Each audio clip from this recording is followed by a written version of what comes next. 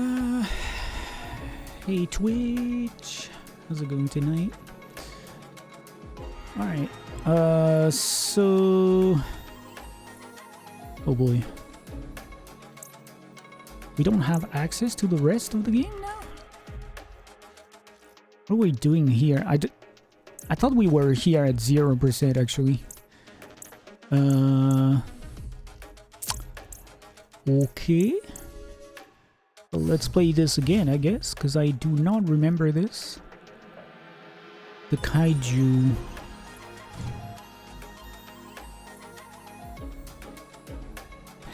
Oh, yeah.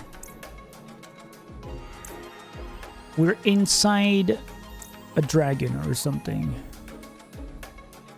And oh yes, oh my gosh. I was stuck on the Enku Rift. That I don't necessarily have to be stuck on, but I wanted to clear that one before moving on. So let's try again. Oh yeah, it's this thing that is like super long. I might change the color for Musashi. Yeah, let's go with this one. Maybe it will be clearer on the map.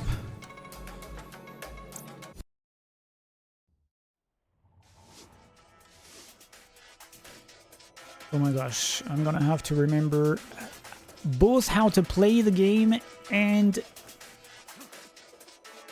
dealing with that section here. That's gonna be fun, I'm sure.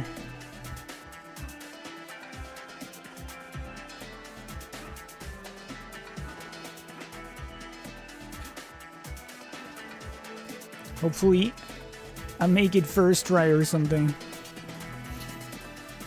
But yeah, oh my gosh, it was crazy long, if I remember correctly. There are checkpoints though, I think.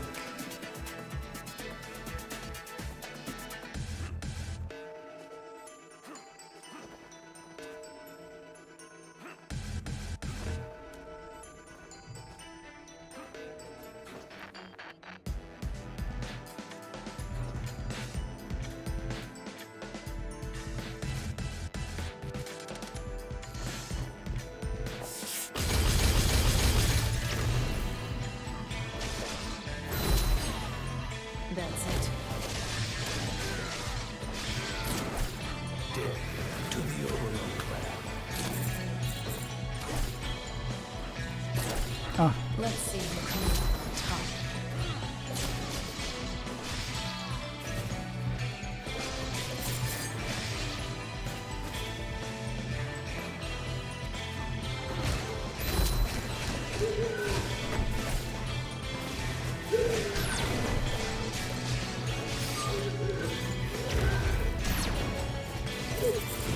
I mean, keep going like this.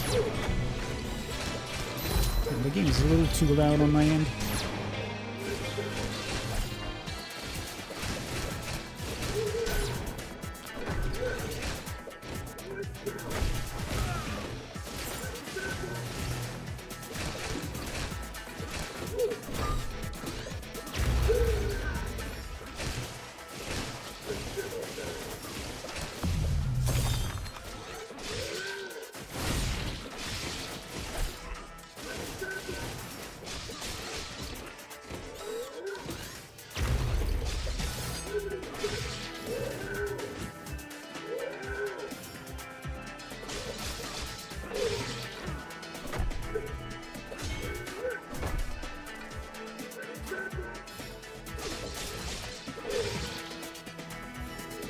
Oh my gosh.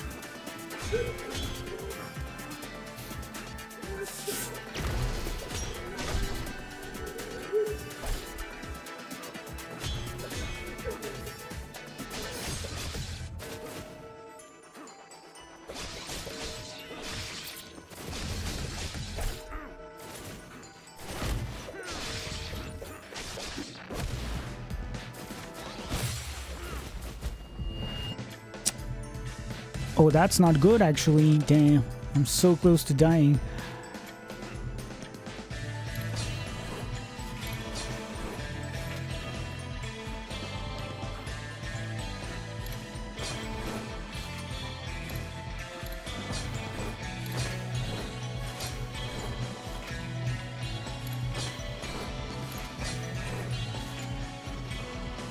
No! Oh well.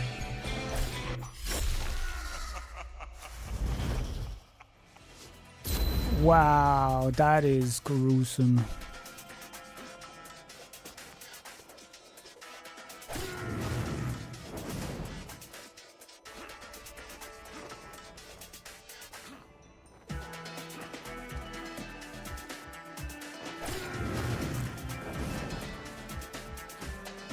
I need to remember that I can hover now. That makes it definitely easier. But it's not engraved in my brain yet.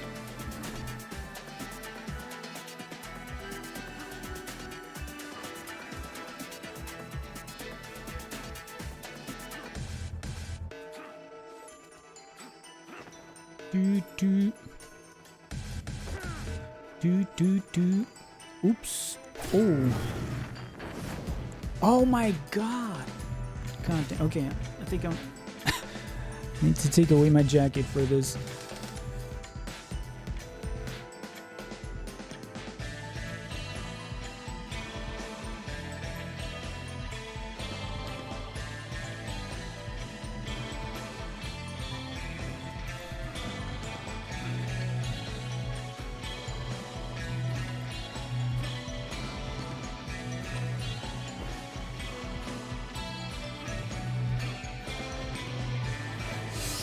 EU.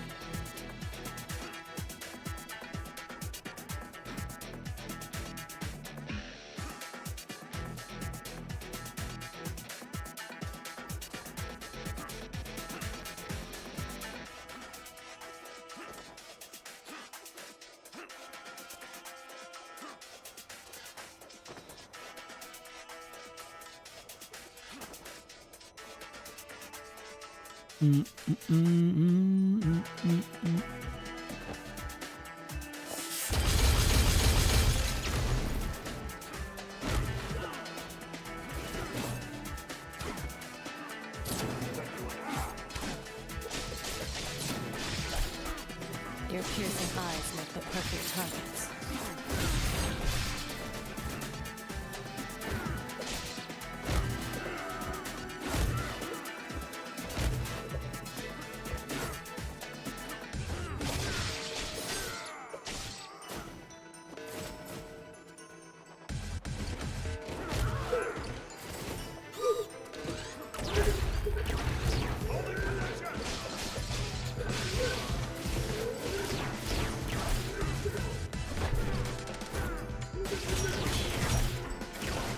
Seriously?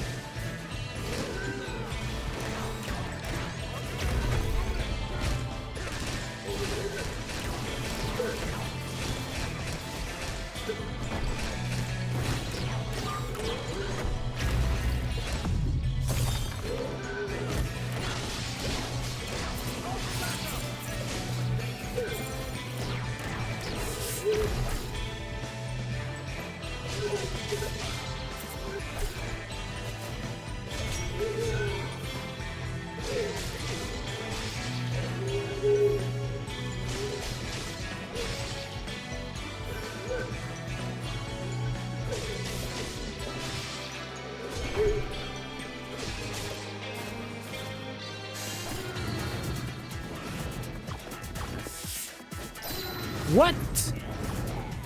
The fuck was that?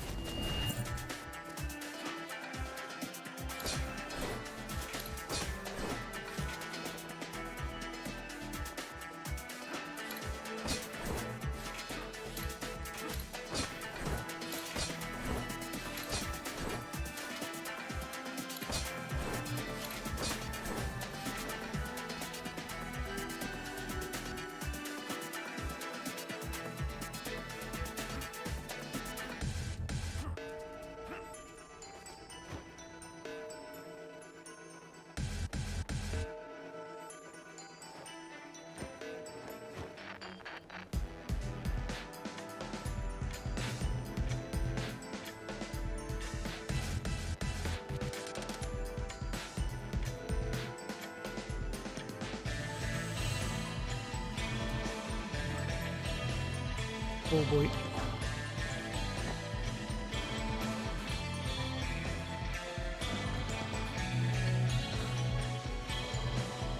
Come on.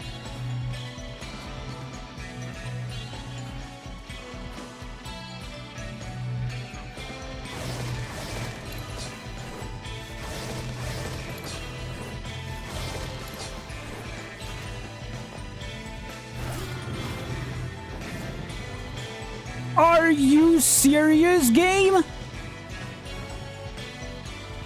Wow. There's not even a checkpoint up there. This is largely the farthest I've been making it to this place, by the way. Seriously fucked up.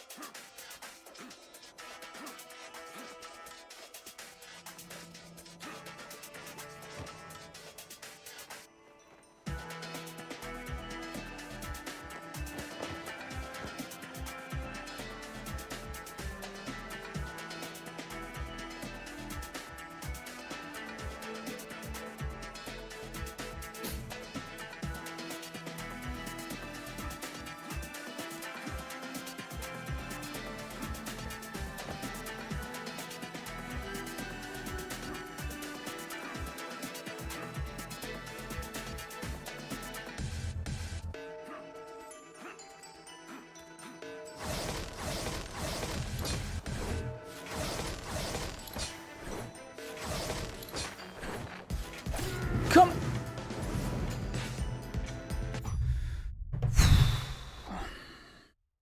Seriously.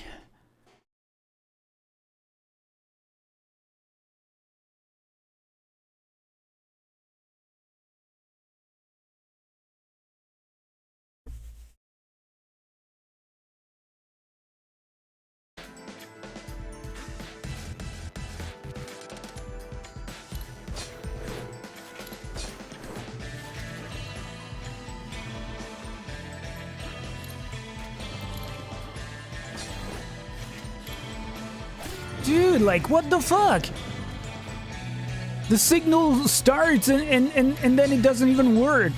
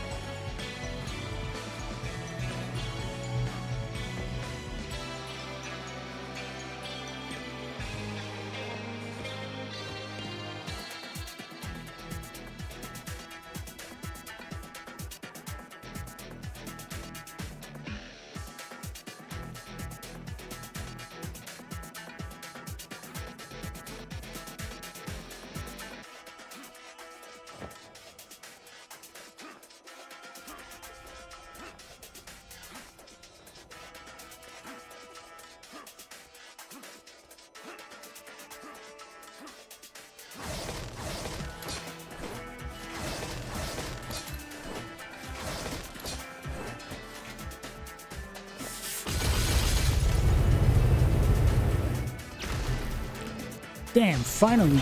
God damn.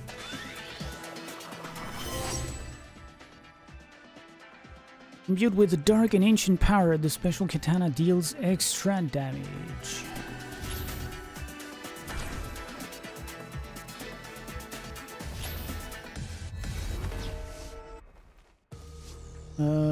Except I don't think I can use it here. Oh, can I?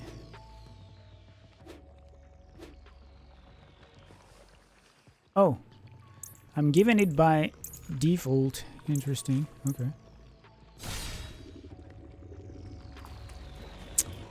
Well, let's keep going then. Finally.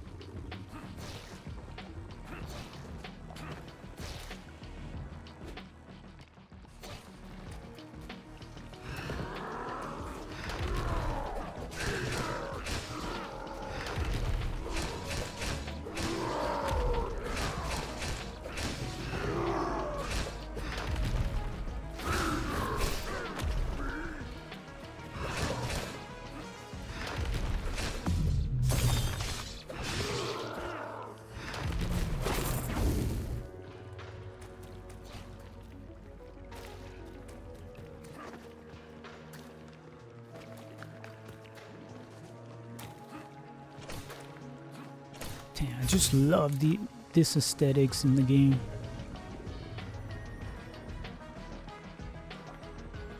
Oh my gosh.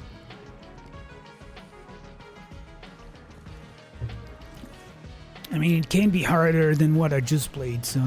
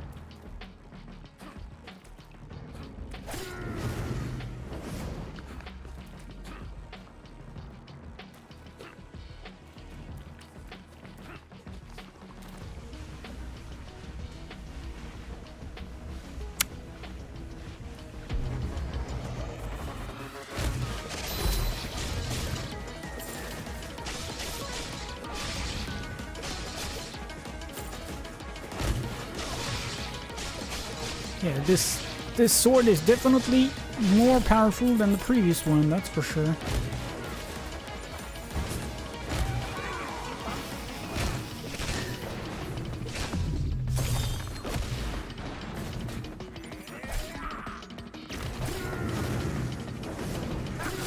Oh, come on, game.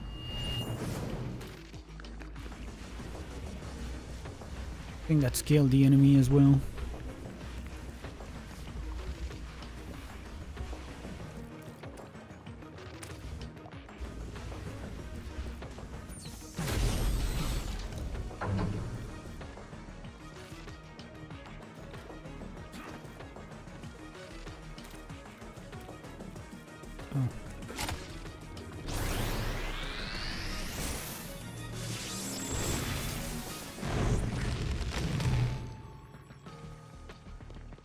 Well, that went faster than I expected. So we're missing one secret here, and that's it.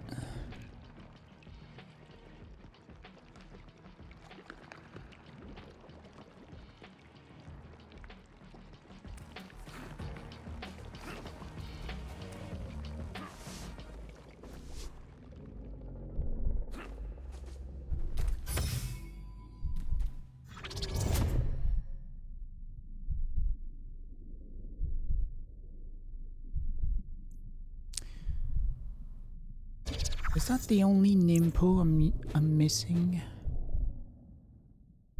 I think so, yes. I'm gonna buy this one. Just so that, yes, I can have can trigger the trophy. And that might be the only amulet as well. Oh, no. But I guess there's only another one though.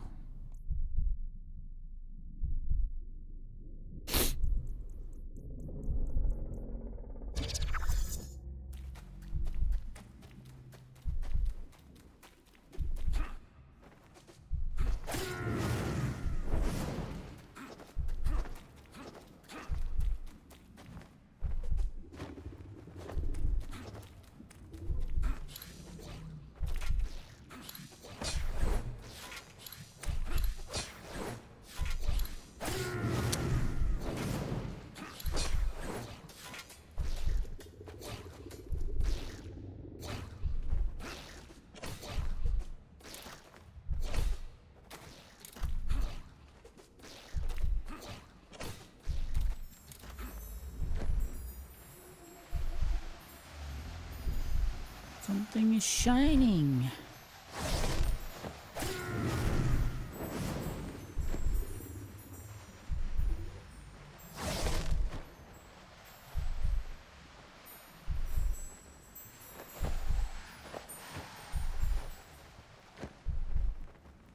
Oops, wait. Oh.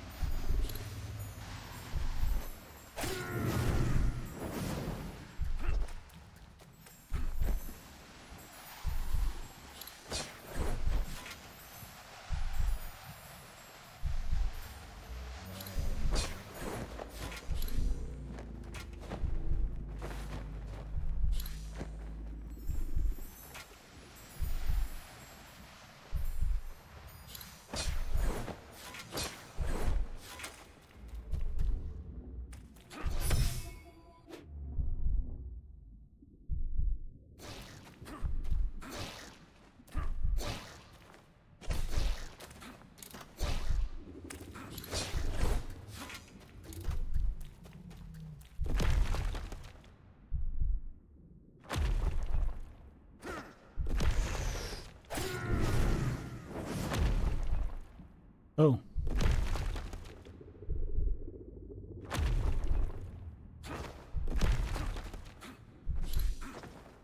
Oh my gosh.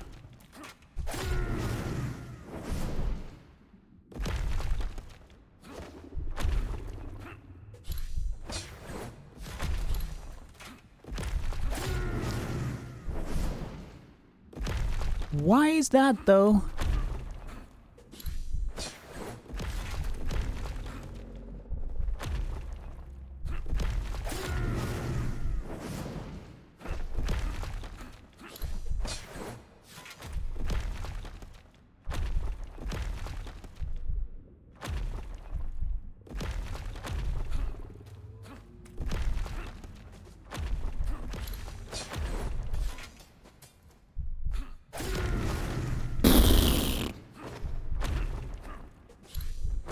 That's so much bullshit.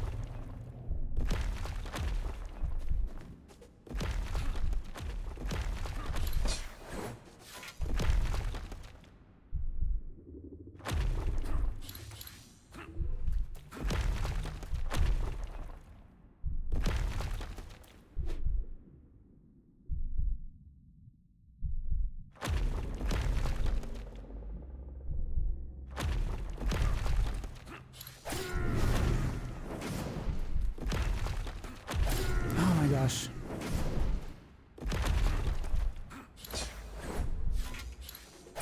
Ew.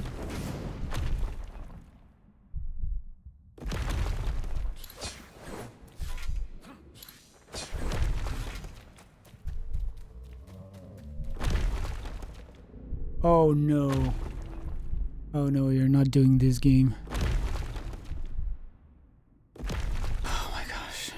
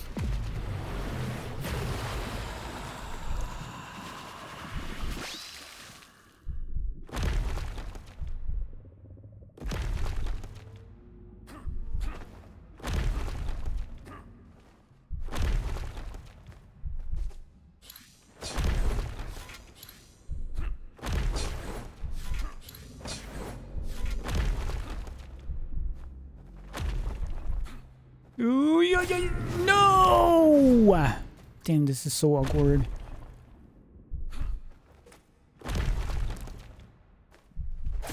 Oh my god. you have to be down there in order to make the jump, but if you're down there too long, well, you run the risk of... Oh my god. Oh! Yeah. This is so awkward.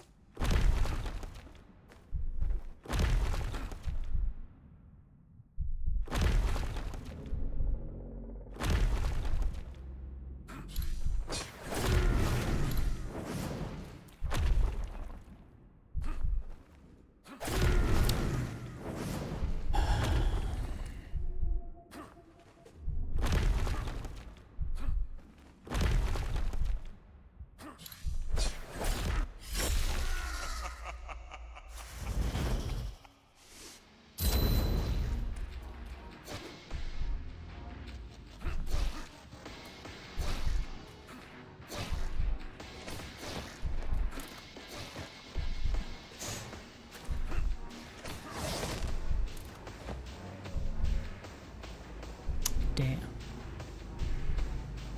Is this actually bringing you to... Wow, a completely different location, okay?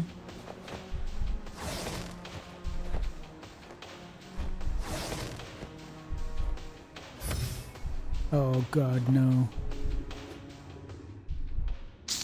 Oh yeah, well, I was forgetting about the checkpointing. Oh my gosh, and I'm so close. Over there.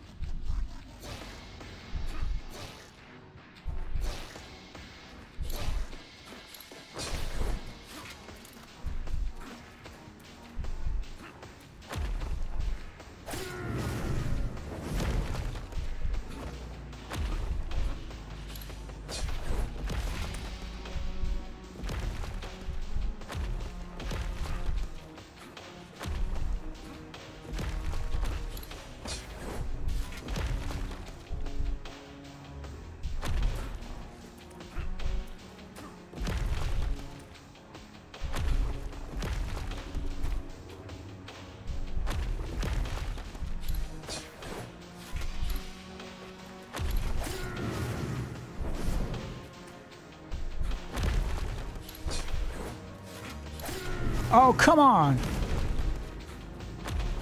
Oh!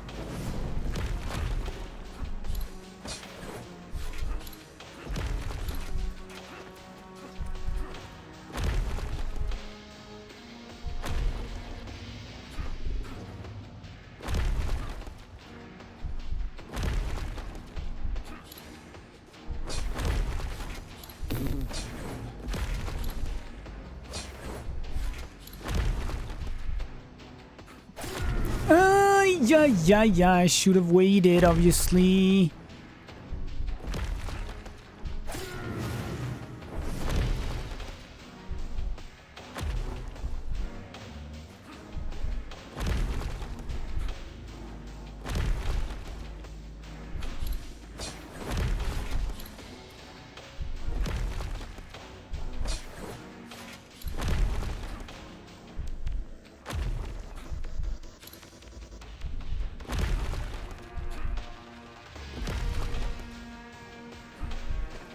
Oh, damn. Secret?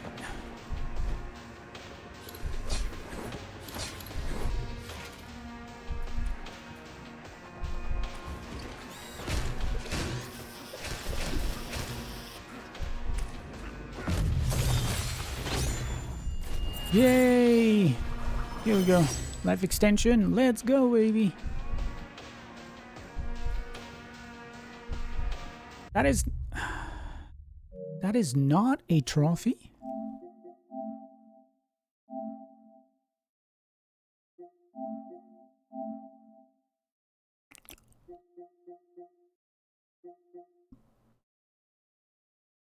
Oh yeah, I should work on this water Nimpo, I guess. Parried 15 attacks with the water Nimpo.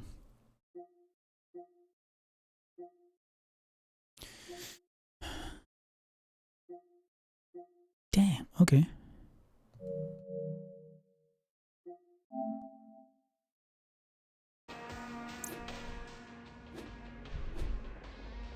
Water Nimpo. I mean, I'm not really using this one, so. Whirl your katana to negate the next enemy attack and instantly strike back. Okay, well, I'll try.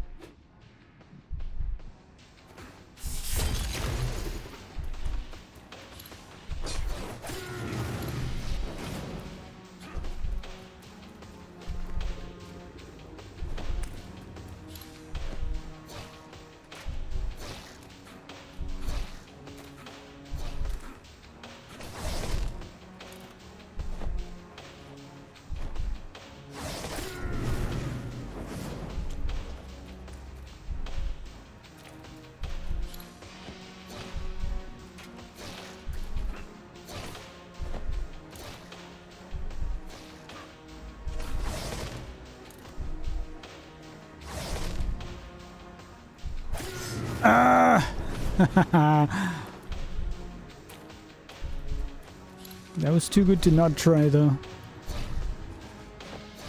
Ew! God damn.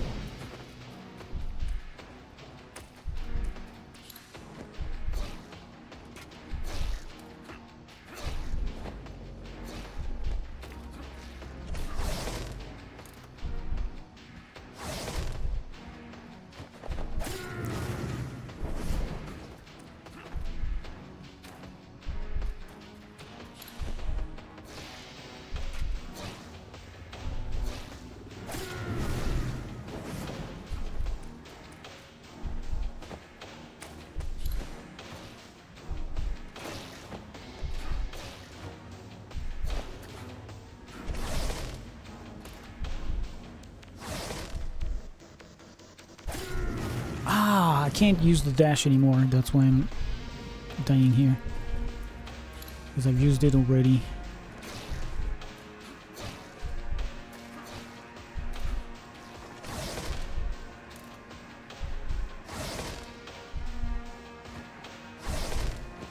Yoo-hoo!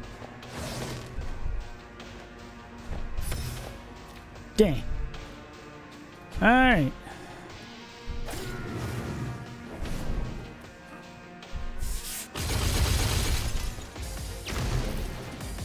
Boss fight incoming. Oh, is that the girl from Metroid? You cannot hide from me. I may not be able to see, but I can feel the vibrations from your every movement. I can da-dee-da-dee-da-dee-da-dee. Now your heart is racing. Is that fear? Oh no. Hatred. Even better. So, was it your loved ones we swallowed whole? Or maybe a village we burned to the ground? Or maybe my dick. Whatever it was, the grudge you bear is but a speck to us. What do you truly know about hate? It is but a fleeting emotion for you. But hatred is what makes us whole. It powers us to stride across this land, creating more and more hatred until nothing is left but ruin. Yeah. Talk more. So, if you think your hatred will lead you to victory. Then this prison of flesh is where you will die a fool's death. Blah blah blah blah blah blah blah blah blah blah blah. Blah blah blah blah blah blah blah blah blah. Blah blah blah blah blah blah.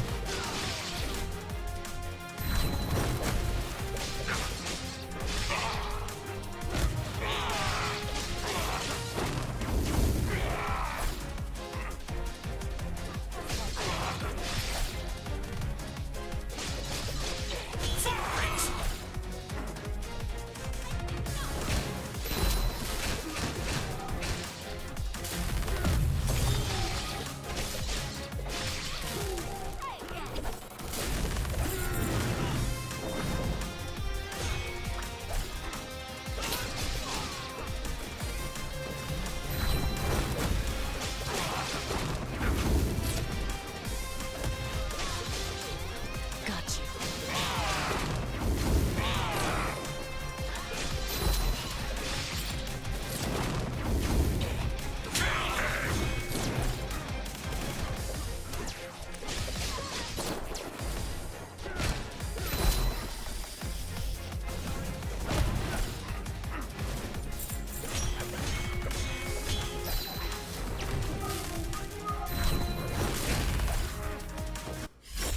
Oh, damn. I thought my life bar was under control.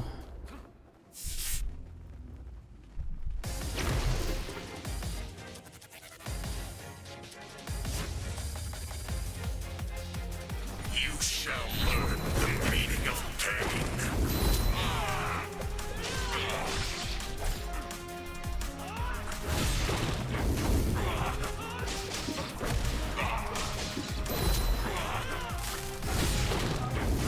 Join us!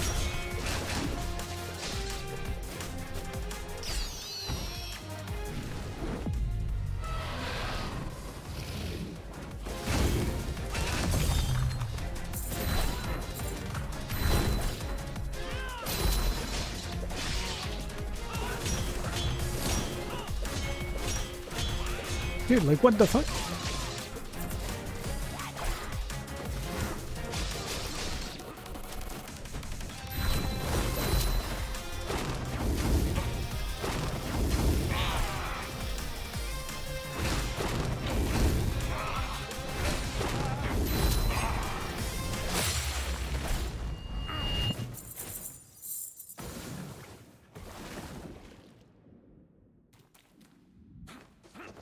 Oh.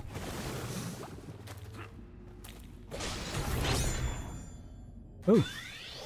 The last Berserker hit harder with each successful attack. Ooh. Okay.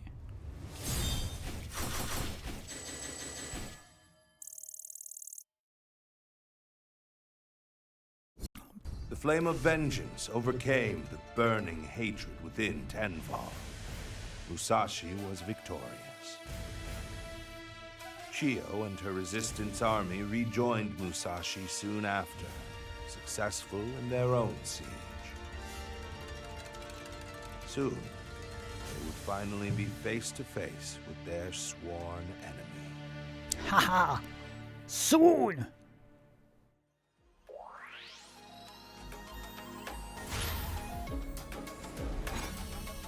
Brilliant work, Musashi. I can't believe you actually killed that thing. All that's left is to storm the castle and claim Ruse's head. The time for the final charge is nigh. Strike down Ruse, and I will reclaim my scythe. That's nice poetry, bro. The resistance forces are ready to move in. How about you, Musashi? Always ready. Sounds like you're ready. Let's do this. For the people and for the future. Yeah, let's do this for the future, because I don't care about the people. Yeah,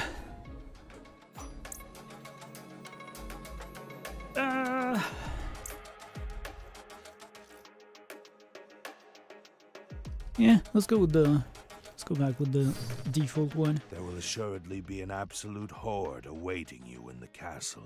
That's fine. Musashi, you must break through them. That's fine.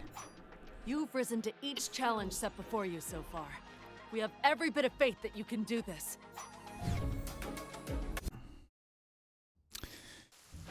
So there isn't gonna be any ankle rift here, but there should be secrets and, well, 5 more relics. Musashi makes his way into Ruse's castle while Chiyo seeks her own revenge outside its walls.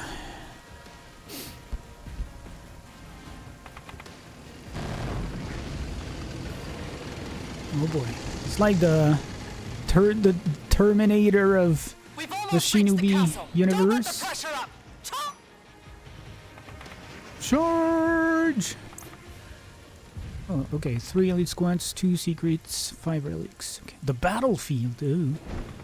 So, yeah, we're missing 1 passive. Oh, and 1 combo. Yeah, I guess I'm gonna keep this one. I'm gonna need all the... There's only 6 combat moves left? Oh, that's all I'm missing too. Interesting.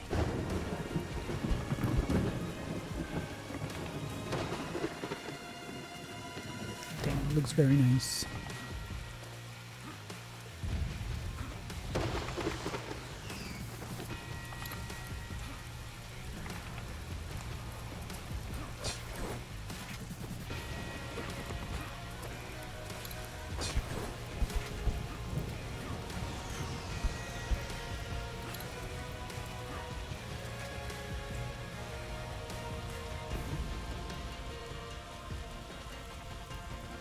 Oi.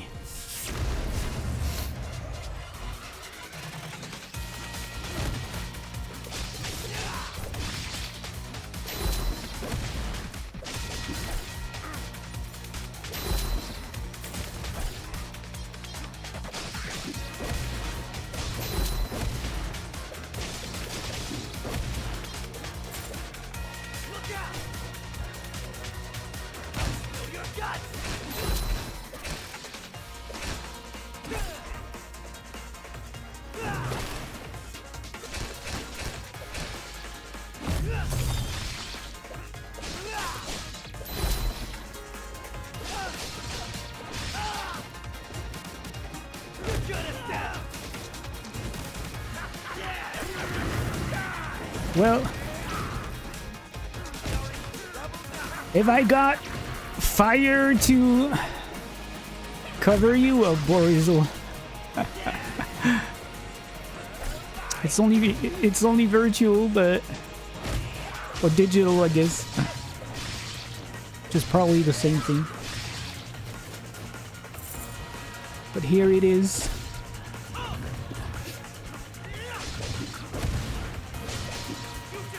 Thank you so much for 56 months. I think snow is already covered. I think France is already covered in snow. To be honest, we don't get. I mean, at least where I live, we don't get these kind of temperatures. I think I've been mentioning Furball. You know, the Furball Farm and Sanctuary. Cat Sanctuary on stream before recently, and they have a Facebook page and a Twitch channel that broadcasts 24 hours 24/7 pretty much. The sanctuary is in Faribault, Minnesota, and yesterday, I think it was, they had like minus 20 something that felt like minus 41 Celsius. So it's probably worse tonight. I haven't had the time to check out the channel today. I generally always have it in the background now. So that also gives me a little bit of insight, a little bit of an insight into how cold this part of the US is. So yeah, but yeah, here we generally don't get that cold, and it seems like where I live is one of the only parts of France that is not covered in snow right now. It's been raining a lot, though, which, as I explained to one of my friends, is it's only because it's warm that it's not snowing a lot, but it's been raining a lot, which is a real pain. Especially when you're trying to feed cats outdoors. So yeah, we'll see. I haven't seen any weather broadcasts saying that the temperatures are gonna drop like really low. It's colder today, and they should apparently the temperatures here should go up from tomorrow onwards.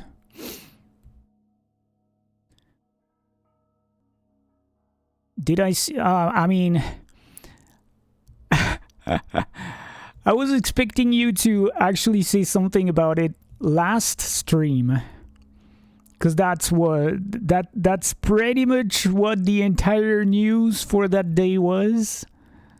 And I didn't mention it because I had talked about it before, and like this makes me furious. So I didn't want to I didn't want to go back into an angry rant about Ubisoft, so I didn't say anything and I didn't ask you, but I mean, you know, this company has been unraveling for the past 10 to 15 years. I've seen that with my own eyes, and it's just sad, you know. I mean, I've never been the biggest Ubisoft fan either. It's not like I wasn't really contemporary to their rise to fame when they started doing the first Rayman games, for example. But I always loved their games. But like,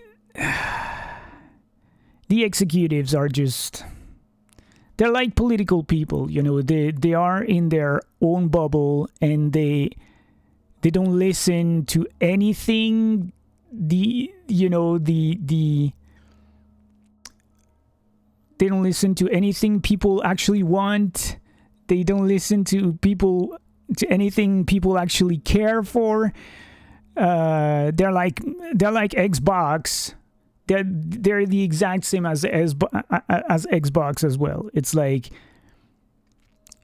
they couldn't go in a more opposite direction to what the average player wants. And it's like, are you trying to bankrupt your company on purpose, or are you really just that thick, or like just that stupid? Because goddamn, the answers are hitting them in the face. They are very simple. It doesn't take a genius to understand why Ubisoft is going down year after year, and they don't seem to have anybody on board, not a single person who can face that truth. It's like,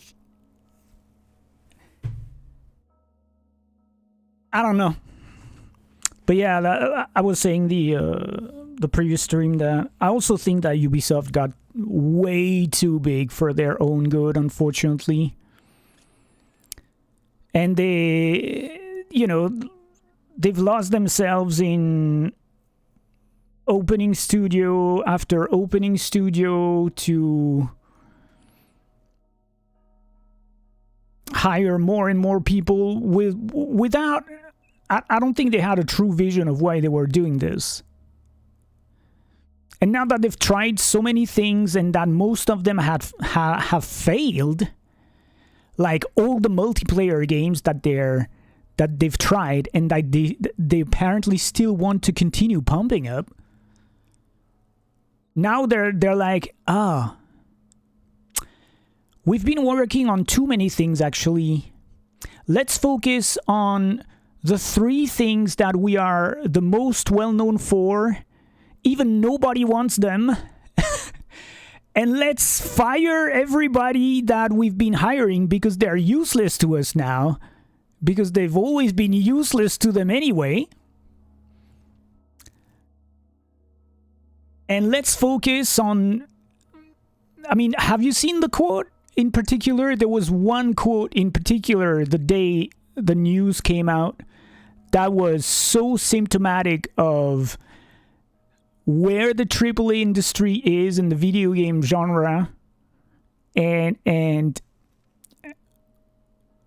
so symptomatic of where Ubisoft is at as well. There was a quote in particular that said that they want to focus on Far Cry, Assassin's Creed, and Rainbow Six Siege, and they want to make these 3 franchises yearly billionaire franchises. And they want to focus on open world and multiplayer games. That is exactly what people don't want anymore. Nobody wants a yearly Assassin's Creed game at this point. Nobody wants a multiplayer game coming from Ubisoft because they all fail. Nobody wants that. And they were arguing that because of the rise in cost of production and stuff and blah, blah, blah. Dude, if your games cost too much to make, then make smaller games. It doesn't take a genius to understand that. Make smaller games. Make a Rayman game again. God damn it. A 2D one and a 3D one at that. You have enough studios to do that.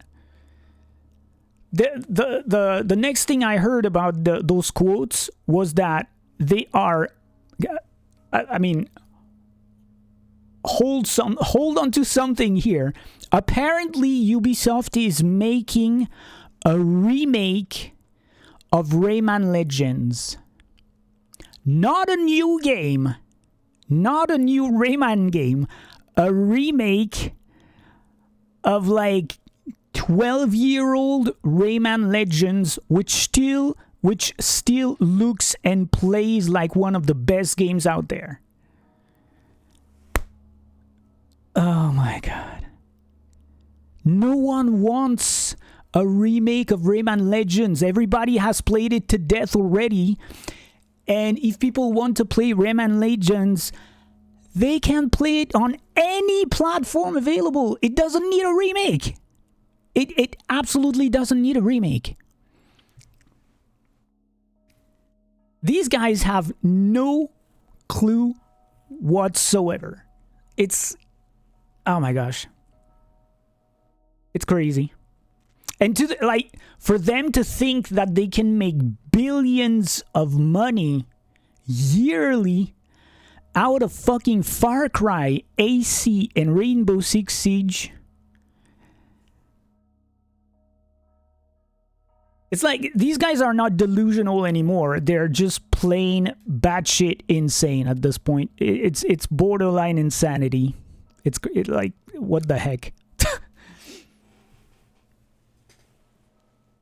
I mean, the only reason why Assassin's Creed Shadows sold apparently that much was because it was a brand new game in a few years. They tried before to do yearly releases and they went down in quality, they went down in numbers. Plus, all these companies, they're just forgetting something really, really obvious, is that there are, I mean, you know, we say that all the time here. There are way more games releasing every single month nowadays that there were 10 years ago. There are way many more games retaining player bases, like, you know, Fortnite, Arc Raiders, all the free-to-play games, all the gacha games, for any other game to come up and, like, you know, truly make its place in the industry, especially when it comes to Ubisoft. Like, go back to fucking do, like, what Capcom has been doing. Single player experiences 20 to 40 hours long, and you will absolutely sell like crazy. Granted, you might not sell as much as you want because your expectations are absolutely ridiculous, just like Square Enix is. But they are absolutely enough to make a living, you know? And in this industry and in this economy, anybody that can make a living out of their company should be very content with that. But these guys, obviously, they live on a different planet. You know, it's oh my god. So yeah, they made a crazy amount of really good indie games over the years and the decades, and you can be sure that those are long gone at this point. Thankfully, they're still available for most of them on any or other platforms, but yeah. And I haven't looked into that information because I don't really care that much at this point, but I'd be really curious to know how many studios across the planet Ubisoft still has when, at the time I'm speaking right now, I don't think we know about a single game that they're working on. Not a single one. Well, maybe except that Rayman Legends remake. But I mean, they canceled... Have you seen that they canceled the Prince of Persia remake? And like 6 other games? They completely canceled half a dozen games and then pushed back another half a dozen. So apparently they are working on things, but undisclosed ones. But even if you consider, well, they canceled half a dozen ones, so that means that they are at the least, I guess, working on half a dozen projects. I am pretty sure that they have way more than 6 studios worldwide. So I'd be very curious to know what these studios that don't have a project to work on are doing currently. Because, yeah, I guess they're working on Far Cry 7. The next half a dozen Assassin's Creed games, probably. Some undisclosed multiplayer games that will be dead on arrival. I'm not sure why they bother at this point. And believe it or not, it's been confirmed by them that they are still working on Beyond Good and Evil 2. That alone is a sign that they have lost their mind. Nobody absolutely nobody on this planet cares about Beyond Good and Evil 2. Please let it die. Let it die. God damn. They gonna have spent so much money and resources on this game, and it's gonna flop like no other if it ever comes out.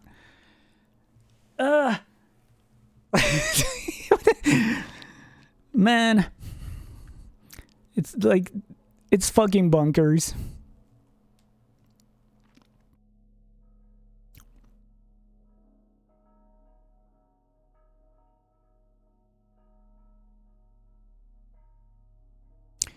I'm catching up on the comments you made.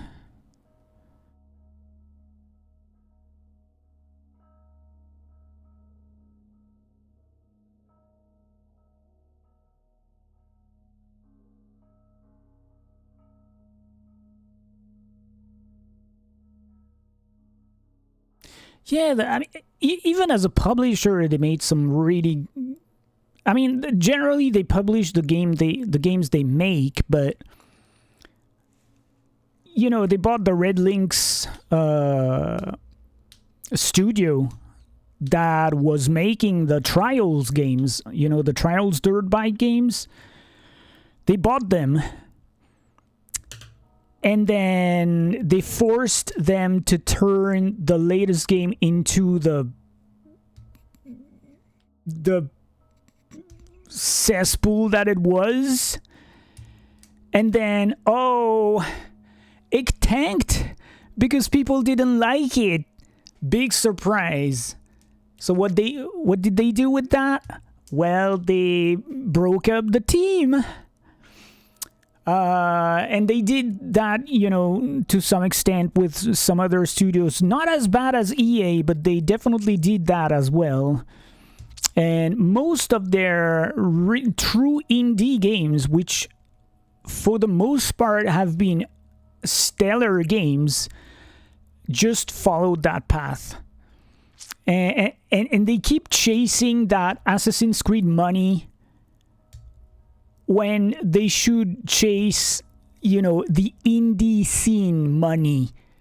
Obviously, it goes with like 1 or 2 or maybe 3 less zeros when it comes to profit. But once again, like, I mean, as long as you make a living in this industry nowadays, you should feel grateful.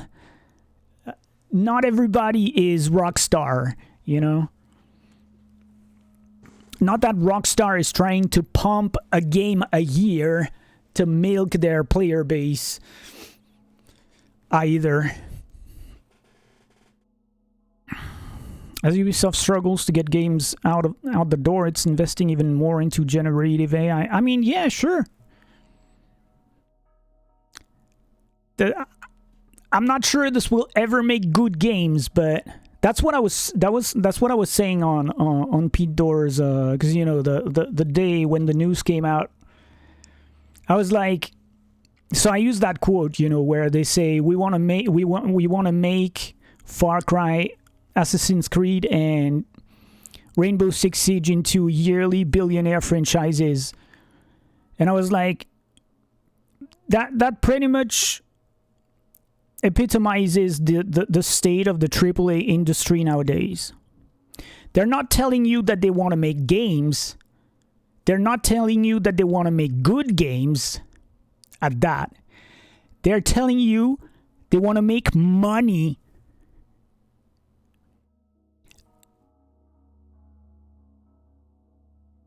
Period, actually. We want to make money. We happen to be in the video game field, so we are going to use our franchises, our existing franchises, to make money.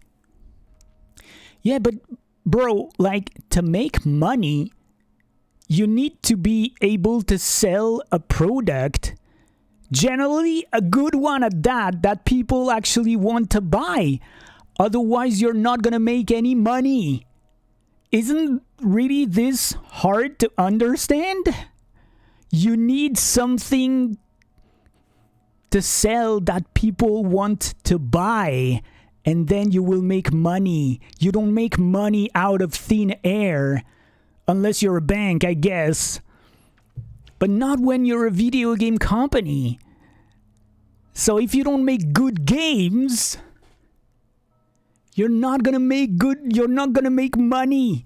That's not hard to understand. And at this point in time, that's still a big question mark, but investing into generative AI absolutely doesn't guarantee making good games. Because at the end of the day, this will always be a simple equation. If you make good games, they will most likely sell. Which is not a guarantee either. There's plenty of good games out there that don't sell. But if you make a bad game or a game that people don't care about, you can be sure that it won't sell. 100% guaranteed. So yeah, I'm very, very doubtful of where Ubisoft is going. And what's crazy is that their communication recently is so absurd that I thought like the entire management was like brand new people, or and I think it was yesterday that I saw a quote from Yves Guillemot, who is the person who founded Ubisoft. And apparently this guy is still the main director. And I can't for the life of me understand where this guy went from creating Ubisoft when they were so innovative in the 1990s, and now they are solely focused on making the most money possible out of anything, pretty much. Like, I don't know. I really do not understand these people.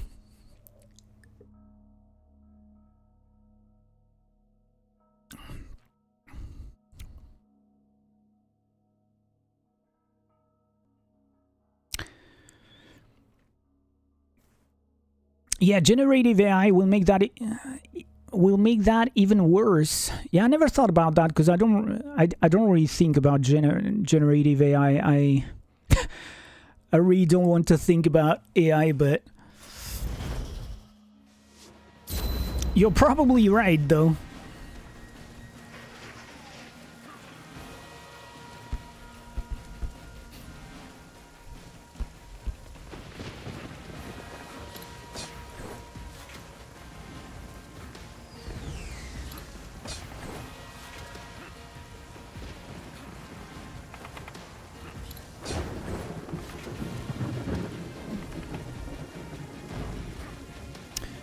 Oh, I died here, I guess. Oh, yeah.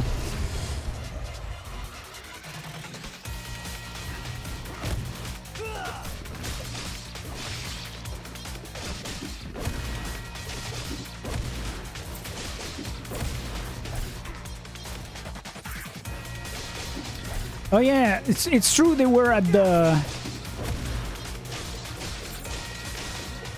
top of the NFT games game at some point. Yeah, I'm sure that made them a lot of money too.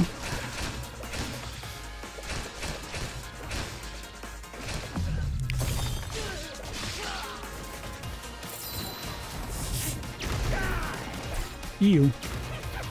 Oh boy. Okay, I think we are going to... Oh wow. I don't even know how I ended up on the left side of the screen. Sometimes it's really hard to understand what is happening on the screen. Not gonna lie.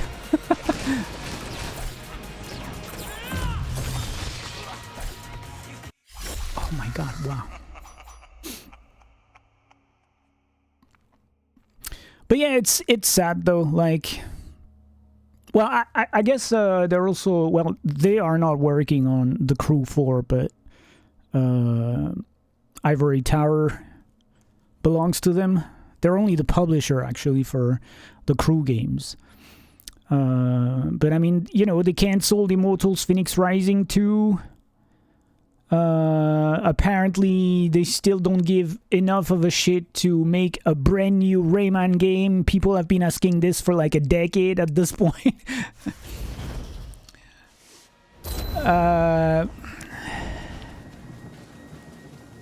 Who knows what kind of shitty free-to-play multiplayer game they're gonna come up with that's gonna cost them so much money to be dead in like 6 weeks, 6 months, to close the server in 6 months, because the game will probably be dead in 2 months, more like. Yeah, I keep saying, I keep recommending Immortals Phoenix Rising to people because that was a great game. Obviously it was, since it was killed.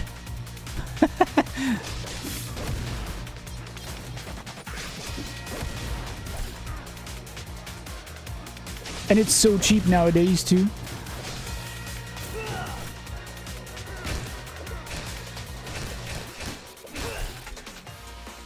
Ew!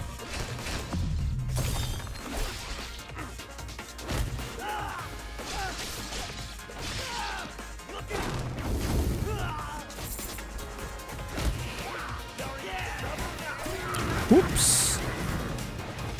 Falling into the lava is probably not a good idea.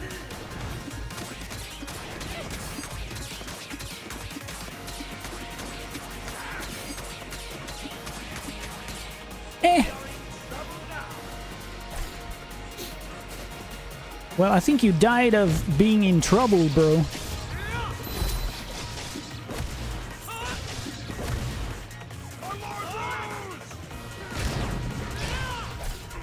Ooh. Yeah. Yeah. Oh no. Oh no. That was you. You. Oh my god. Oh my god. Oh my god. No. You bastard.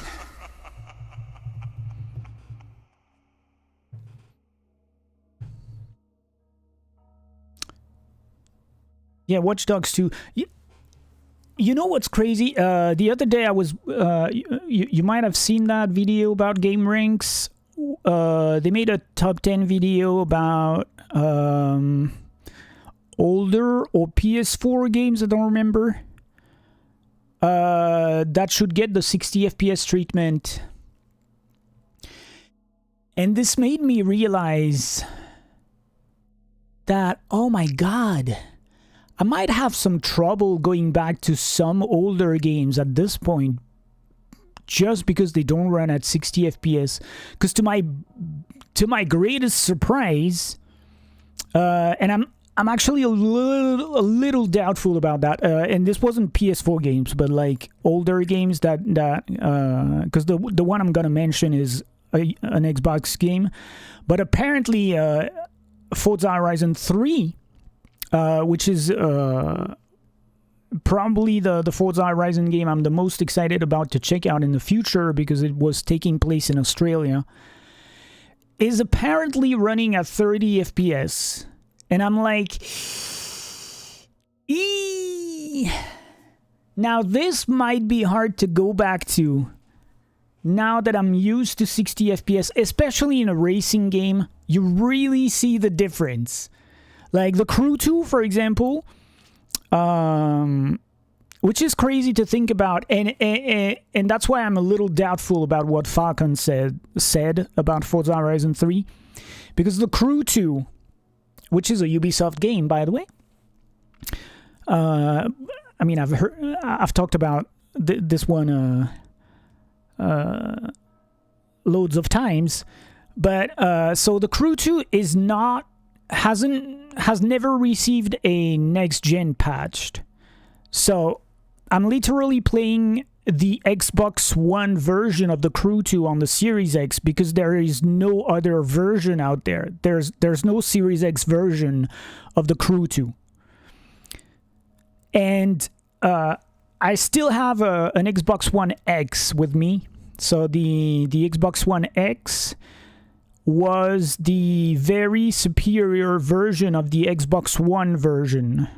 So the PS4 and Xbox One consoles were contemporary, and then the PS4 Pro came out, and the equivalent to the PS4 Pro is the Xbox One X, except it is way more powerful than a PS4 Pro. And the Crew 2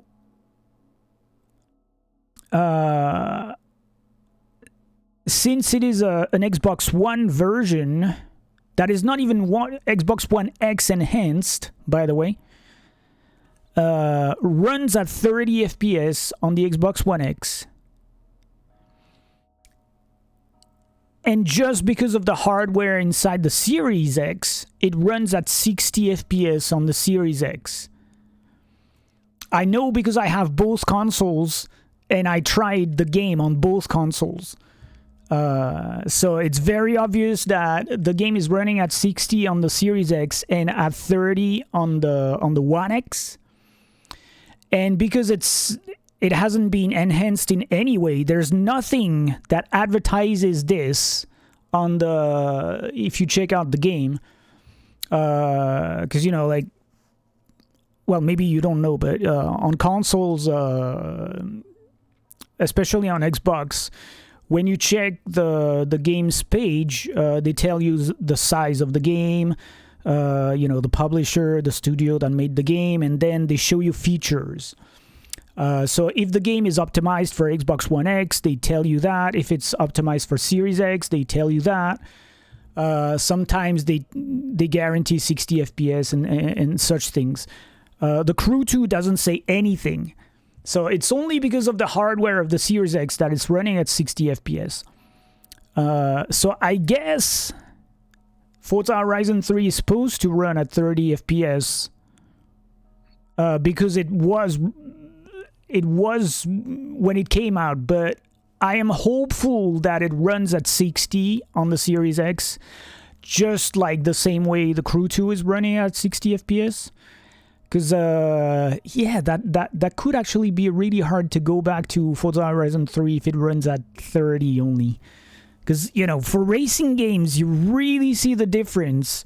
I mean, when I tried the Crew 2 on both the Series X and the One X to see how it compared,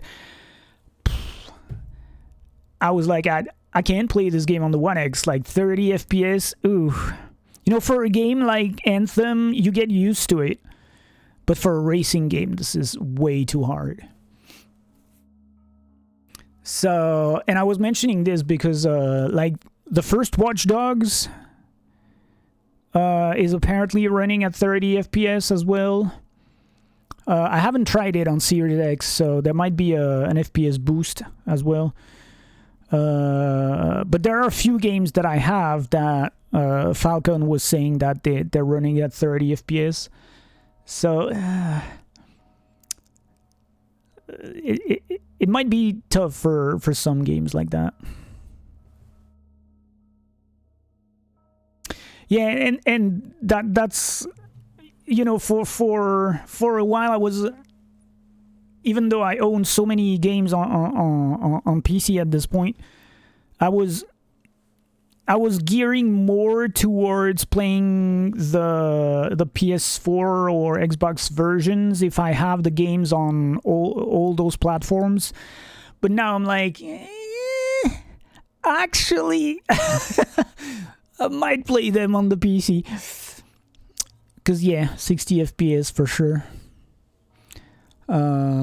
Because like a game like Dishonored 2, for example, is apparently running at 30 FPS on PS4.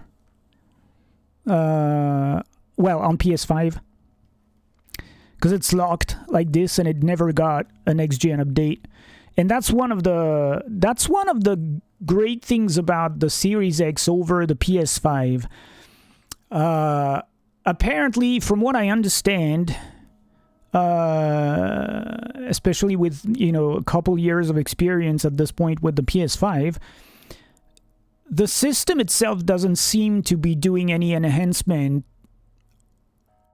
just because it's more powerful. Unlike the Series X, the Crew 2 being one of the prime examples, they never touched the Xbox One version of the Crew 2, and it runs and looks better on the Series X just because it benefits from the hardware. And apparently the PS5 doesn't work like that. You have to unlock things. You have to make an update for the PS5 to run the game better. I don't think I've heard of a single game that runs things better natively. Maybe only The Last Guardian. Apparently it offers a more stable 30 FPS, on the PS5. But it doesn't run at 60 FPS though. So, yeah.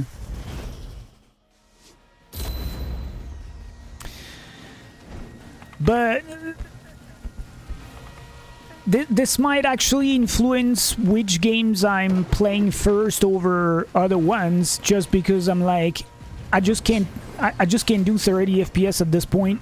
Too bad for this game, but you know, I'm just gonna drop it from the backlog. Maybe it will purge the backlog a little bit just because of that.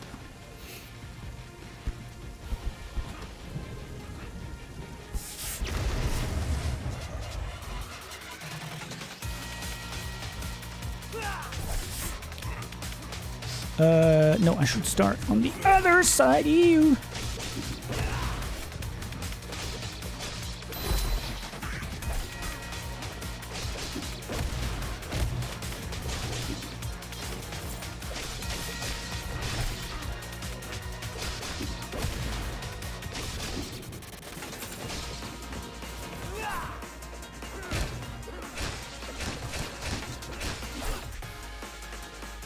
I've lost more than half my life bar already on the first wave, goddamn. This part is no joke here.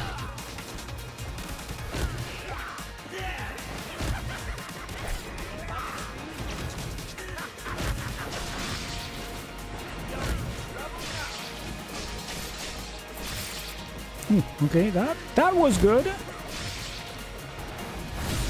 Ooh, very nice.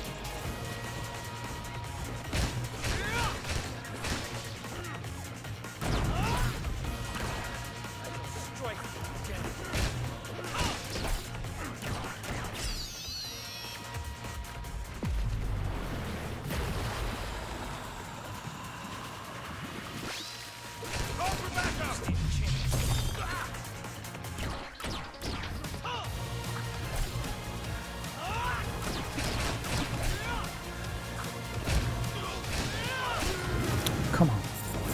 Damn, this bastard here. Oh, well, he went down into the lava. Okay.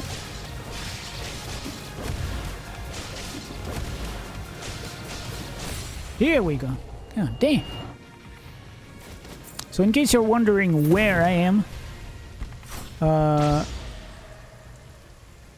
was stuck at the end of last stream on this game. I was stuck in an Enku Rift, you know, one of those harder levels, because it was crazy long and crazy hard.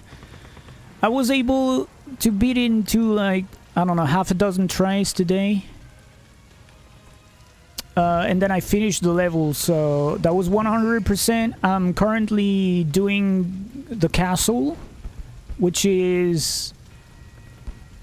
could be the very last level in the game. before 100%ing things. But at least I got all the, because I beat all the Anchor Rifts, I got this Dark Katana down there. I got 10 fragments out of 10. So that's what I'm currently using, the Dark Katana here. Which is a more powerful version of the katana I was using. And you can definitely feel the difference. So that's nice.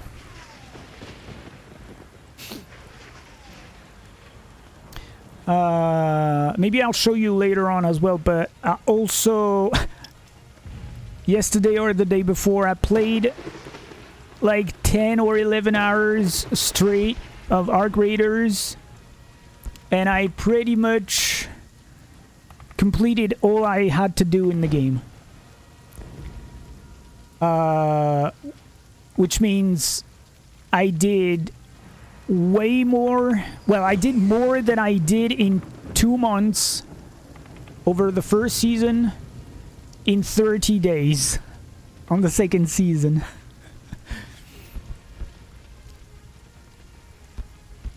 Well, I didn't play yesterday. That was 2 days ago. I didn't play yesterday. But I mean, there's always something to do. You know, even now that I've completed everything, I can still go for the leaderboards, you know, the weekly leaderboards, because they still give you items and progression, and then if it works the same as the first end of session, I still have to farm like 5 million credits worth of gear and money. And, you know, I can always go for better gear to put in my stash anyway, so... And it's just like... One thing that was really nice about this whole process was that, you know, for the longest time I hated Stella Montis, you know, the newer location. And I really didn't want to go there. And at some point I was like, I have to face my fears here and, you know, get accustomed to that location, because it's a huge part of the process. And now I know it way better, and most of the time people are friendly now.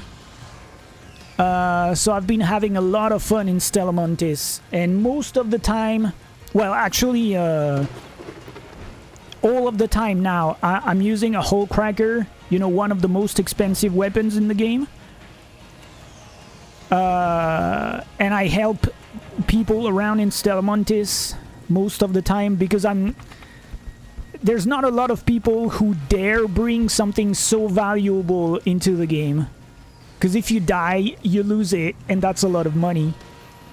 But you make so much money out of using one that it kind of balances itself anyway. Especially if you don't die, you know, for like 5 or 6 extractions. So what I do nowadays is that even if I don't play daily, at least I will go into the game once every day to buy another whole cracker.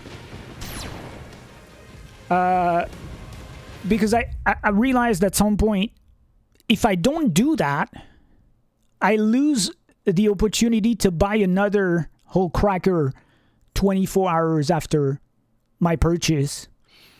Because, you know, the in-game, well, not the in-game store, but, you know, like the raiders where you can buy stuff from, they have cooldowns. And they're not all the cooldowns are the same length, but on the whole cracker, you can only buy one every 24 hours. It doesn't matter if you buy it like 2 hours into the day or 2 hours before the day runs out. You can only buy one every 24 hours.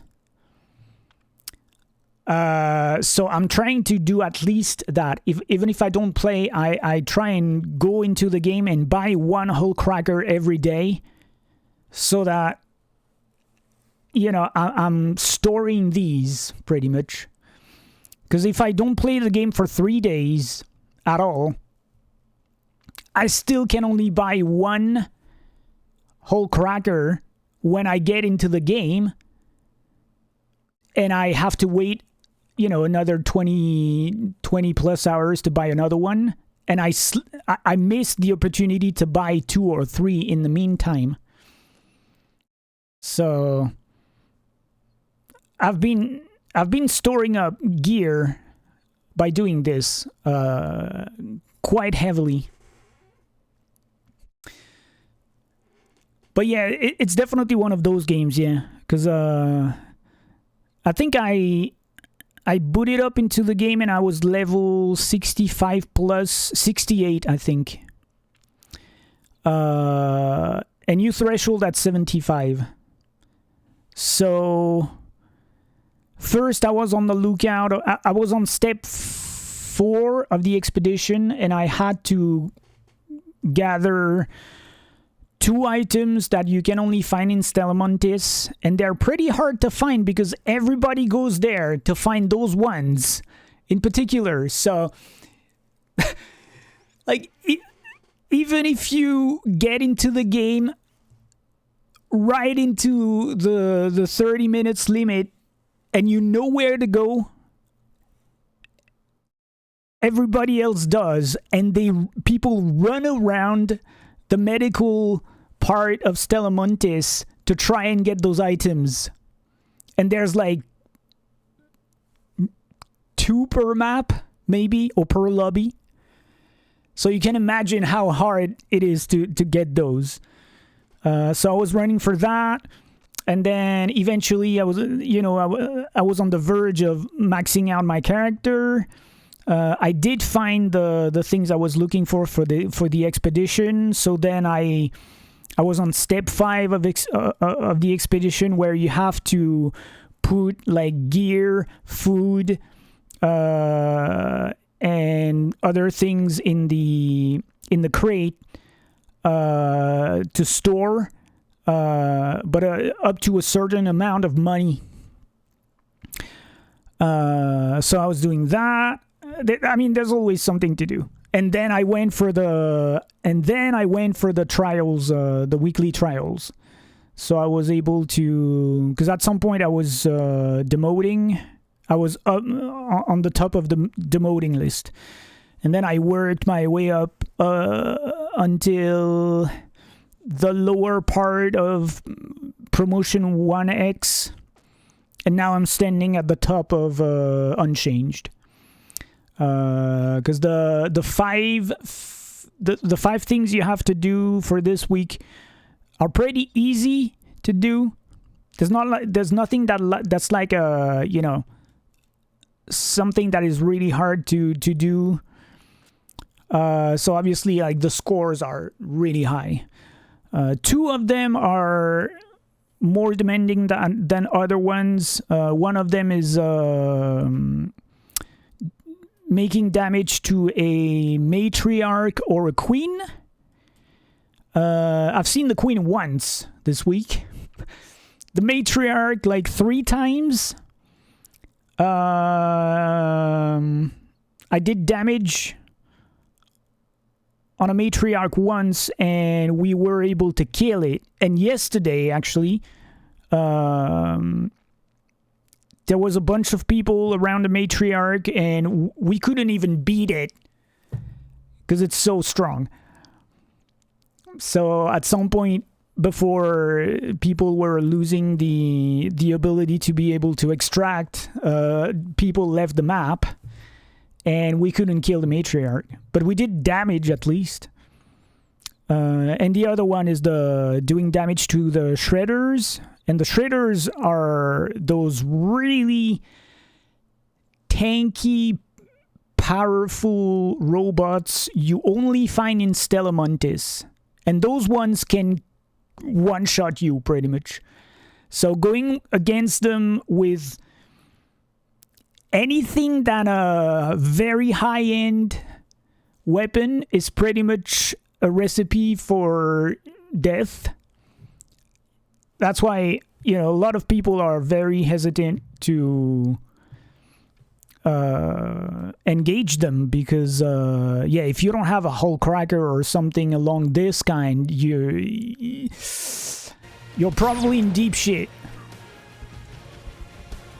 But when you have a hull cracker, then you can make a lot of damage to many shredders, so that helped a lot. But see, I'm still.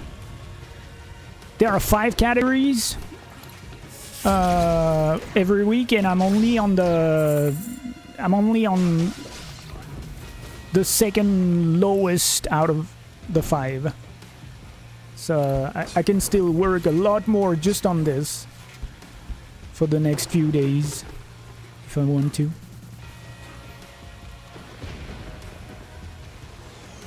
And yeah, this has put me at 199 hours into the game, by the way. So I think at the end of season 1 I was at 120 hours. I think. So I've done more in 80 hours-ish on season 2 than I did on over like yeah, at least 100 plus hours in season 1.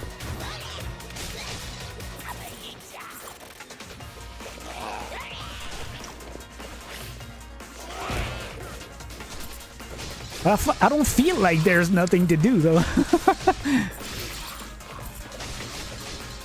Plus I play other games, so you know, at least that brings variety to what I'm doing.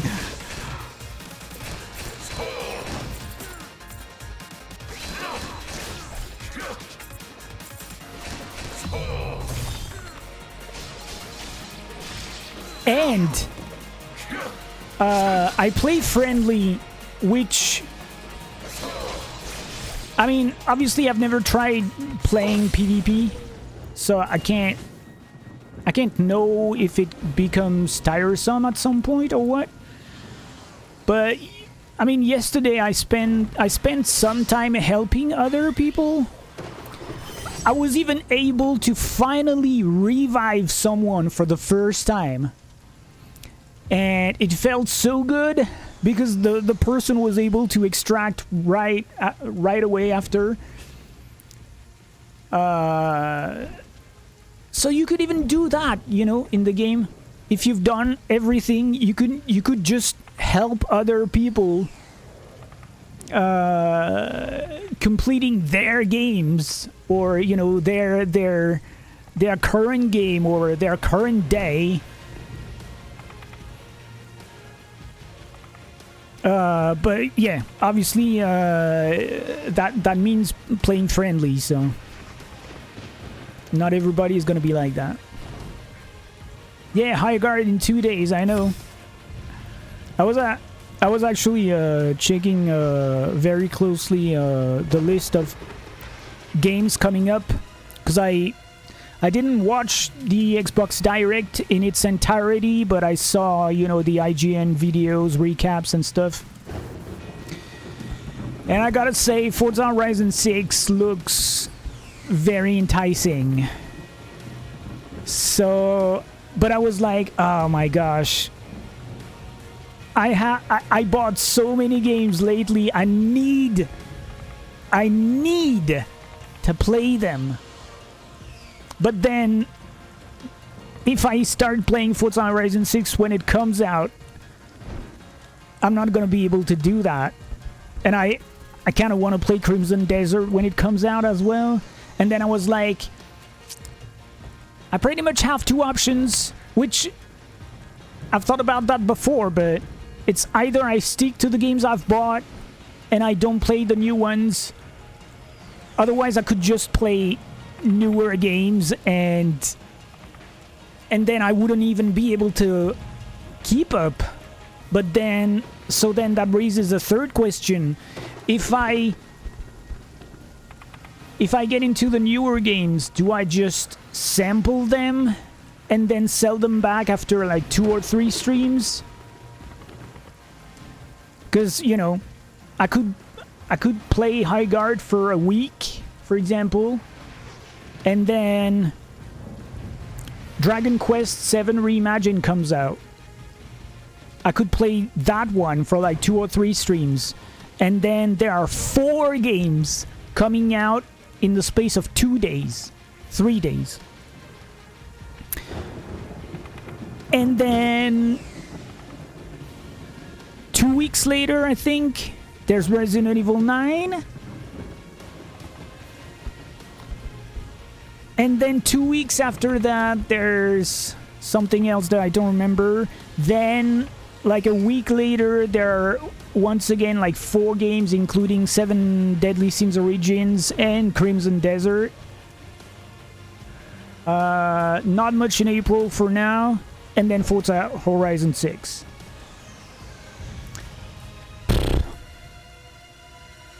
But when do I play, you know, Chronos the New Dawn, Ninja Gaiden 4, what else have I bought recently?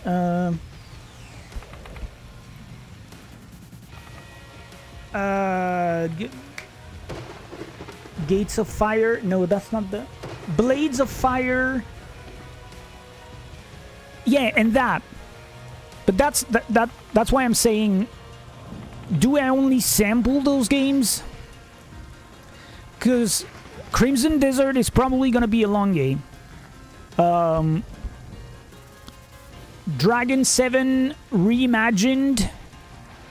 Dragon Quest 7 Reimagined. Even if they truncated parts of the game, I highly doubt this game is going to be less than 50 hours long. 7 Deadly Origins is possibly an infinite game. Forza Horizon 6, I mean, enough said. Ride 6 could be a super long game as well. I can't play these games. I can't play all these games to completion anyway. That's why I'm like, if I get into those games, do I just play? Do I just sample them for like 2 or 3 streams and then move on and sell the game back? Like, it's... Because the thing is, all the games I bought recently, I really want to buy. I really want to play them. So I think I'm gonna stick to that. And I will very probably play Crimson Desert day 1. But then Forza Horizon 6, you know, it's a game that's gonna last at least 2 to 4 years. It doesn't matter at all when you start it. And since it's releasing May 19th, June nowadays is when it starts getting real hot. Never mind, you know, July and August. So I don't think I'll be playing Forza Horizon 6 at launch, just because I'll be playing it on the Series X and it's gonna get crazy hot real fast. So I think I'll play it, you know, during winter 2026 actually.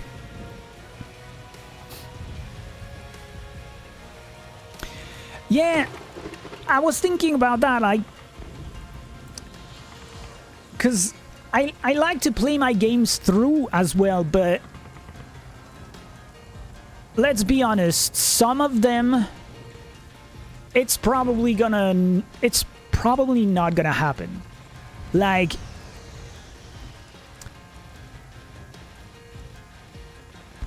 in all honesty, I don't really see myself playing the entirety of Fallout 4 or The Witcher 3, you know, from start to finish on stream. Because these games, for example, are like, they are juggernauts. So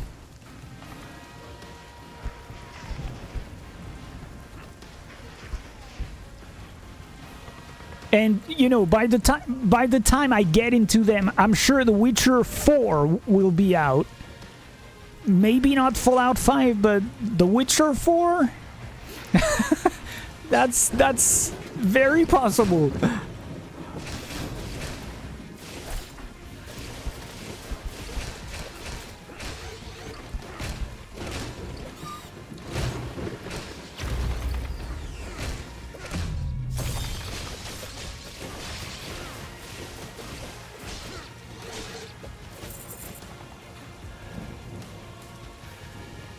Have you watched anything of the Xbox Direct that happened recently? They showed a lot of Fable, the Fable reboot, Forza Horizon 6. IGN has been doing deep dives about it. And then they showed, oh yeah, Beast of Reincarnation, which looks like another Asian Souls-like for the most part. And then they showed Double Fine's new game as well, which is called Kiln, I think.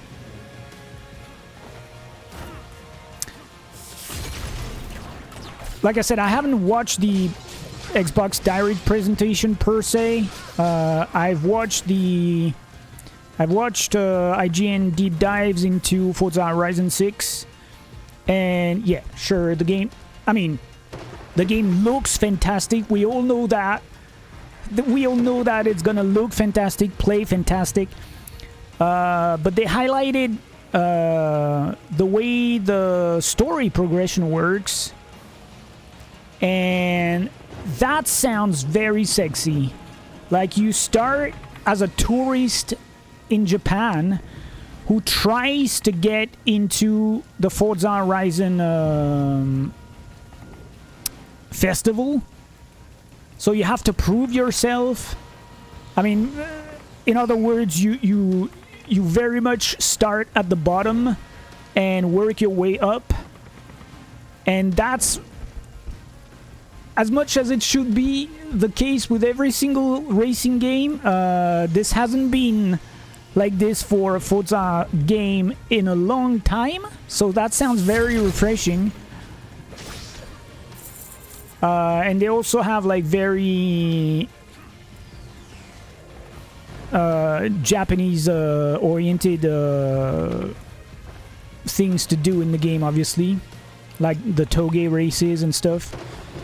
So it sounds very enticing, for sure. Fable, personally, I don't know. I need to give another look to Fable, which that's part of what I did today.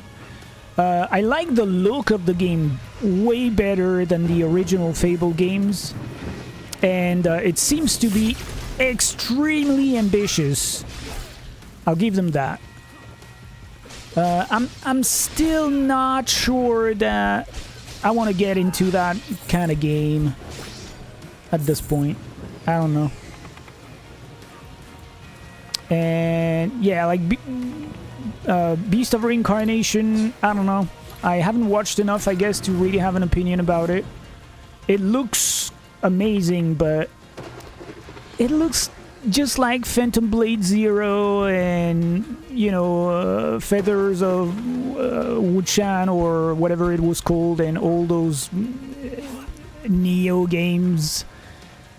They're really starting to blend for me at this point. And Kiln seems to be a party game, I guess. So yeah, I wasn't exactly really focused on that one either.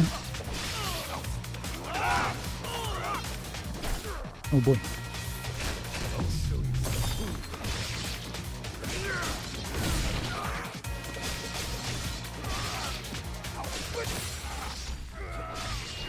Ooh, nice. It's very much a straight line so far. Yep.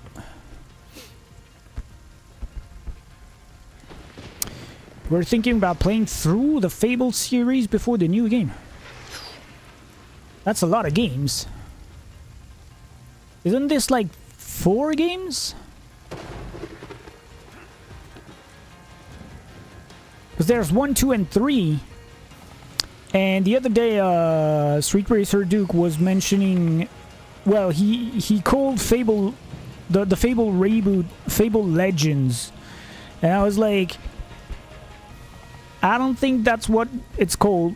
But I checked out just to be sure. And Fable Legends actually exist.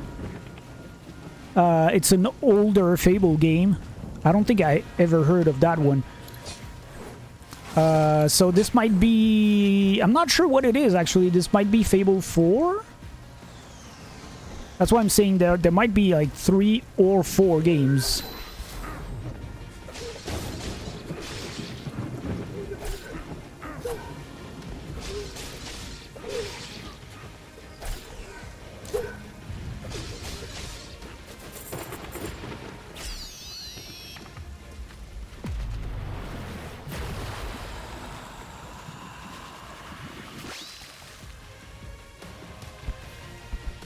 There was a VR Fable game? Wow, really?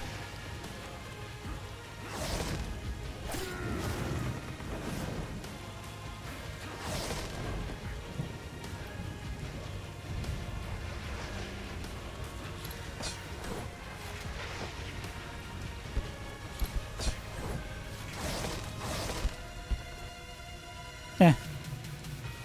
It was kind of useless for me to use my power, but... Eh! Oh yeah, 6 attacks, okay. I need to keep the money, though.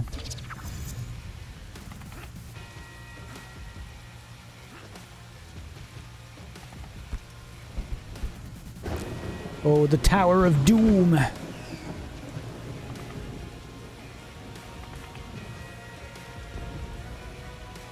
Oh, it was cancelled? Okay. Yeah, I didn't look much into it. I just saw that there was a game called Fable Legends that was an older game.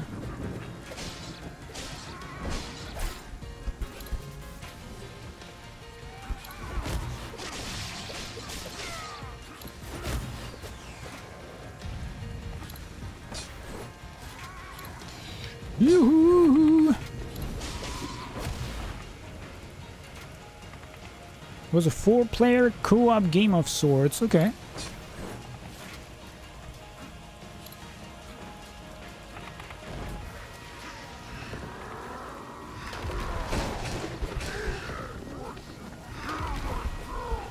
Another game to add to the list of the ever-growing games, the ever-growing list of cancelled games that we know of. Is there a game that was ever cancelled that you were like, oh my gosh, I wish I could have played this?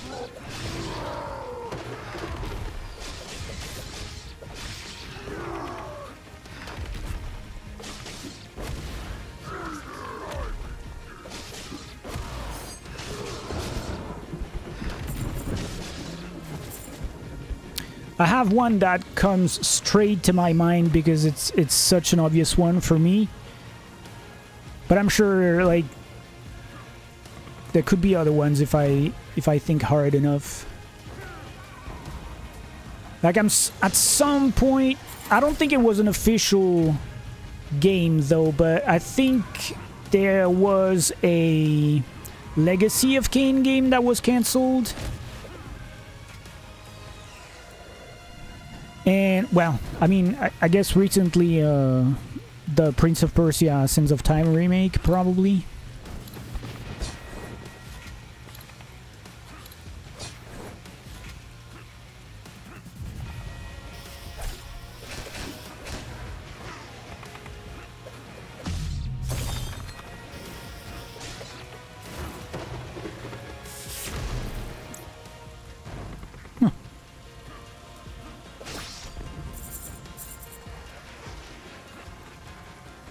Oh boy.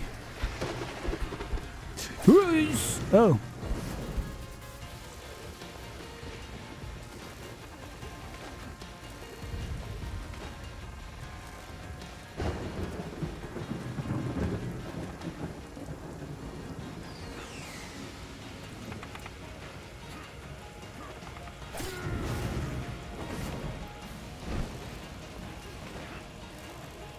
You can go anywhere? Nothing to grab? Nothing to miss? Okay.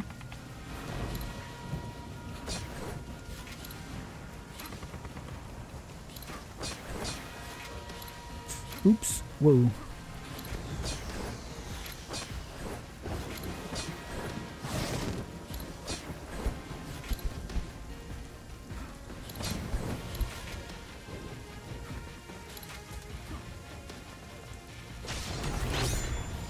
Oi! Oh. Nice.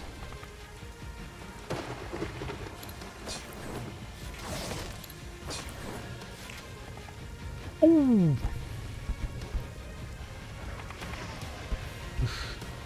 Oi, oi, oi, oi, oi!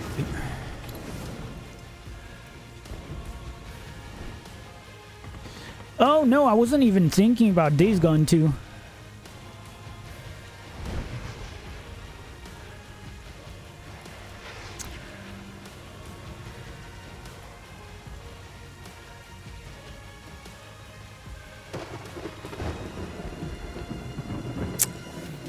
Maybe I should rephrase my question then.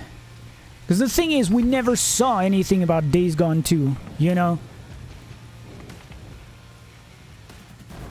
So it might have been wishful thinking that they wanted to make a second game, but I don't think the game was ever worked on to begin with and then got cancelled. So my question is more in the terms of, is there a game that, you know, you've seen footage of that was worked on? That was a thing in the works that got cancelled. Because I don't think Days Gone 2 applies for this. And so my obvious answer is Scalebound on Xbox. Because that game seemed so far along that... I mean, it feels like if Ubisoft was actually finally giving up on Beyond Good and Evil 2, you know, it sucks because, you know, we know it's been worked on, and so it's just lost resources at this point. But Scalebound was looking amazing from what we were shown.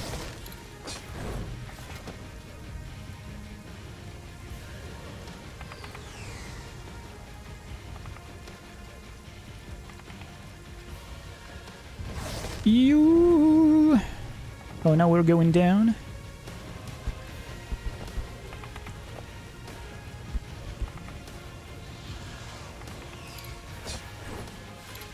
Oopty. Oh, secret room, baby. Let's go. But yeah, if I think, because that, like, Scalebound is always the one that comes to my mind, like, straight up. I'm sure I can find other ones for sure, but you know, ones that are less obvious to me.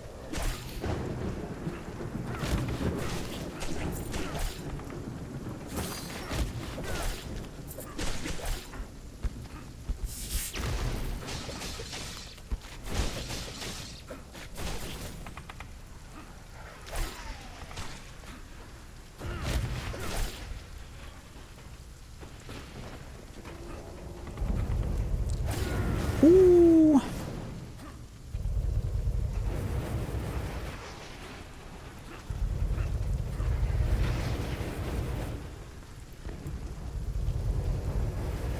Oh boy.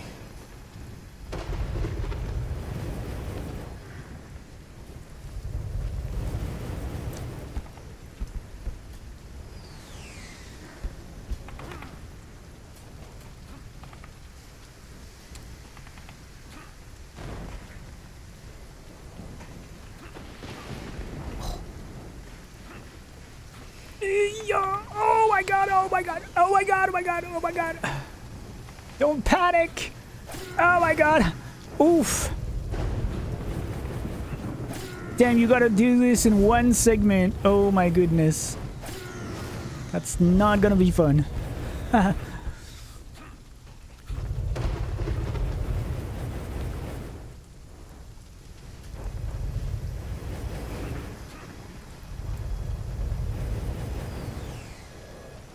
Ooh.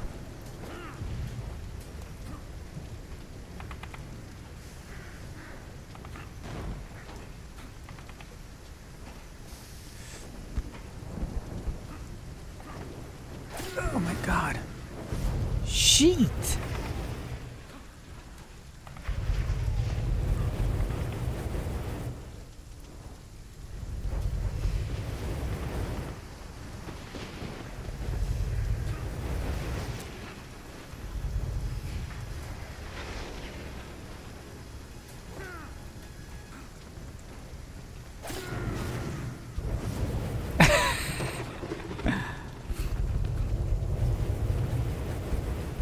I just wanted to adjust my position, goddamn.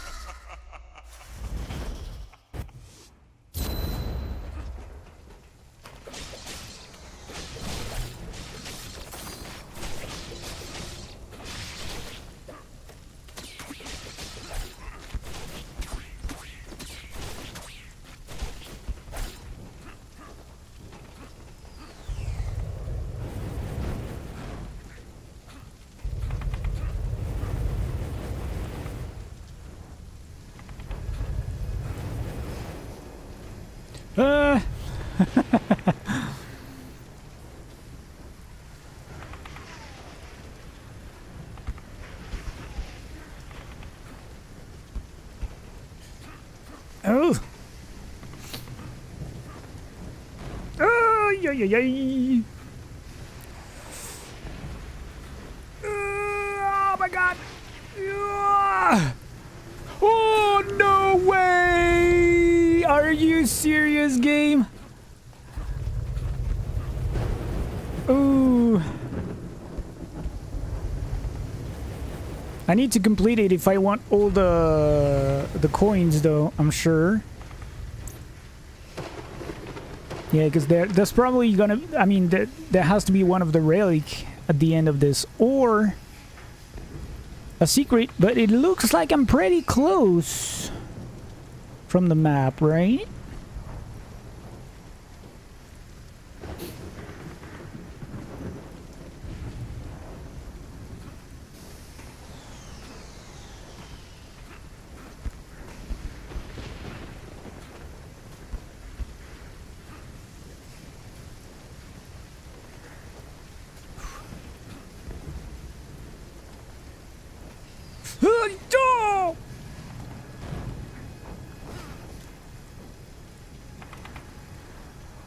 Oh my god! Oh my god! Oh my god! Oh my god!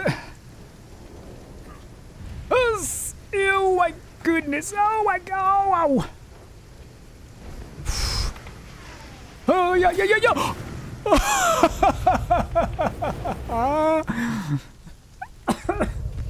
Oh my gosh! The movement is so precise that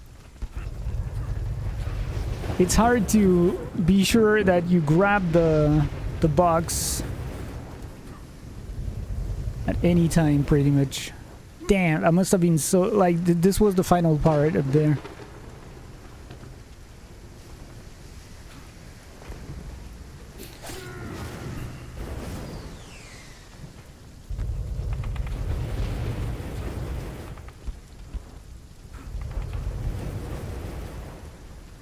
Did you play through MIO at this point?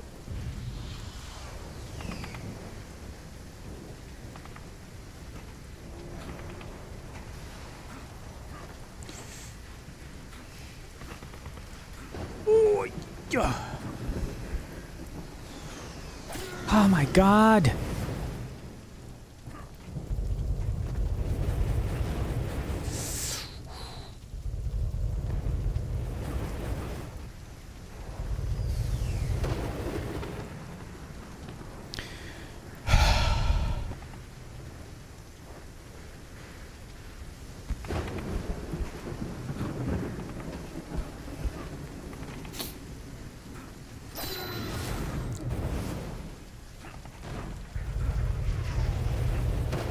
It's one of these sequences that become gruesome after a while because you do a single mistake and then you have to wait for so long to go back to where you were.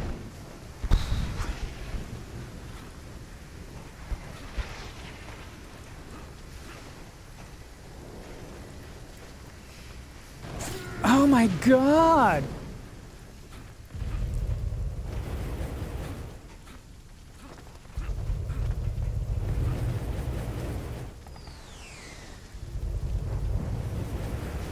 Oh, you're stuck. Damn.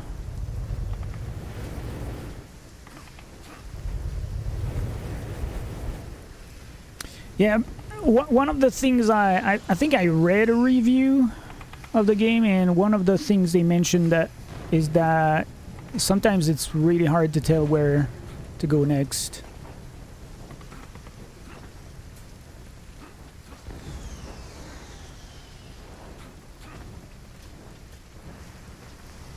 Oof.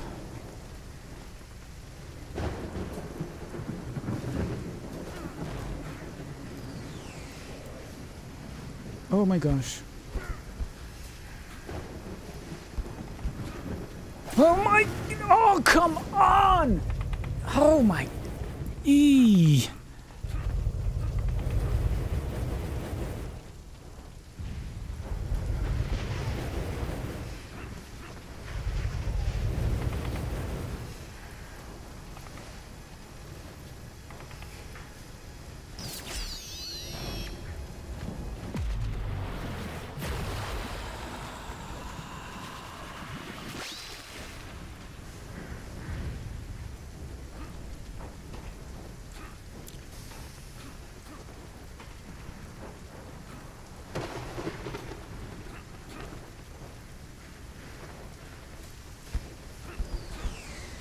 Ooh.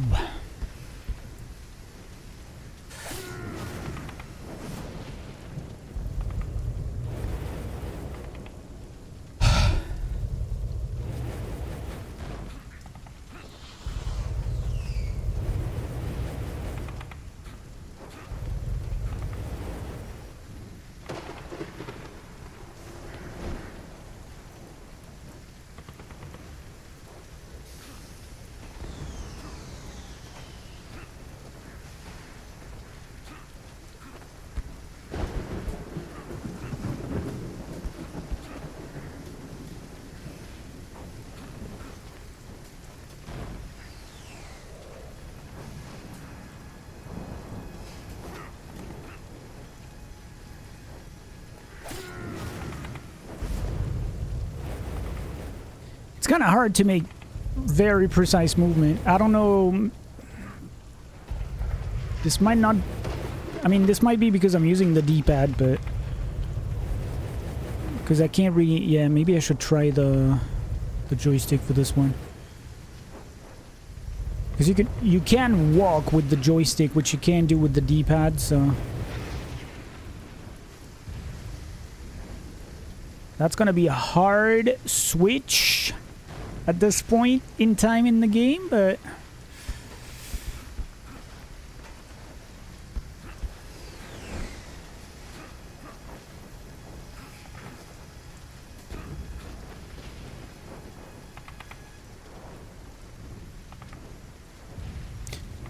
Okay, never mind.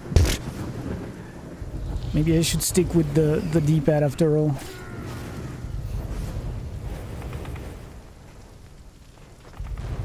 Well, as long as it's not on the level of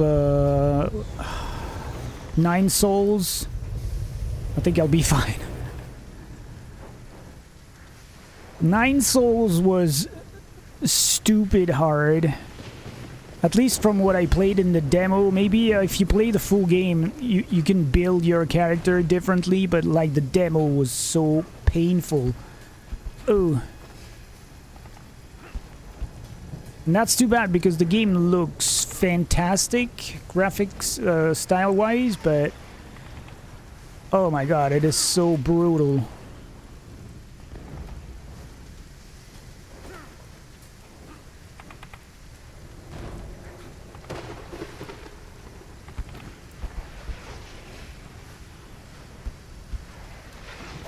Oh my god!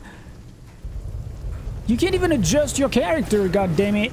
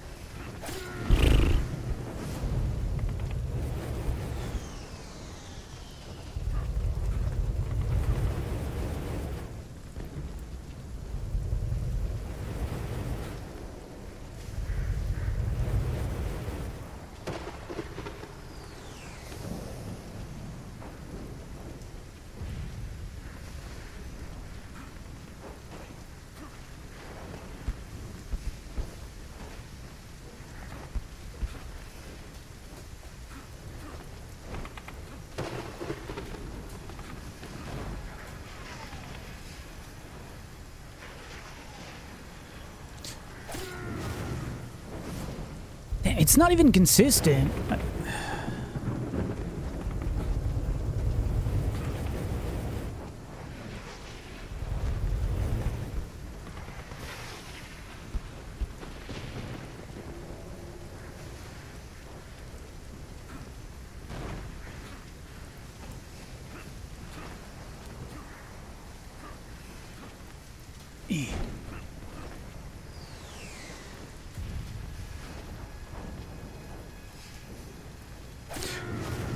Oh, come on.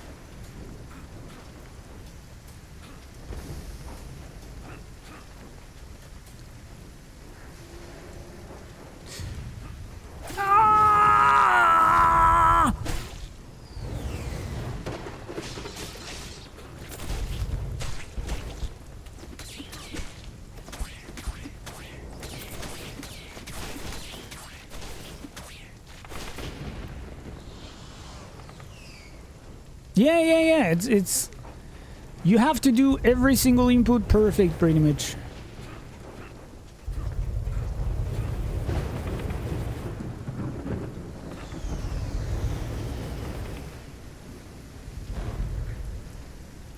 I mean, like I said, this might be due to the fact that I'm playing with the D-pad. Like, you can't really walk, you know, in one go with the D-pad, because you either run or you just, like,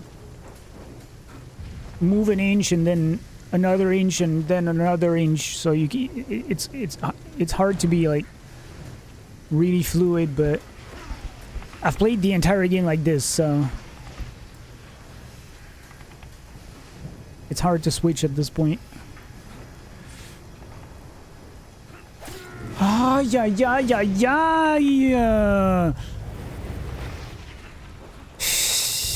There's also absolutely no room for mistake. Like, god dang.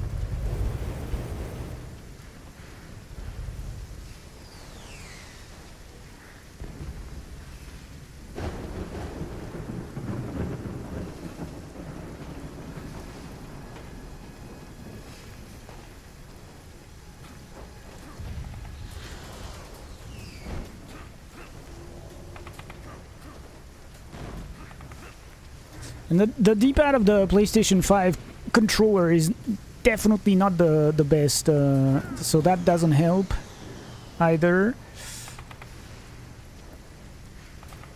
If you can call that a D-pad actually, because it's just 4 buttons, not really a D-pad.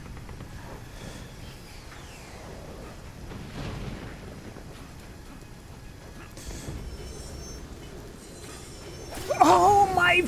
Are you fucking kidding me?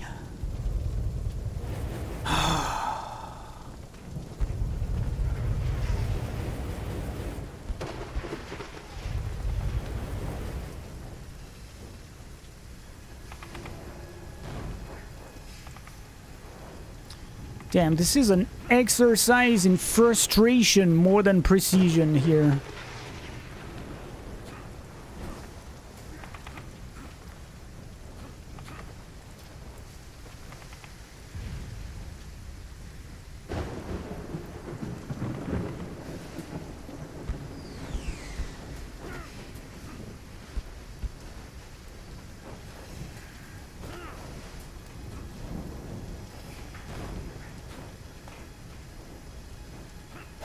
Oh my god!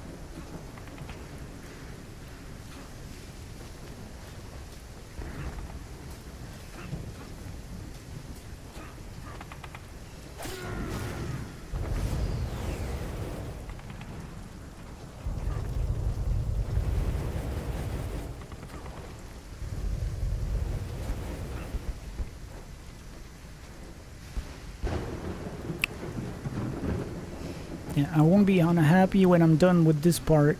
Holy crap. Oh my goodness!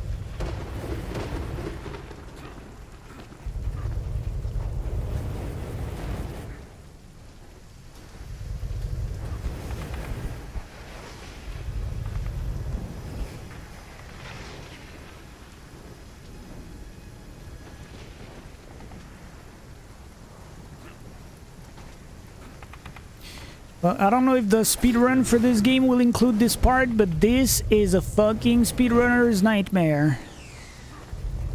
That's for sure.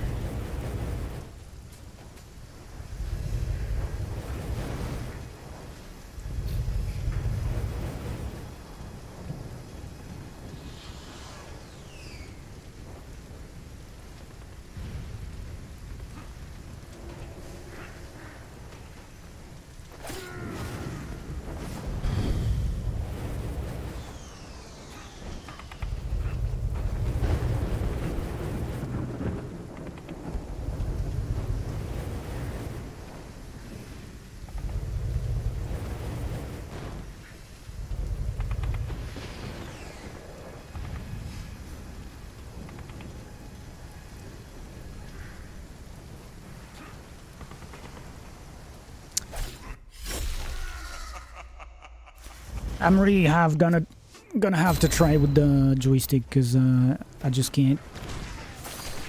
The D-pad it's like all or nothing. Either you pretty much don't move or you run. So it makes it really hard to make micro adjustments.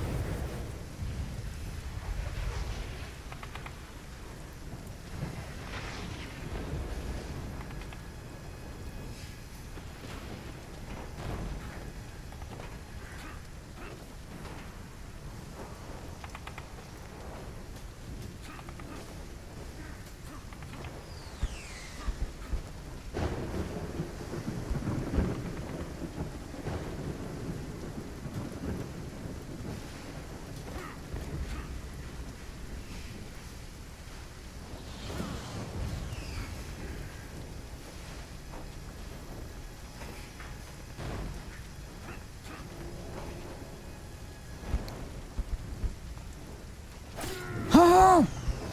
God damn!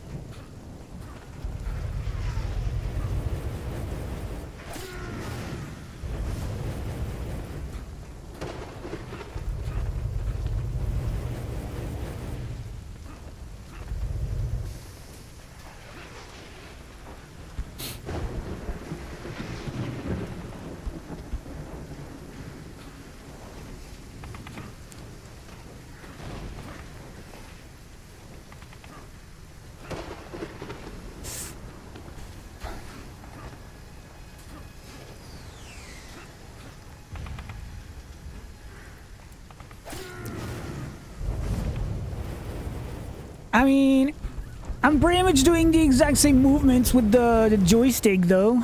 So that is not good news.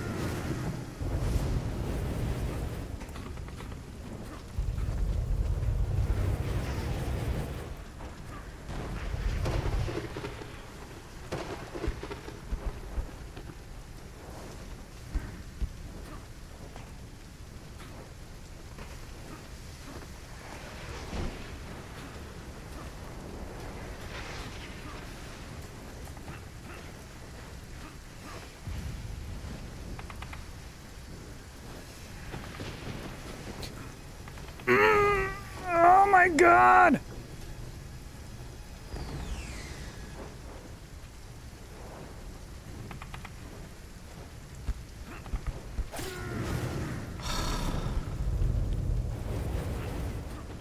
God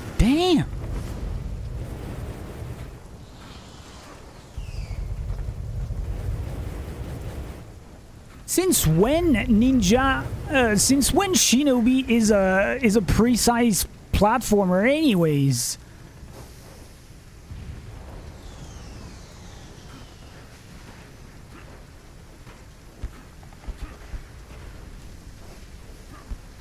I think they mistook the franchise for Prince of Persia.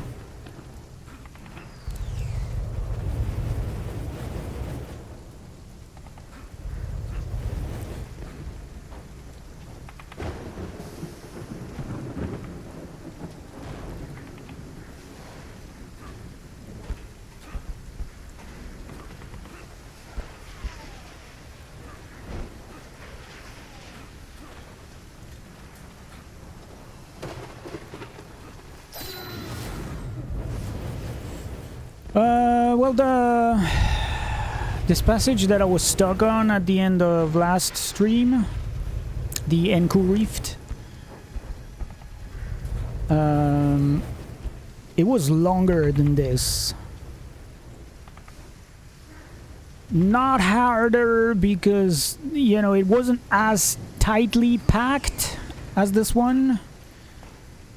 But yeah, lately there's been more of this really hardcore stuff happening.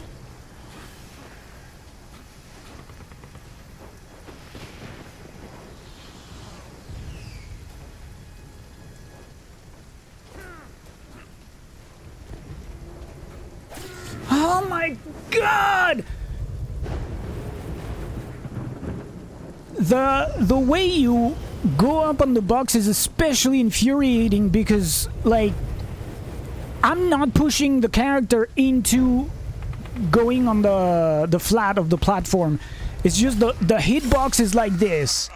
You get at some point on the vertical angle and he moves onto the horizontal angle. So this leaves only so much space to move, which is less than you see.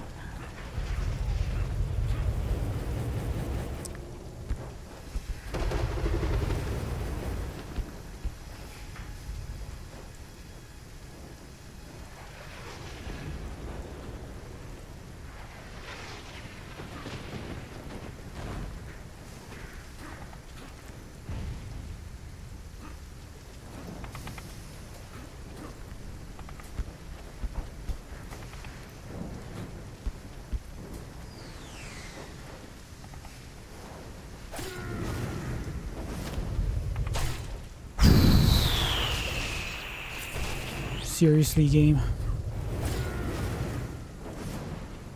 See, you can't stay at the top here because you have no control over the character going onto the horizontal part.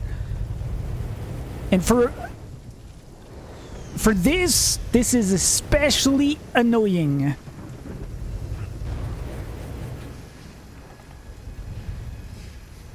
Because that means you have even less real estate than what you see.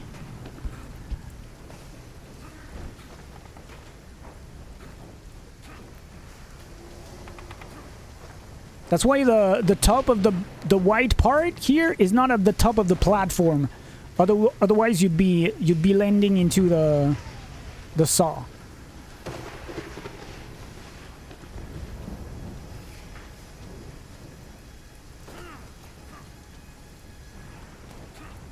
Oh god damn! Like you have to like lower yourself lower than you should be.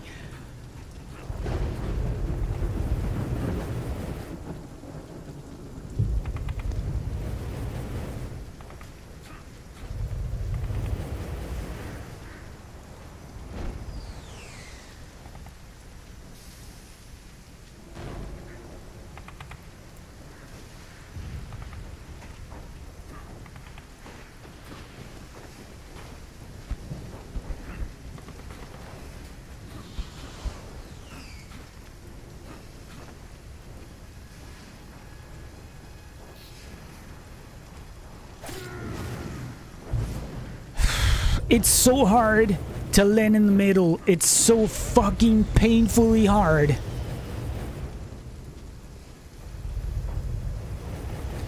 That's what I'm trying to do, but like, you have to do it so fast. And the problem is that if you do it too fast, you hit the corner and he goes back up.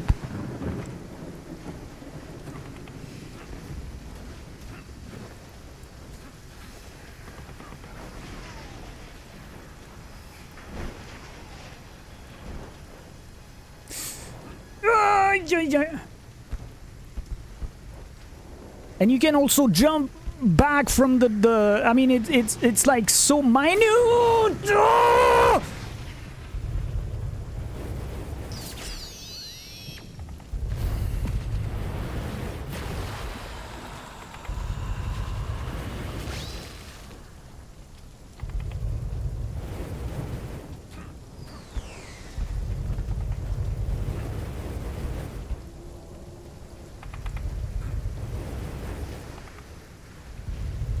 Man, that's where I'm like, dude, I want to see the fucking devs do that first try. Every time they fail, they give me $100. I'm sure I would be loaded within 30 minutes.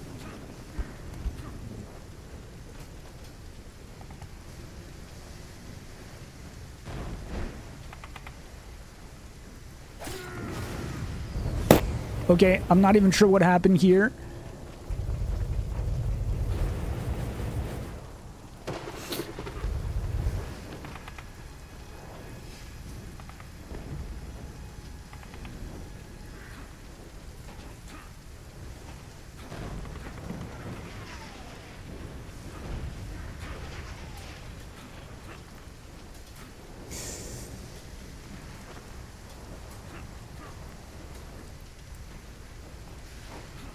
Oh.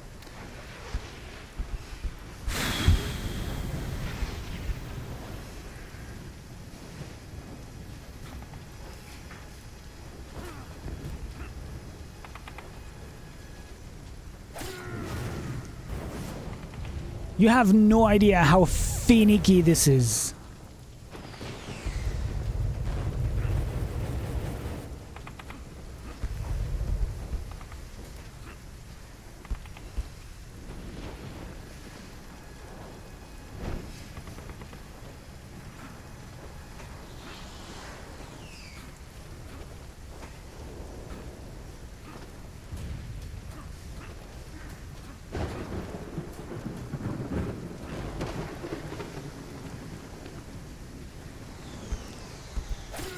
Oh my fuck.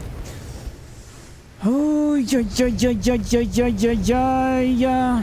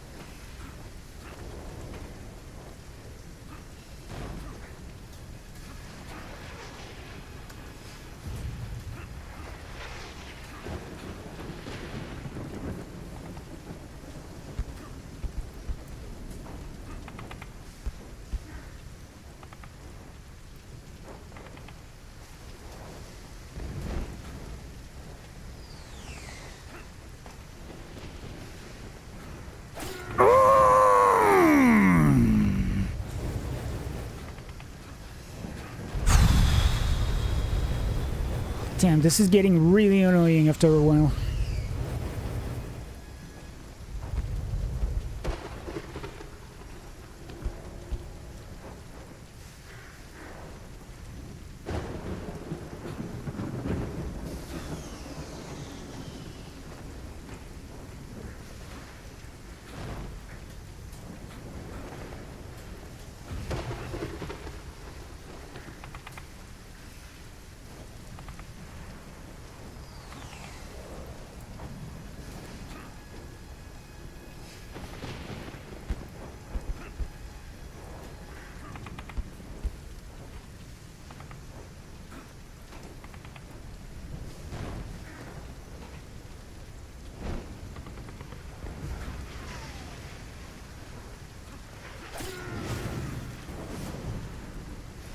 How do you even deal with this part here? Like, seriously.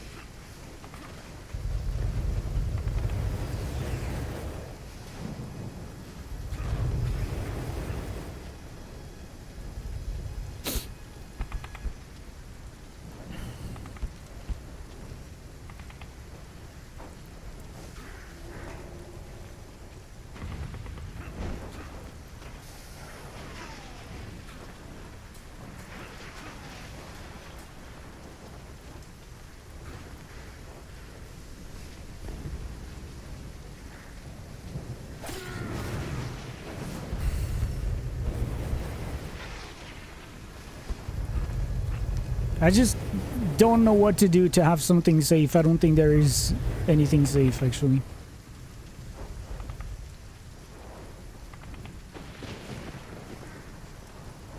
You have to be so fucking painstakingly precise. It's not even fun. It's like...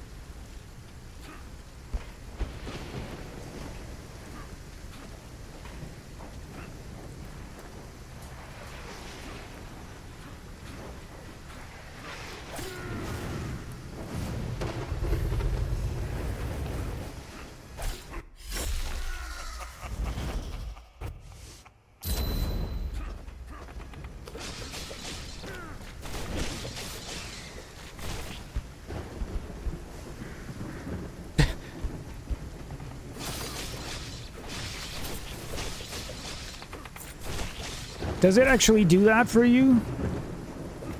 Raising my blood pressure, I feel, makes me colder than...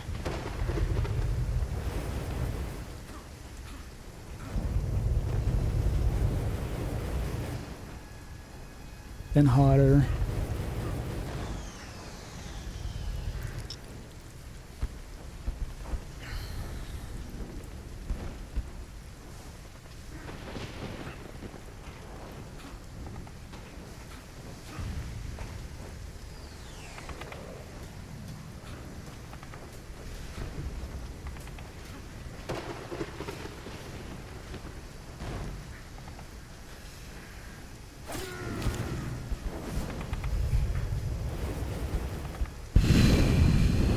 I'm not sure I've ever played something that requires so much precision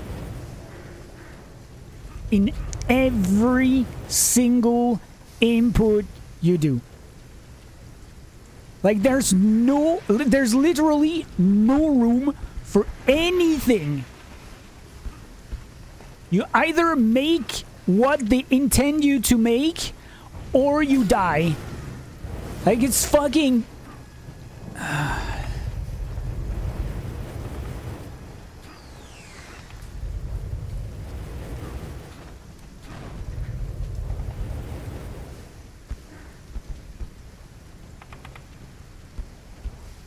No, that's the reason why I don't play Kaizo games. I'm not insane enough to do that. I think you really have to be a little out of your mind to be playing those games. Or I don't know, you enjoy pain, but I don't enjoy pain to that level.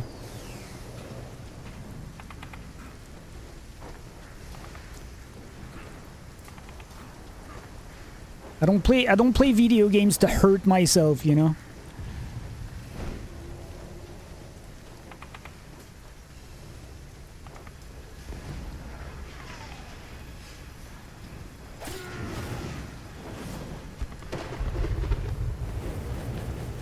What even happened here?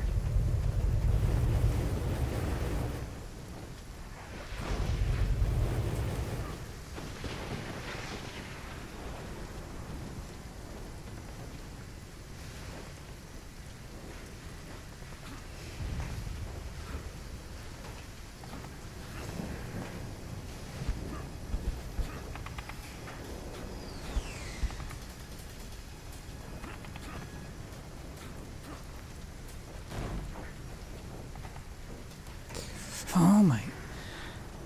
I mean, it's this fucking thing that kills me every time. Like, you just can't grab the top of the box. Why is this a mechanic in the game?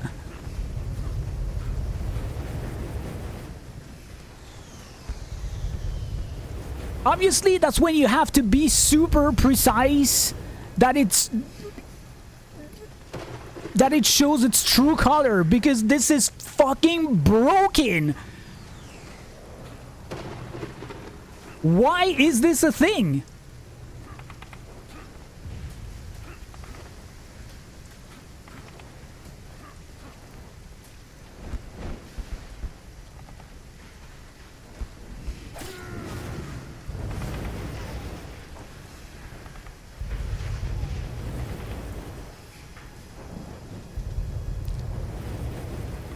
Can just keep holding on and monkey bar down to the bottom.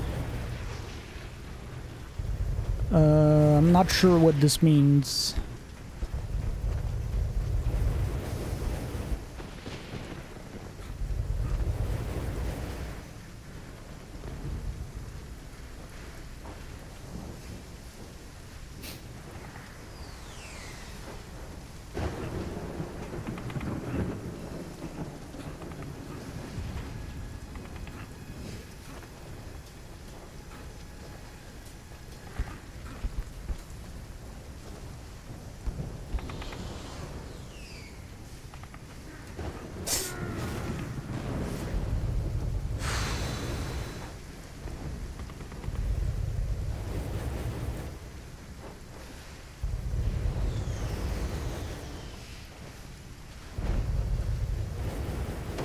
Oh no, you can definitely do that.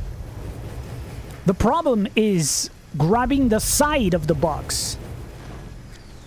And I mean the side of the box, because the problem is that you can't grab the top of the side. If you grab the top of the side, this is what happens. Your character go on the horizontal part of the platform on its own. So you can't hit the top. You have to literally hit the middle of the box and no other thing than the middle of the box. That's why I keep dying, because that's why I'm saying this is fucking broken. Why is this a mechanic in the game? And it's It's not a problem for 99.5% of the time in the game, except when you have to be extremely precise here. Because you don't have control on when your character is going to go back up on the horizontal part. And it is so fucking hard to hit the middle of the box because you literally have to jump out of here and back into the side. Because you can't hit the top part of the side. Otherwise your character inevitably goes back into the horizontal part. It's just purely broken here.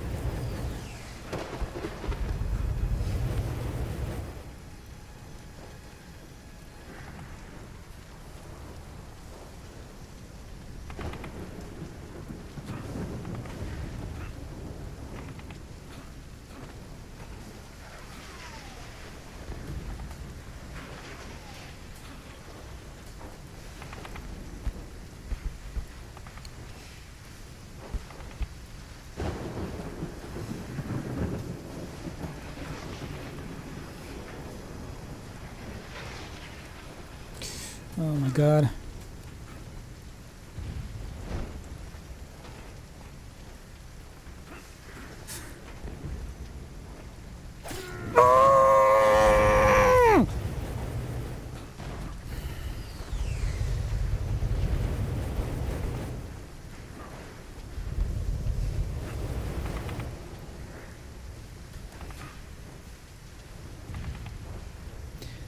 And if I don't beat this part, I can 100% the game, by the way.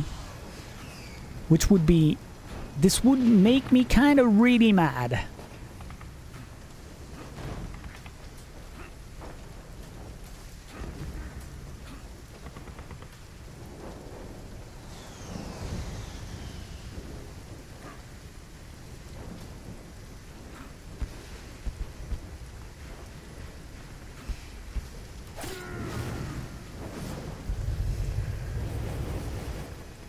See? That's what I'm saying.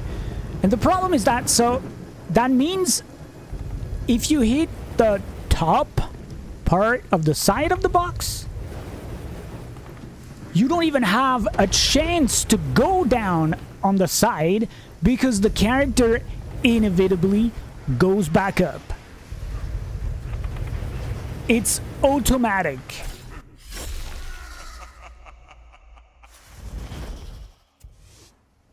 Seriously.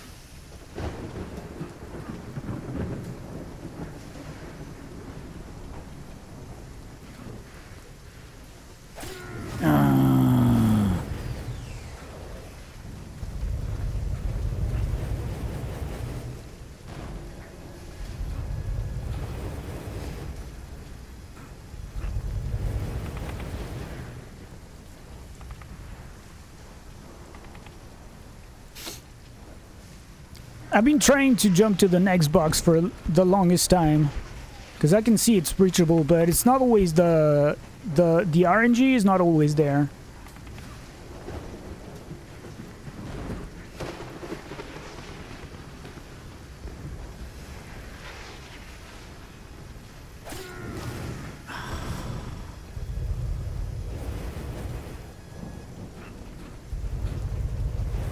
They made the side of the box like so unreliable because it's either you slip from it and you fall, or you get thrown back onto the horizontal part. Like you can't. There is no consistency.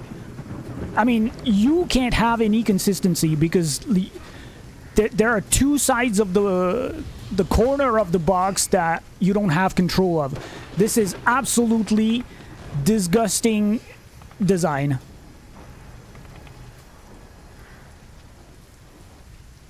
It baffles me that they came to the conclusion that this was something that was gonna work.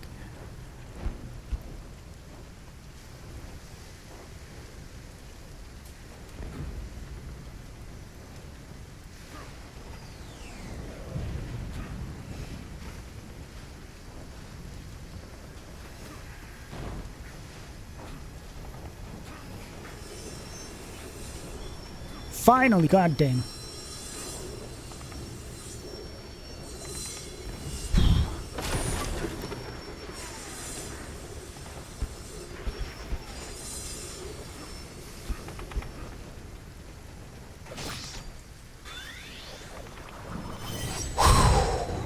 I don't know how long this took, but that took a while. God damn.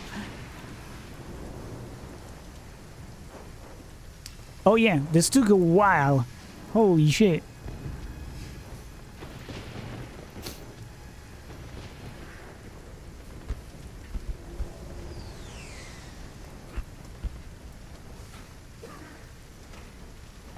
Oh, okay. There are two things that needed to be done here. Okay.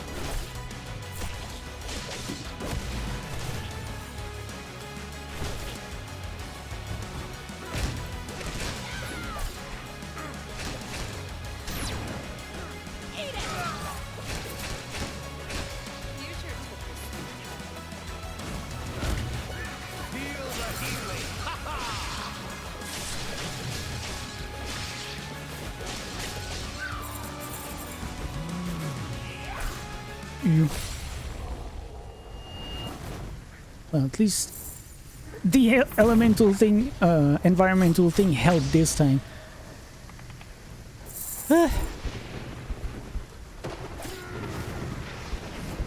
Oh, it's not even a platform? Okay. Interesting.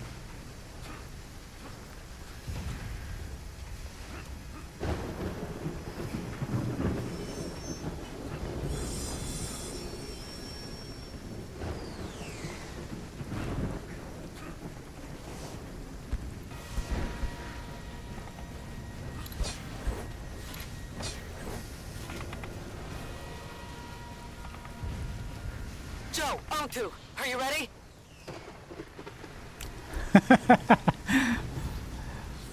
I'll work with the resistance to eliminate the main forces. You two use the diversion to make your way in and take Ruse out. Is there something on the table?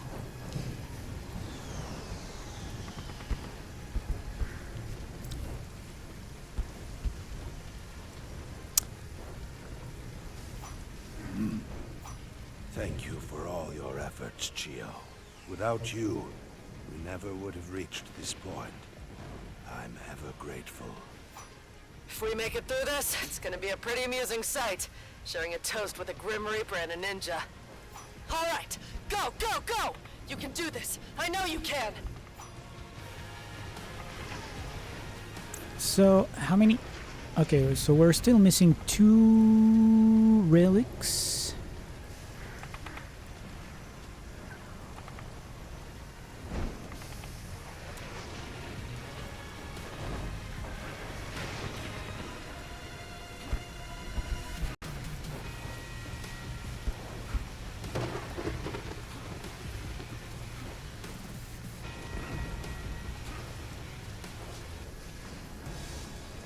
Wait, can we go back out? Appreciate the art style here for a minute. It's pretty cool.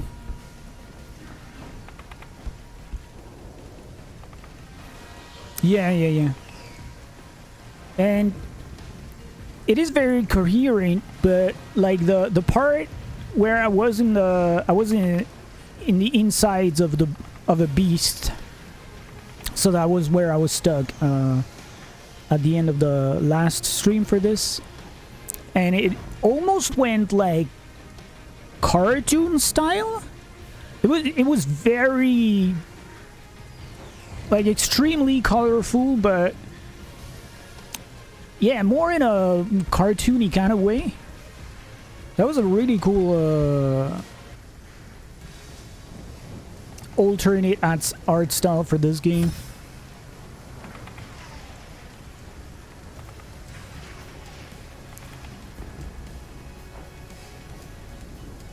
I think we've got demons.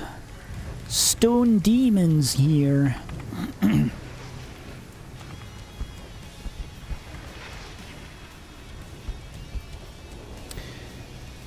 I mean, yeah, that's what I said the last time. I would have to replay Ragebound to be really sure, but I feel like I'm liking this on every. I'm liking this more on pretty much every single aspect. There's more variety in the gameplay. I think it looks better overall, even though, you know, it's not really a... You can't really compare both styles, because the Ragebound is very pixel art based, while this one is, you know, very much more hand-drawn style. But it does look very, very nice. Yeah, I think Ragebound was the same day as Death Stranding.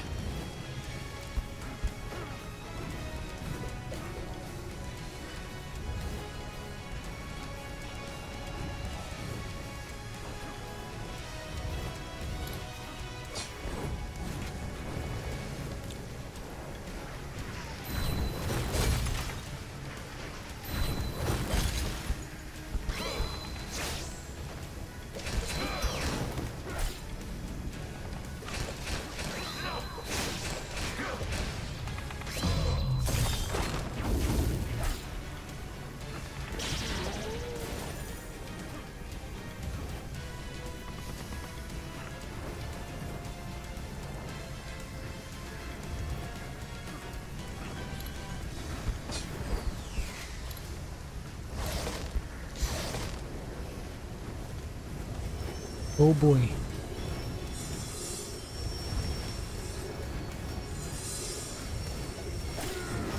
They're gonna do me like this again, really?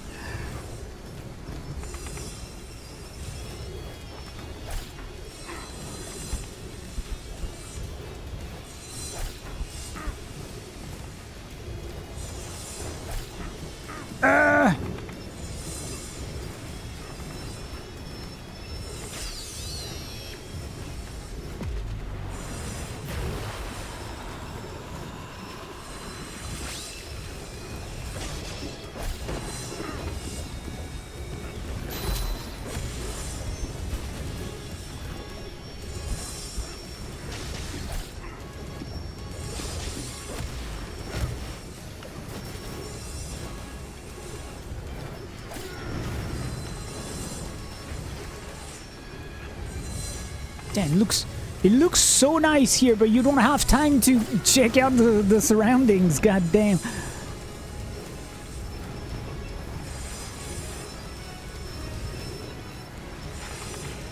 Oh.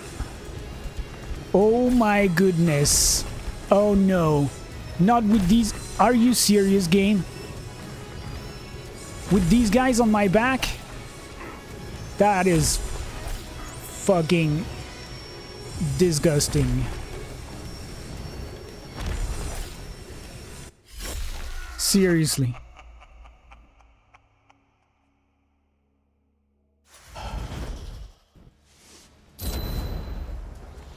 Wow.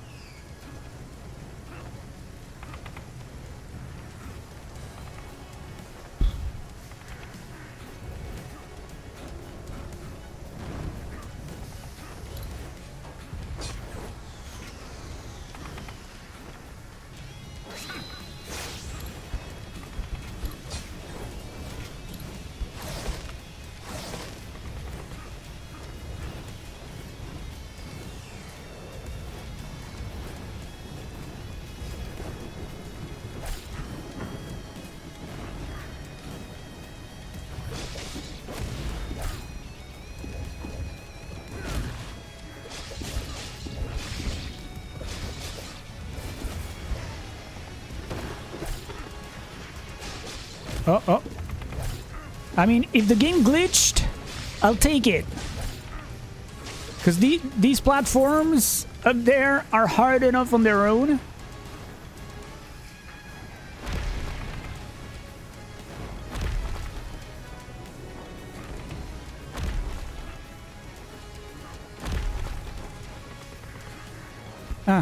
This one is not as bad as the other one that I faced earlier, so... Well, unless you have a bunch of enemies on your... okay, never mind.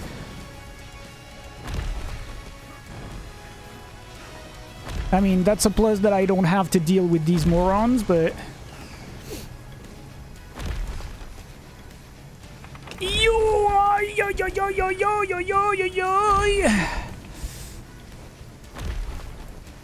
Oh my gosh!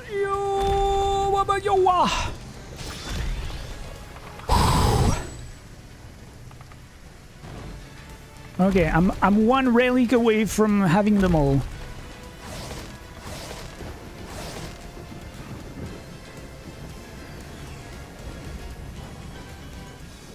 This also means now we can enjoy the scenery. It looks so nice. So yeah, that's what I was saying. Like, I'm back with the D-pad, and you either run or you don't, because you can't really walk. Which, if you push the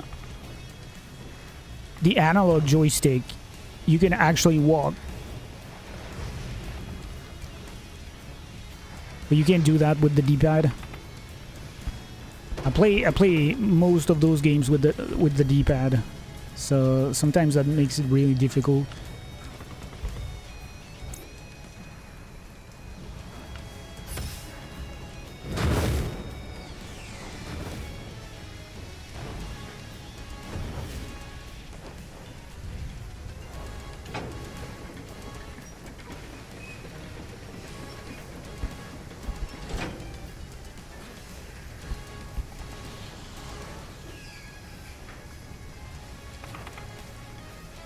These guys should still be here.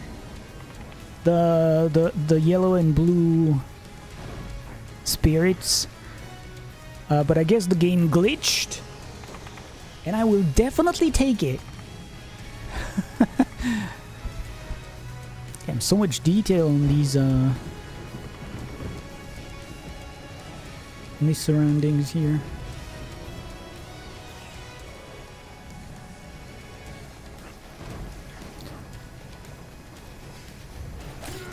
Oh boy, well, look who's back.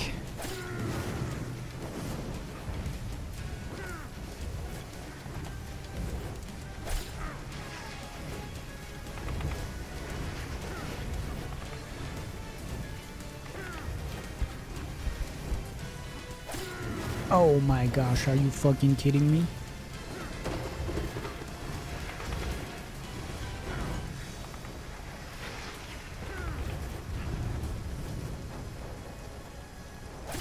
Oh, and of course, now I can't hit the top of the box to automatically go on the platform.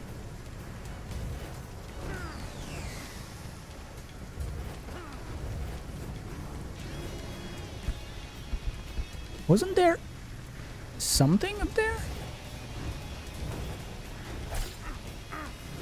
Yeah, there definitely is.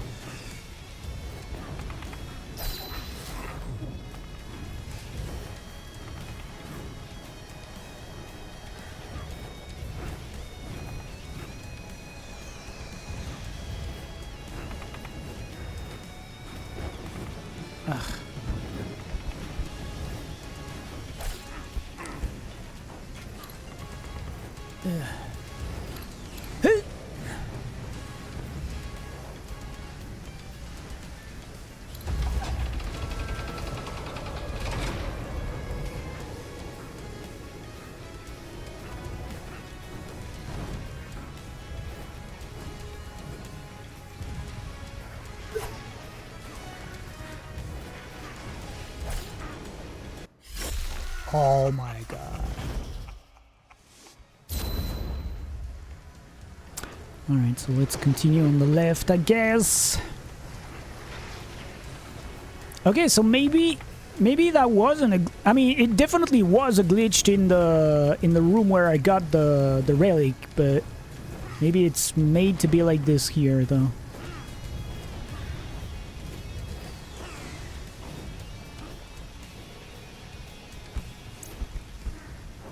EU.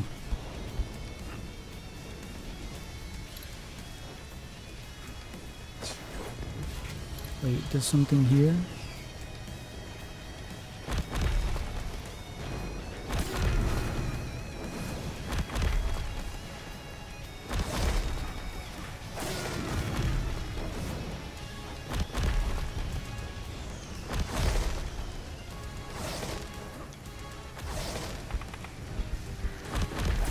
Oh my god. This shit is gonna be ultra hardcore every room now. Looks like... Oh, yeah, yeah, yeah, yeah. Sometimes you can jump, sometimes you can't, goddamn.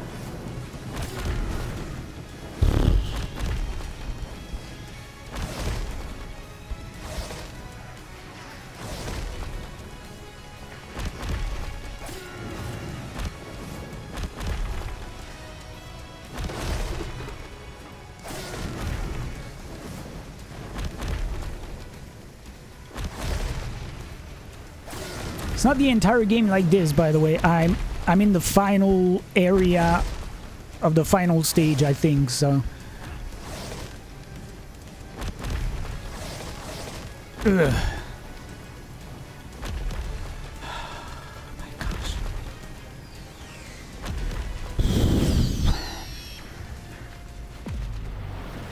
There better be a checkpoint here, at least before I die.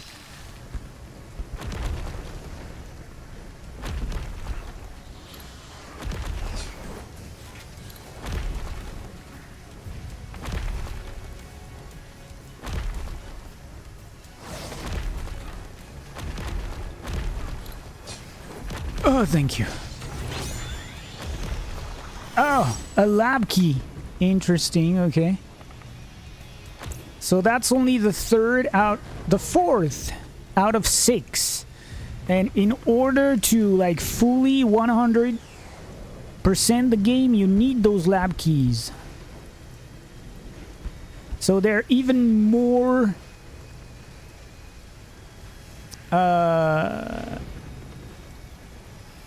rare and hard to get than, you know, the relics and the fragments.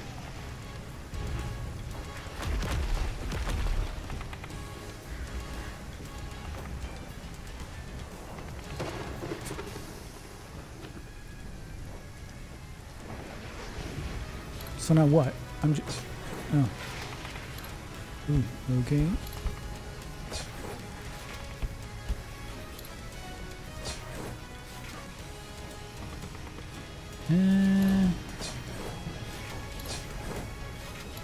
There you go. Oh, except what's up there that I need to go back to?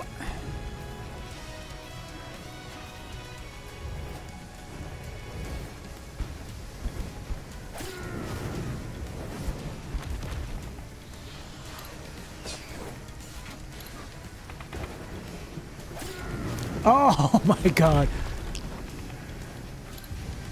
Seriously, game.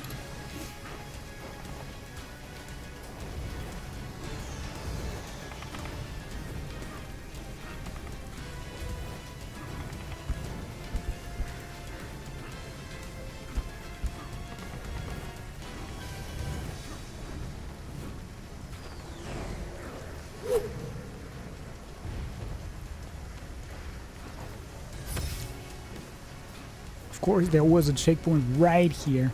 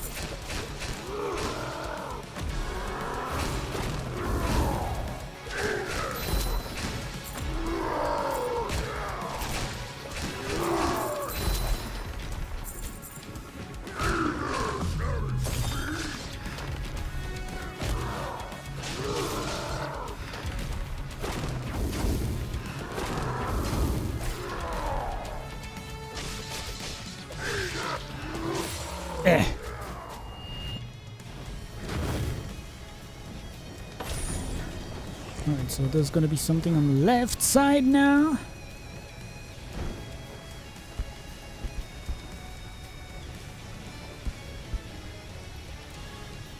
Yeah, that sucks when that happens for sure.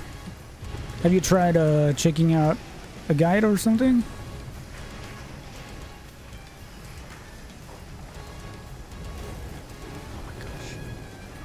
Oh.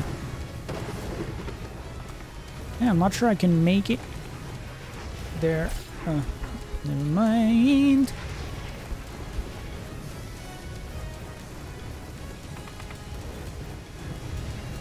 Ooh. Ooh. That face.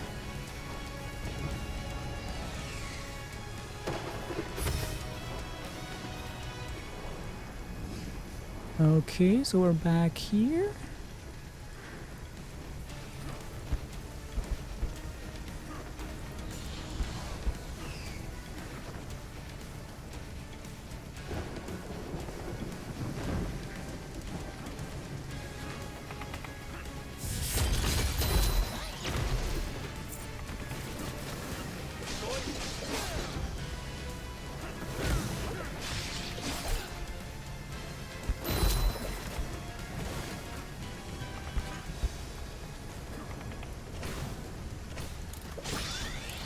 The final, okay. The final relic. So I got them all now. Which means the final wave of collectibles at the shop. Except I can't go back to the shop just right now, but...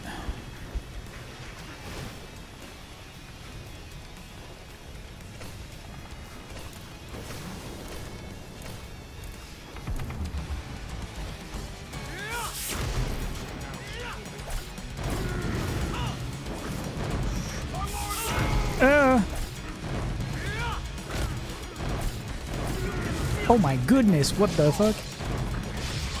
Holy damage!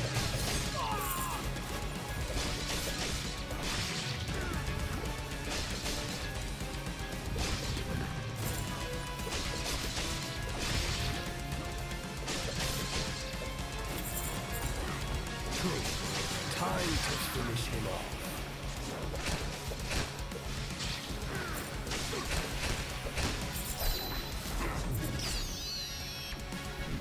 Yeah, I'm gonna finish you all off in one go. Screw you guys. Leave alive.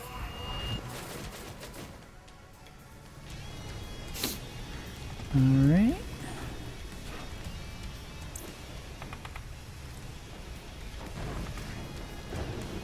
Oh, yeah. I'm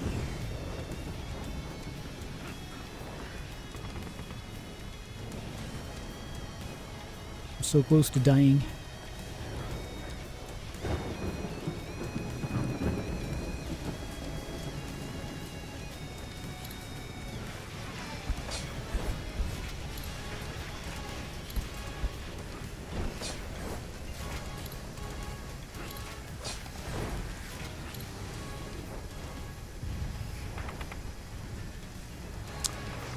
This looks sketchy, but we'll see.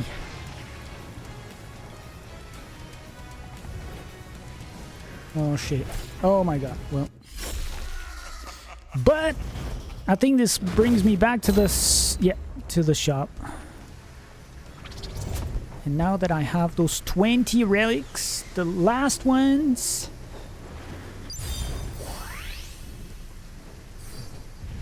so what is that opening? Ooh, an outfit, jungle creeper, and a lab key. So this means I'm only missing one at this point, but I'm still missing one.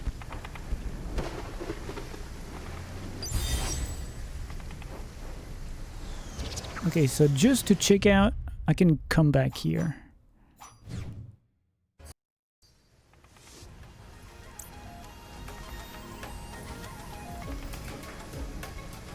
This is the new outfit. Oh wait, 1, 2, 3, 4, 5, 6. Wait, we've got 6?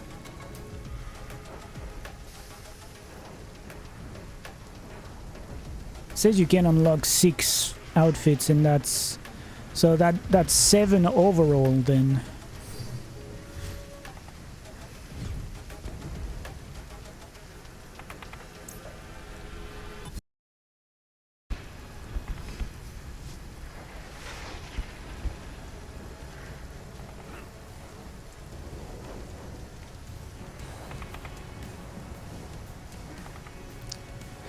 Nothing makes you feel alive as walking around in negative 16 Celsius for 3 hours. I'm sure I can recall this sensation of my nose hair, you know, slowly freezing. That itches a little bit. I lived in Canada. Ontario, Canada for a year, so I experienced those temperatures up to like, well, where I was living it went up to like minus 38, I guess. And then during like a weekend or something with my colleagues, we went up north where it hit like minus 60. So and that was, it's crazy to think that it was 22 years ago. 22 years. And I still recall this sensation of your, you know, the inside of your nose cavity trying to not freeze. That's only something you experience with these kind of temperatures.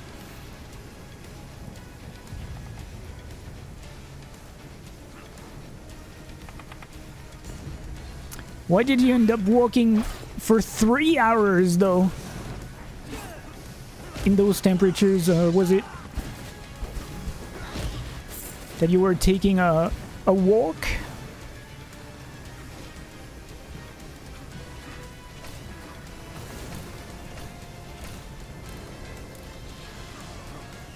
Okay, at least I don't have to fight these guys again.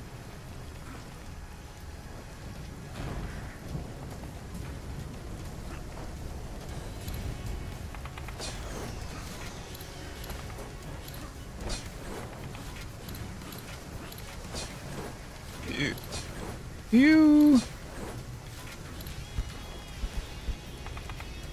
Yeah. I just died from those bastards here. Okay. This is so zoomed in. Oh my gosh.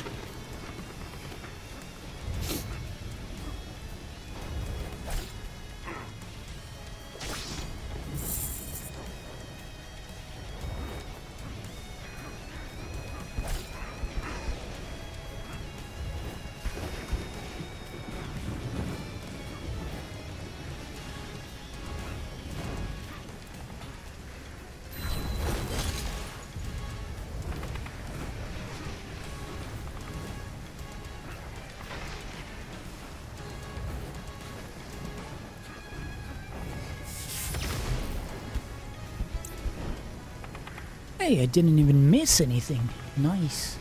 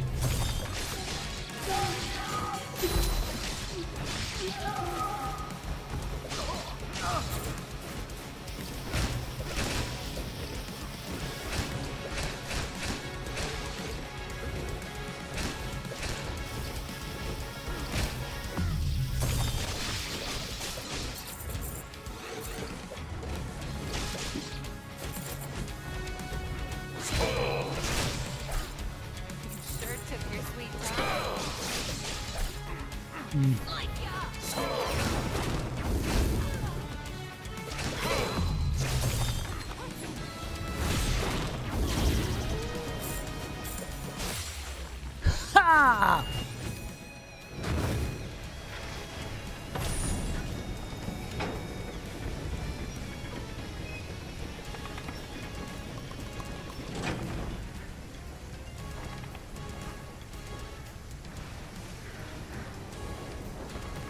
I'm definitely not gonna have enough money to buy everything in the shop. Oh, shit. Before beating the game, I guess.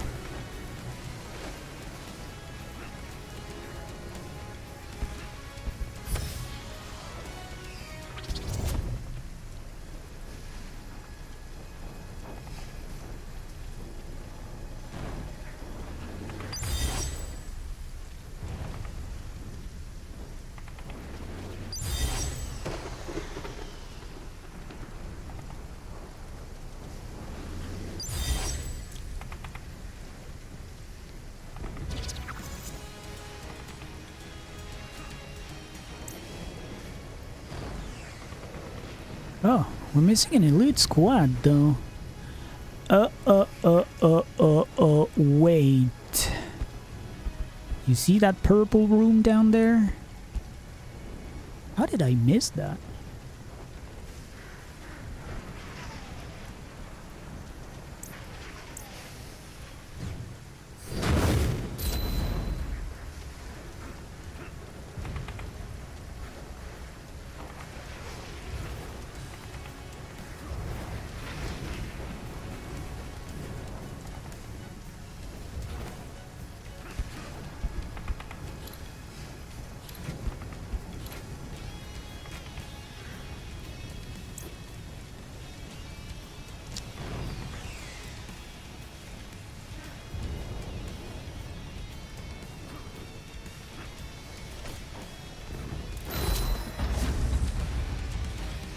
We're getting a trophy if we beat this.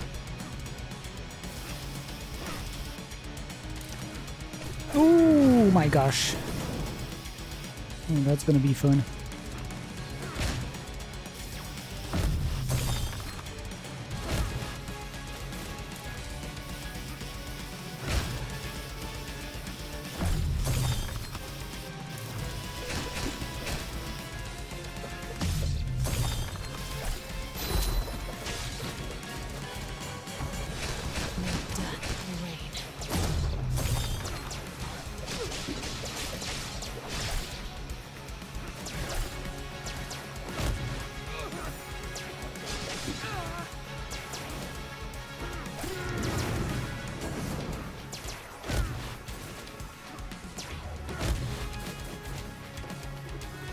The diagonal kick is so good.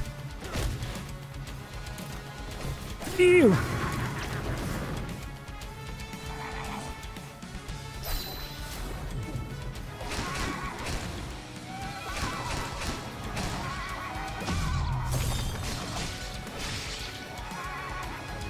Oh!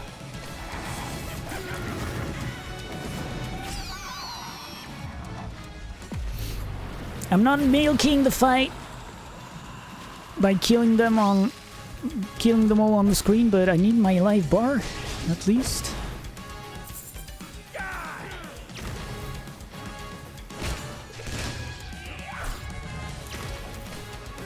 Ew.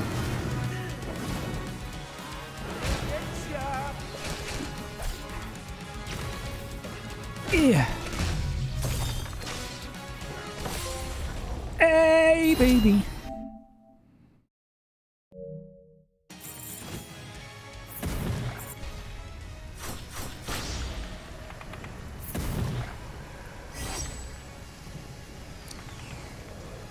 Oh, nice.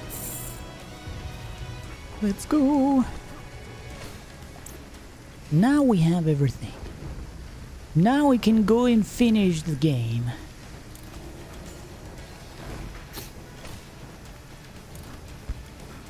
Well, at least the main part, because like I said, there's a secret secret part with those lab keys, and I'm still missing one lab key, so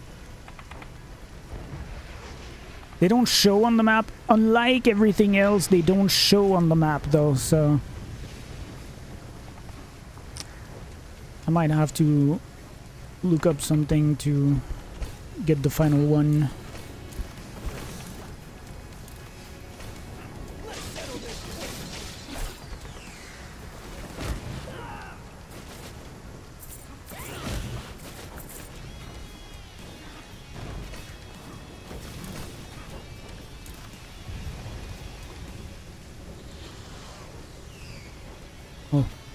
Oh. Oh yeah, you can't go back. Well, unless you go up there, so we'll just go back here. Fast traveling.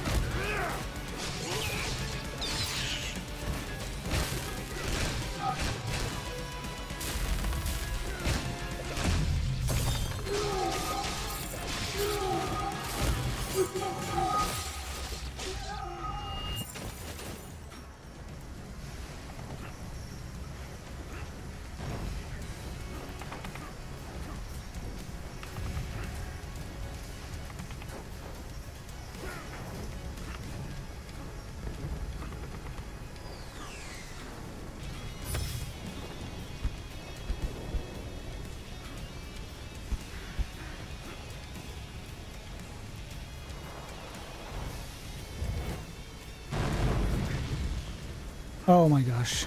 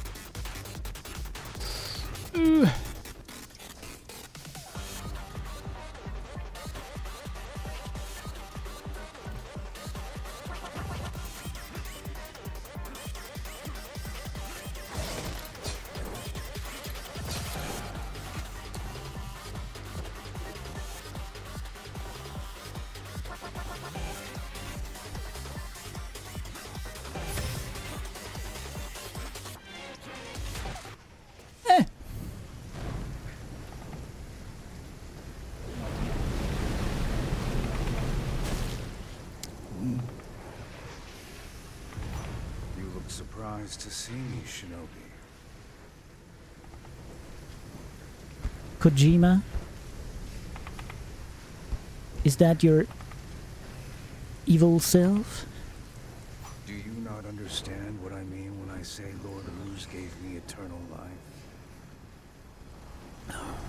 Yes, that's right. I am the next powerful being to Lord Ruse himself. You have no chance against me. Well, we'll see about that. All right, here we go.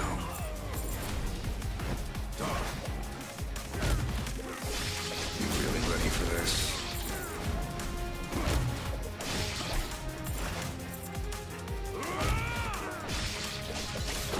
I'll make it nice and quick.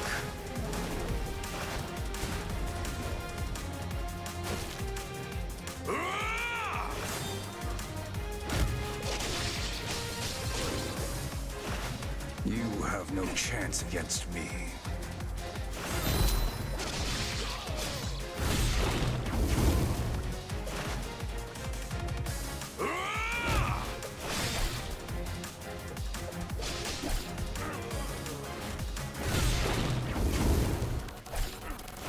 You really ready for this?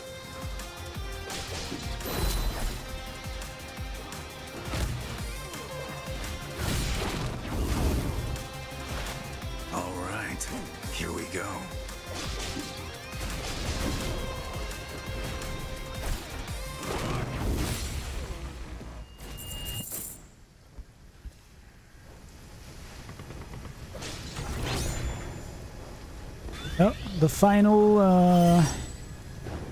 amulet. Charge your rage gauge with each successful attack.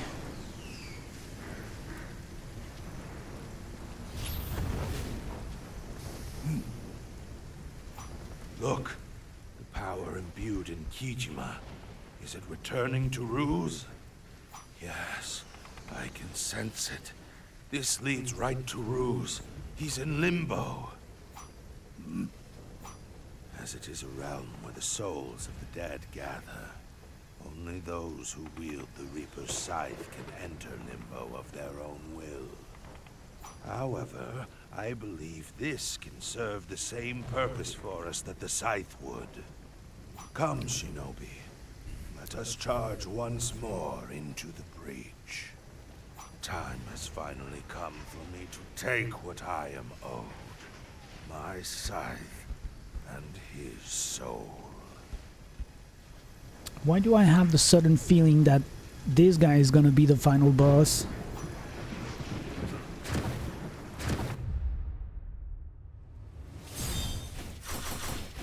Oh, so there's like an entirely different stage? That one is accessible on the right? Okay. I can feel the scythe's power growing.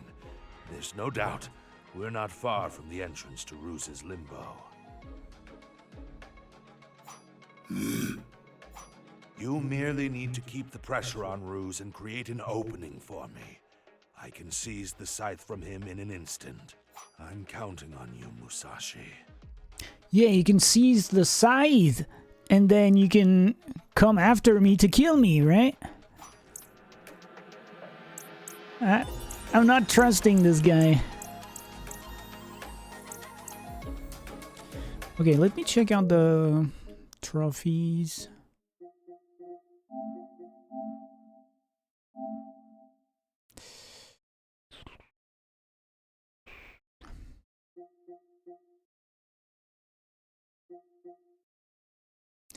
Yeah, this one, unfortunately, I just bought the water Nimpo and I haven't been able to parry a single attack, so... Wait!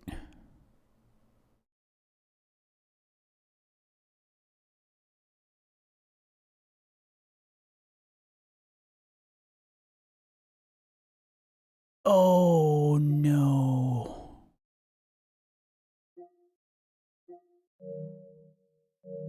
That one single thing that I'm missing here is an elite squad? Oh my god.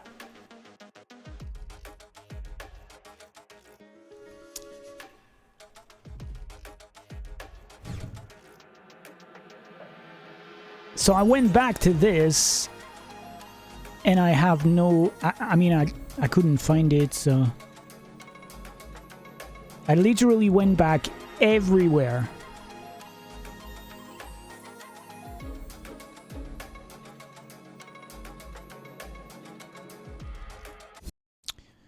It's worth trying again, I guess.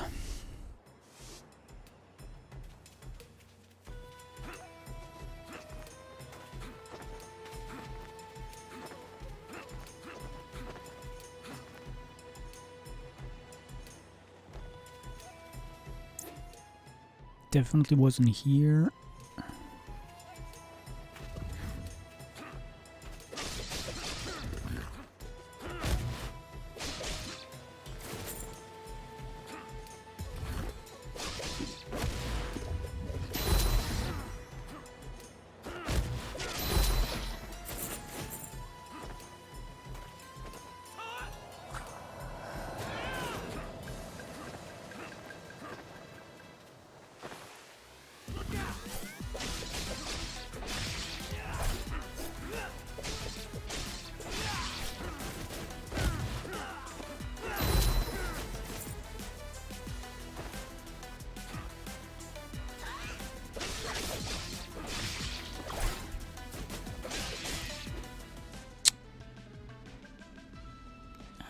I guess I can try and reach the bottom of this. This has to be somewhere in the bottom of something, because okay, never mind. That is definitely not here. Oh, I never saw the bridge in the background. Huh. That looks neat. Ew. Ew.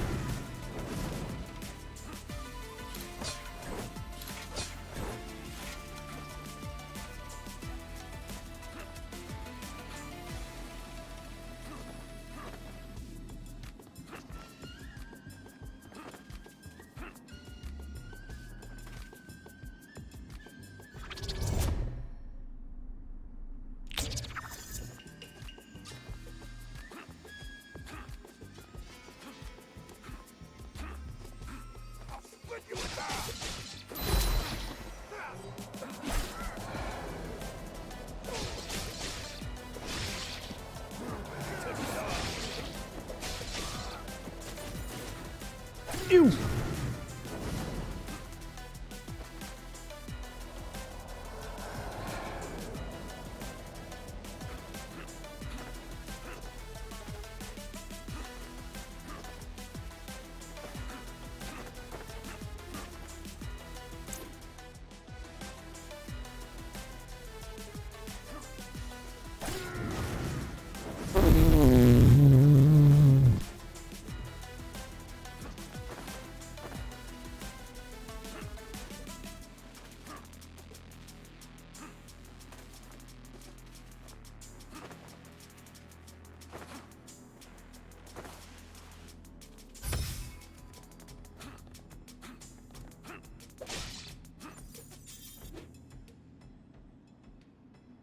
I guess I would have seen it if it was here.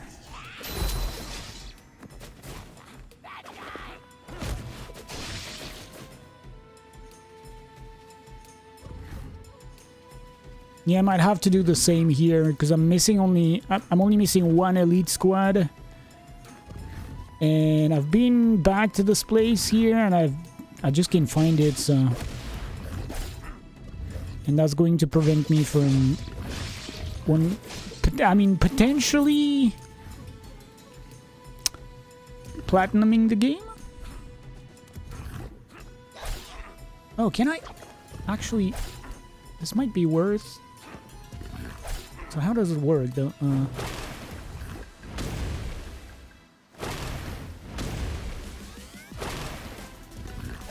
Okay, I guess that doesn't work like this.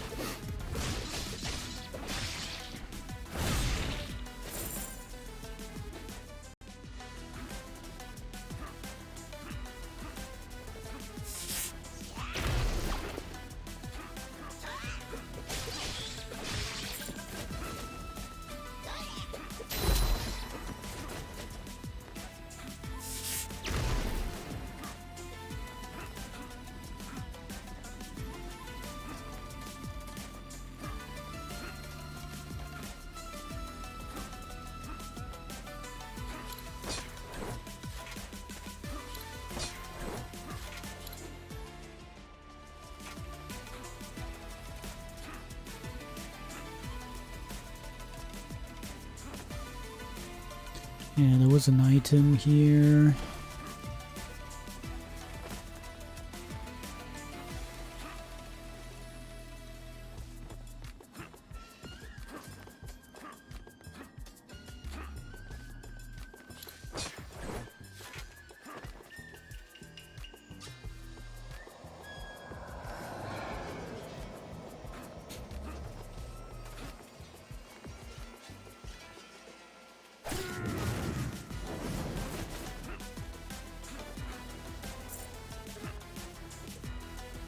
Oh, come on, game.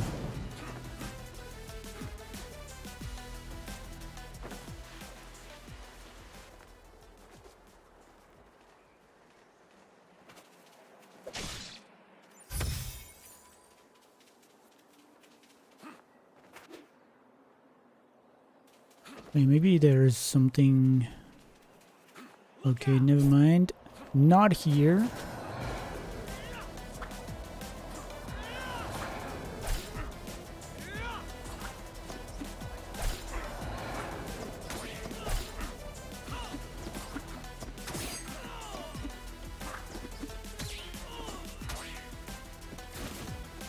You'll regret facing me.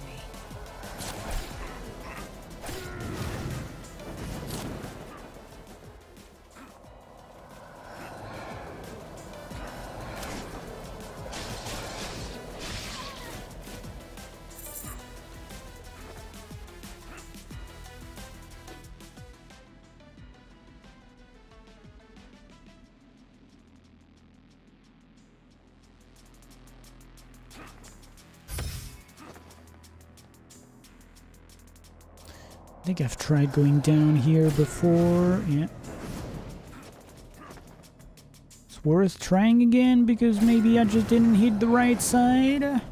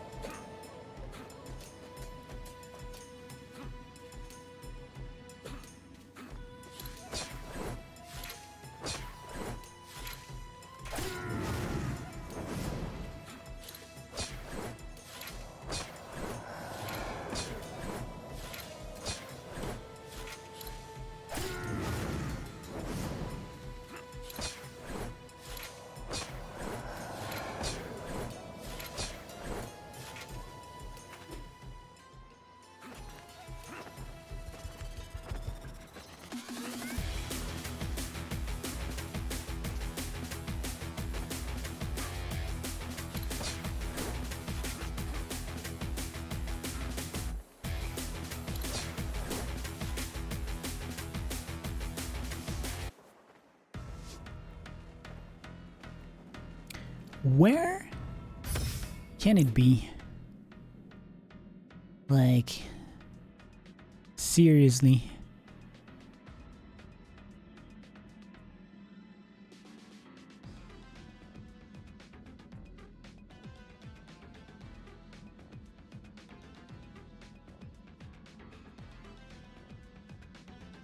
I went in every single room in the maze. I mean, there's not many more places it could be, so...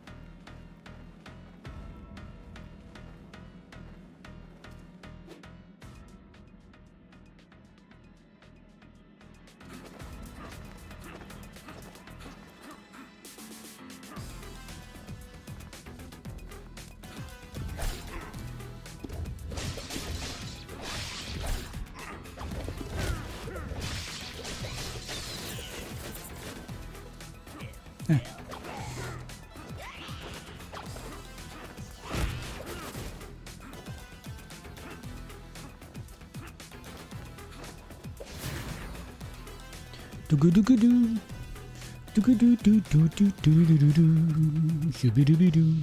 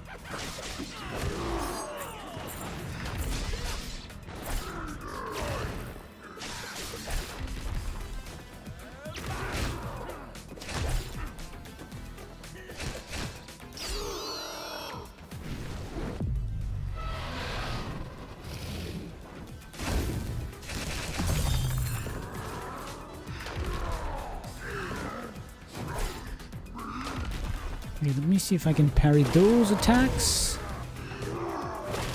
Oh, this might be. I'm not sure.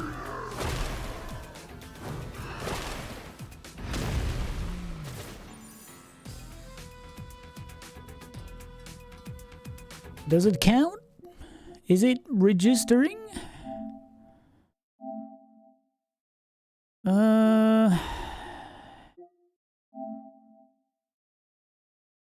Yeah, I guess it will only tell me when I get it, if I get it.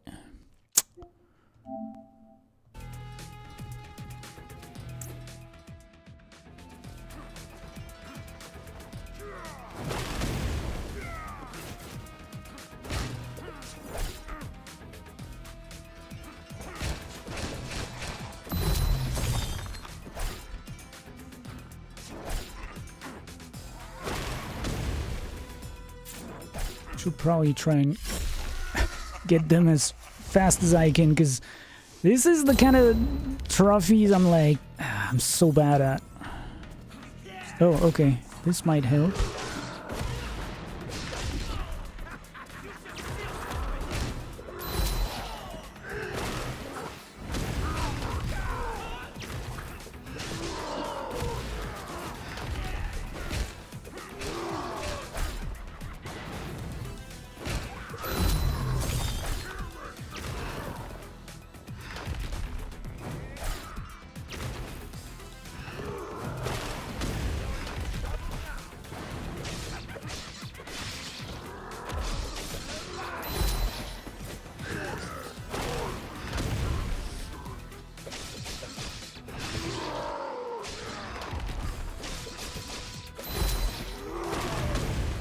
I mean, this might be 5 or 6 already, if I get them right.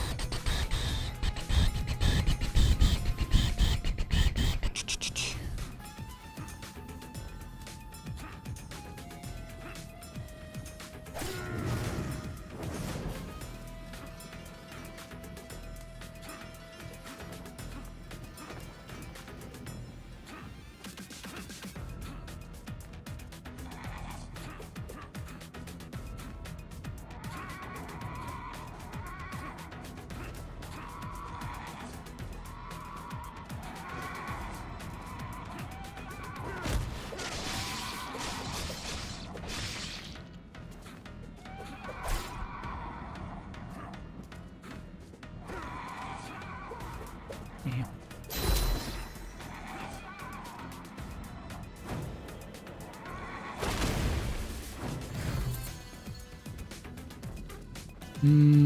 Oh yeah, I might have to go back, I guess.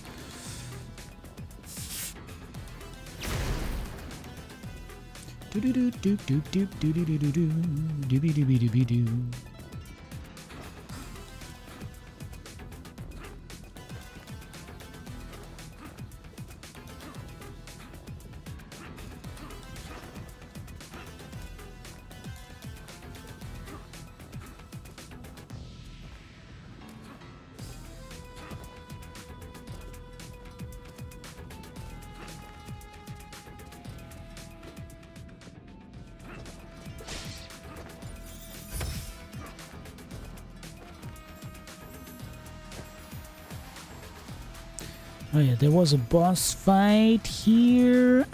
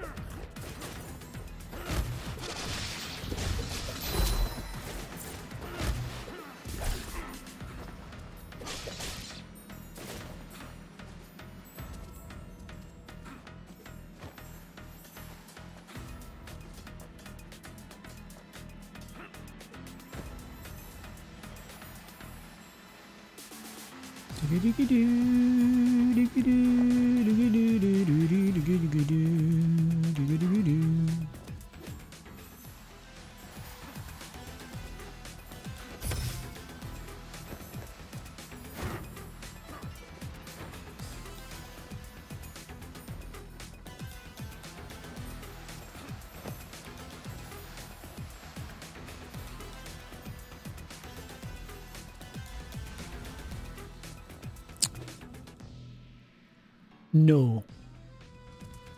No way. I never went back here. As soon as I saw the box that I could push, I was like, wait. Wait.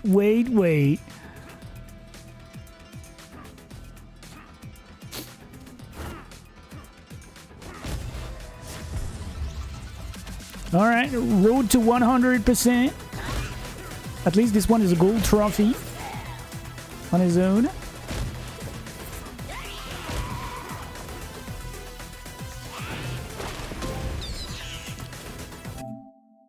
Okay! That might be the biggest hurdle that I was feeling too. So this one is done as well, so that's very nice.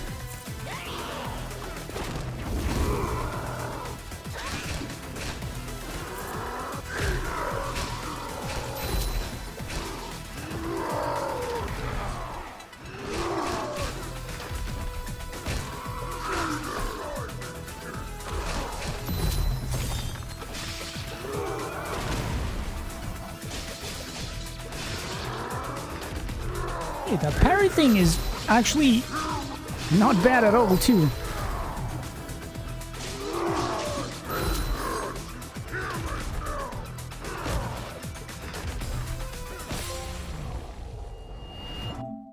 Boom! Here we go!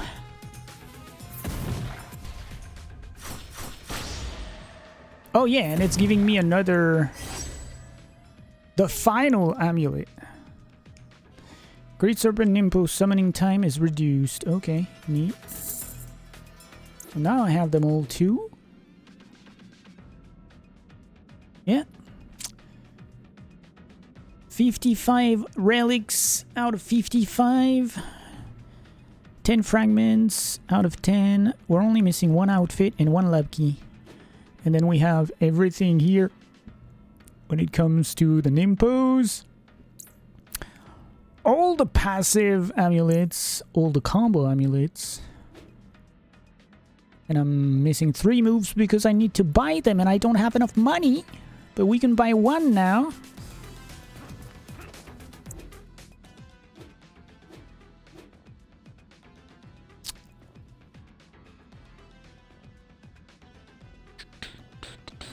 There's a store up there.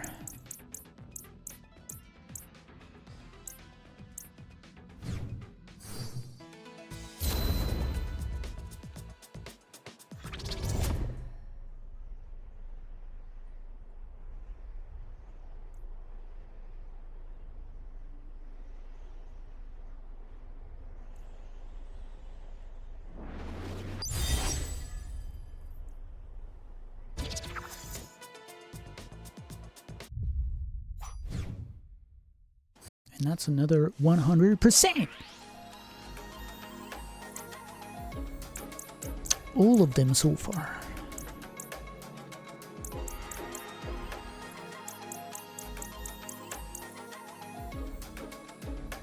Right, I need to go to the bathroom, so I'll take a break here and then we'll finish what's left, I guess. I will be right back.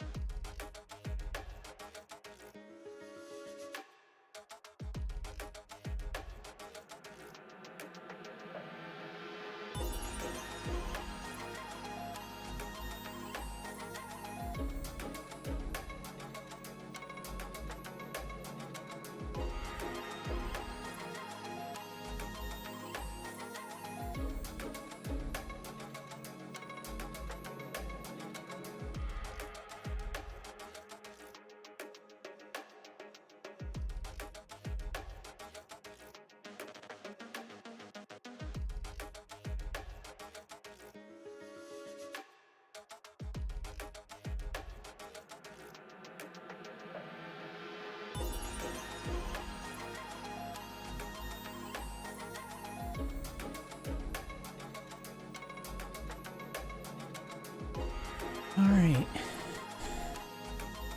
Let's go back to... I don't really like it in blue. Yeah, let's go to blue. Let's go back to blue. For this. Musashi confronts fate. Oh boy.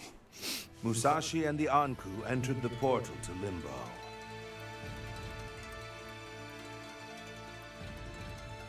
A realm for the souls of the dead prior to judgment. Limbo is also known as the respite of the Grim Reaper. A most sacred place, bastardized by Ruse simply for his own gain. Also known as the hardest part of the game? Musashi is Question mark? surprised to see some familiar faces.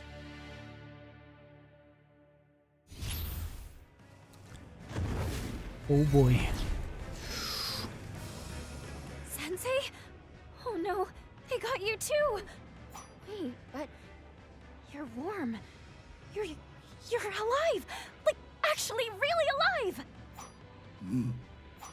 You've come all this way to beat Ruse? Wow. There's just no stopping you, is there, Sensei? We'll help too. Oh wow. Let's give Ruse a real good thrashing. In the name of the Oboro clan! Show us how it's done. One last time. Nice. I guess it's just gonna be a single fight. Oh, there are checkpoints, okay. Well, potentially.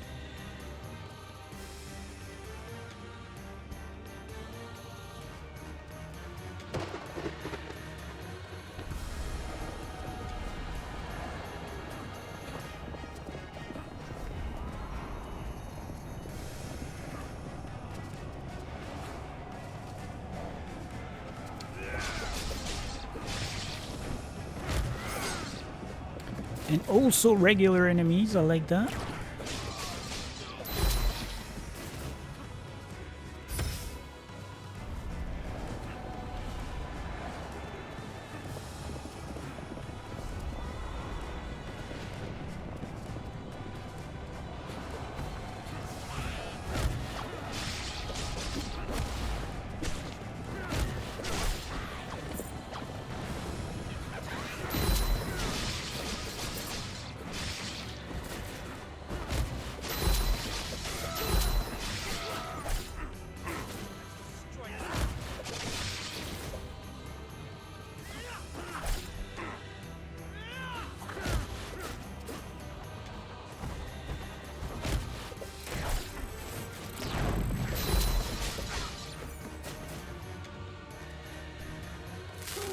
Oh, shit.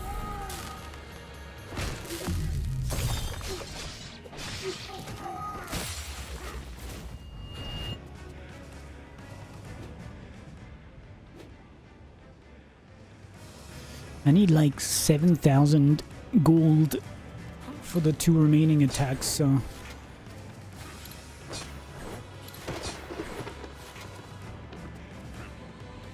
That is not exactly looking good.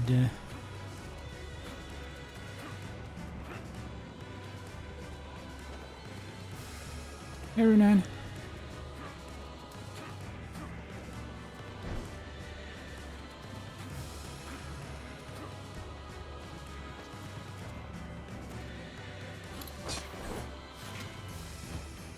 Oof.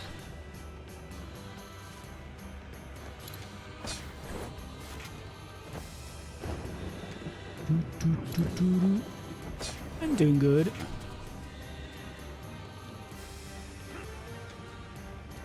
Getting ready to beat this game.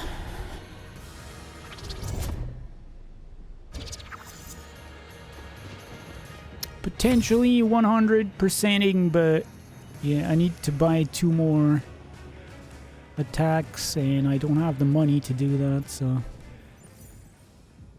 I'm not sure how this is Sensei, gonna look, work out. It's Ruse!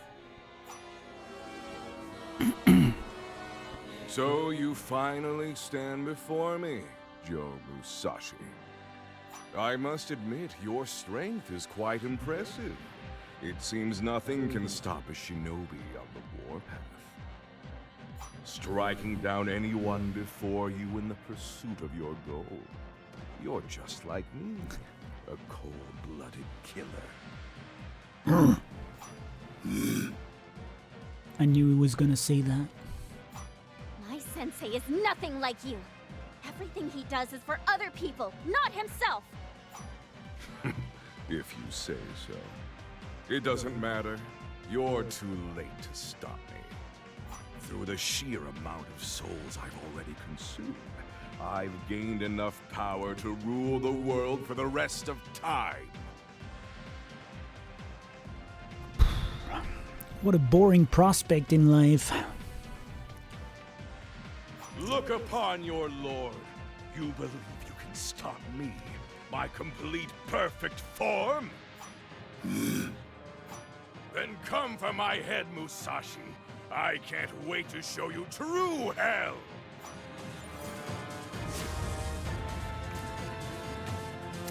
Okay, this guy is definitely gonna have several forms.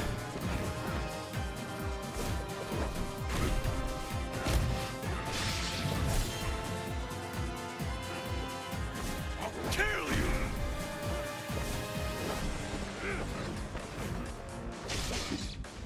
I'll die.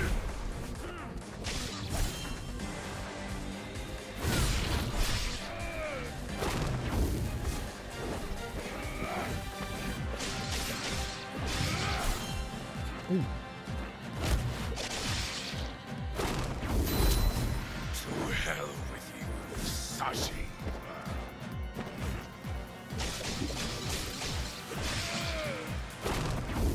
Damn you to hell.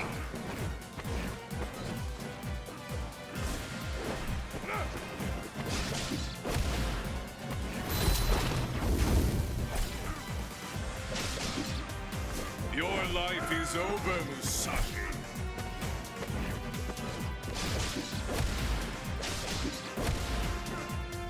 Behold my power!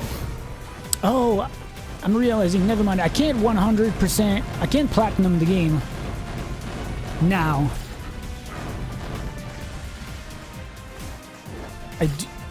I would have to do a second playthrough. Kill you! Not sure I'll die! I want to go that far.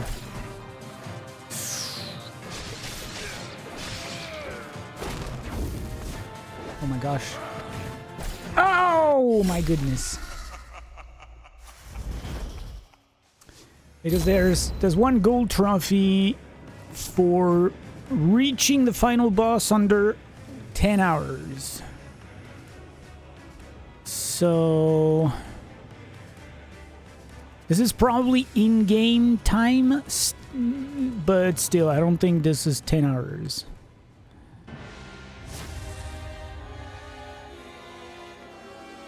To hell, I'd be very surprised. Musashi.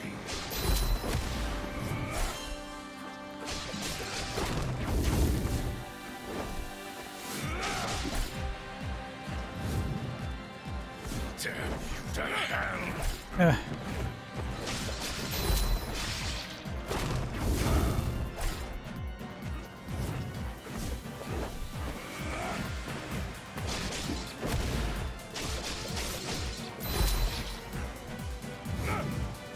Your life is over, Musashi. Ooh, that was a nice combo here.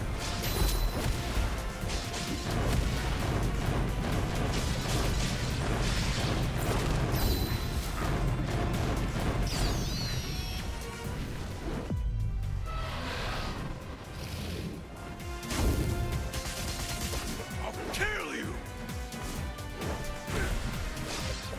I'll die. To hell. Oh my, are you serious? He was down to nothing, I think.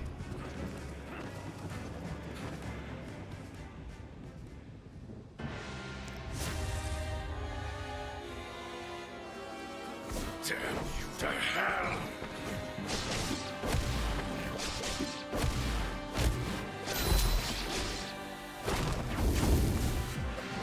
Ooh, good start. Your life is over, Musashi. I'll kill you!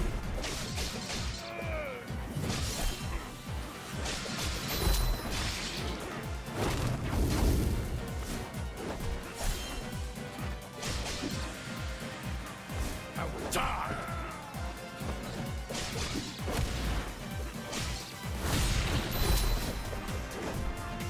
To hell with you, Musashi! Damn you to hell!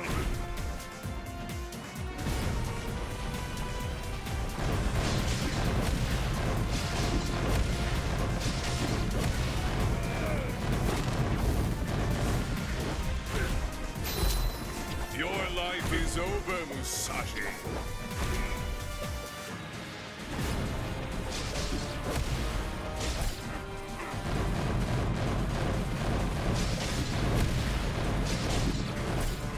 Oh my god. Damn, so close every time.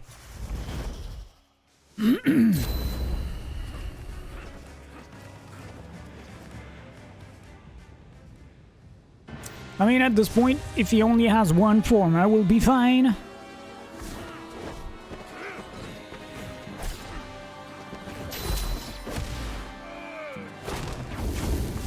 I will die.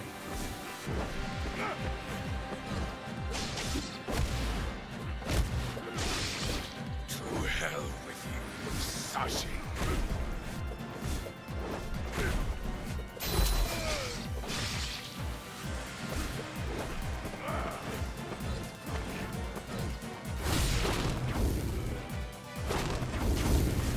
Your life is over, Musashi.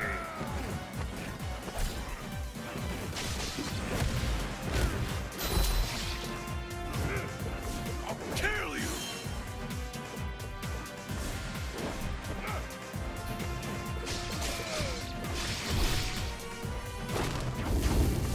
I will die!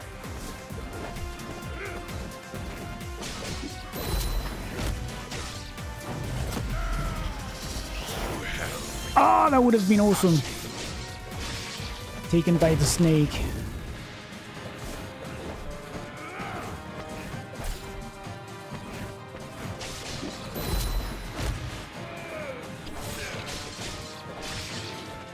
You're finished!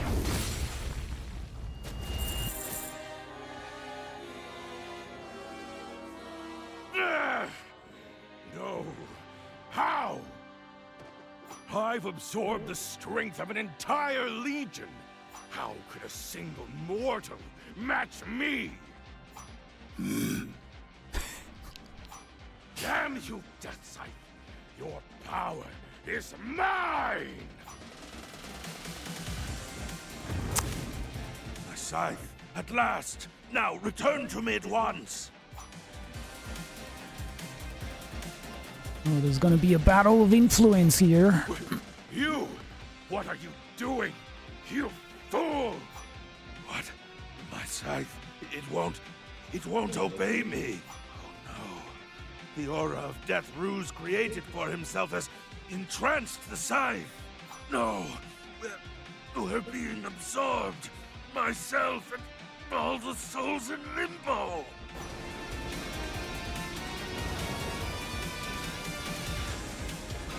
You're finished!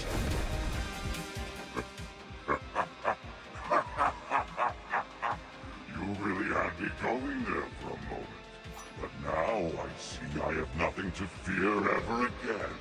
I am truly death incarnate. Oh, I'm realizing I don't have my best loadout, actually, because I'm not using the best runes.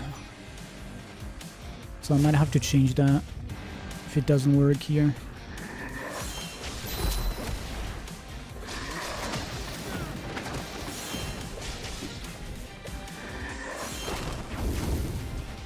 Your life is over, Musashi.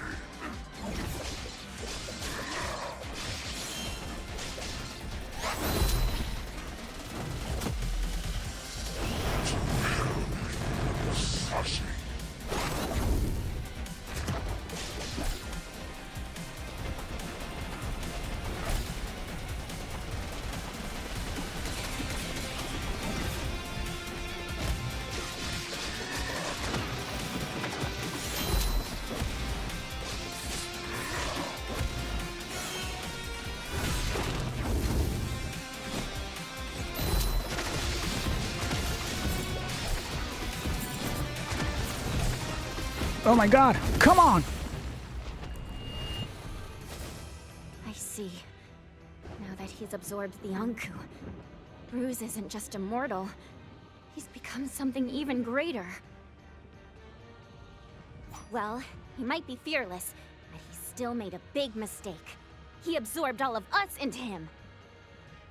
What, you're gonna make him explode from the inside? So now, the Oboro clan is gonna keep up the fight inside him, to the very end. Sensei, that look on your face, all that hatred in your heart, it'll only ensure the cycle of vengeance never ends. That's why when we face down evildoers, we do it not out of hatred, but out of a sense of justice. You taught me that lesson a long time ago. There it is. That's the face of the Oboro clan leader I admire so much. Now come on, Sensei! Let's teach that Reaper reject a lesson he won't forget!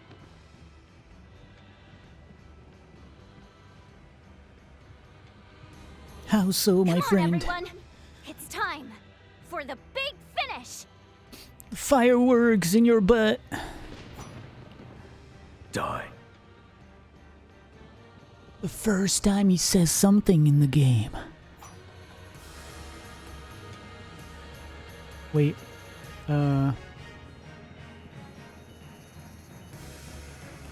Okay, I'm supposed to do something special here, I guess, but...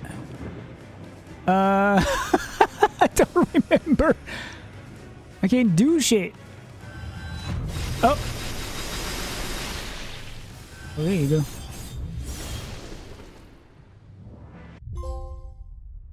The art of vengeance. Ruse had finally been defeated.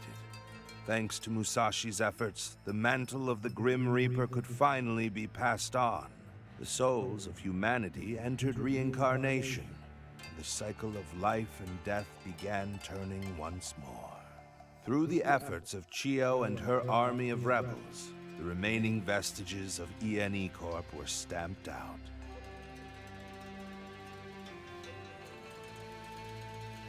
Bittersweet reactions spread across the world as its people realized the nightmare was over.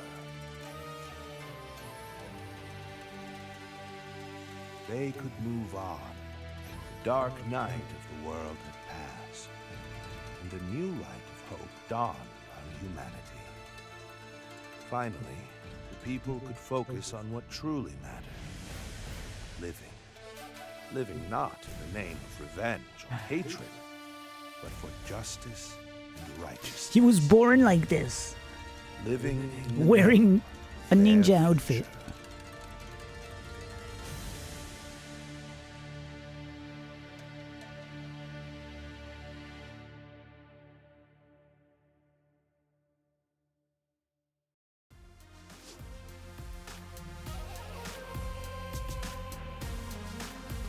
Yes, I'm curious to see if the... Oh yeah, I forgot that you're unlocking stuff when you beat the game actually. So there's more to play. Oh yeah, and that is also part of the platinum chase. Yeah, I'm definitely not getting the platinum for this game.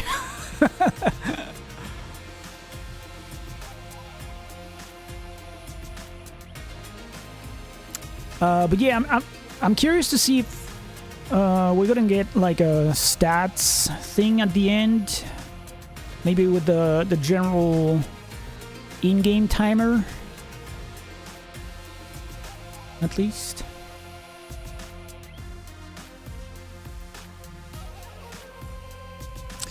I mean, this pretty much took in stream time.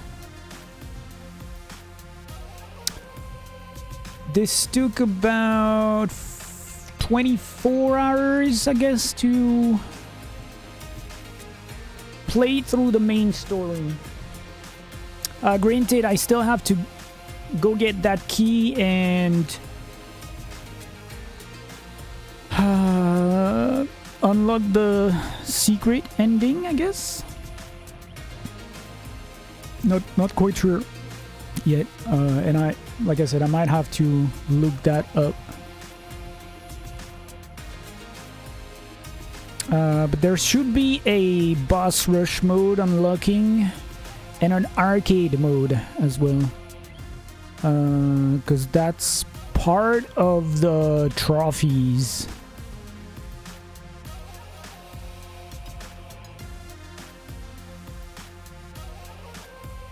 So there's one really cool thing about this game is that apart from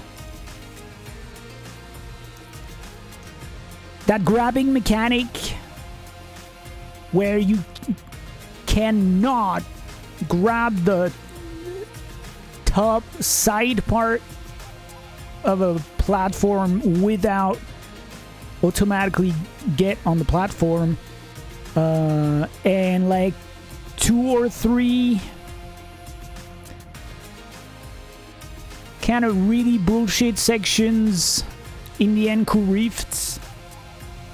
I feel like the climb in difficulty was very nice and smooth. It's really which is kind of a contradiction in terms with a Shinobi game, but it's definitely the platforming sections that were harder than the rest of the game. And there's no difficulty settings, so, well, there are quality of life options to make the game easier, but you start at default difficulty and there's nothing to go higher than the standard default difficulty. You can only make the game easier. So I guess I think the difficulty curve was very nicely done, in addition to the rest of the game, obviously. Like the art is astounding.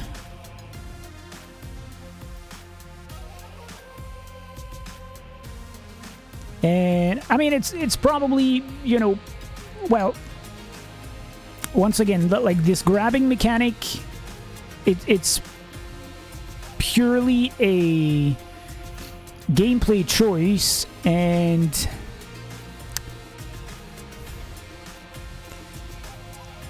I don't entirely agree with that one, but I feel like you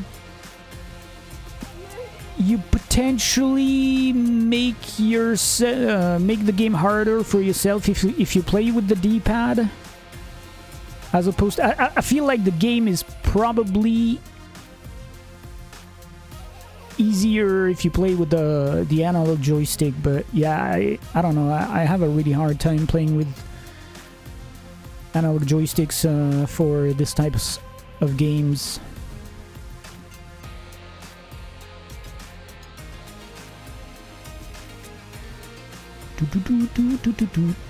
Sega network compliance and epilepsy. What the hell?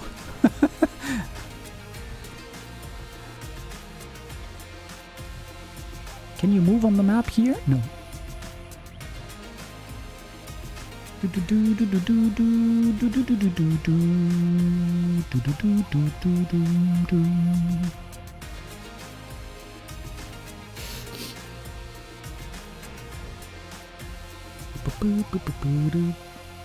See, this is the type of games that Ubisoft should be making.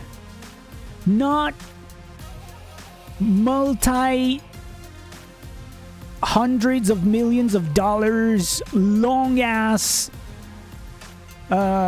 filled to the brim of useless content.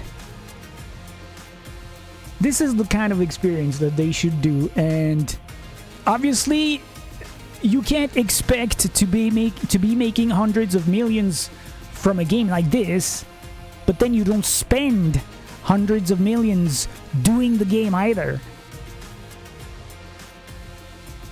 So there's that.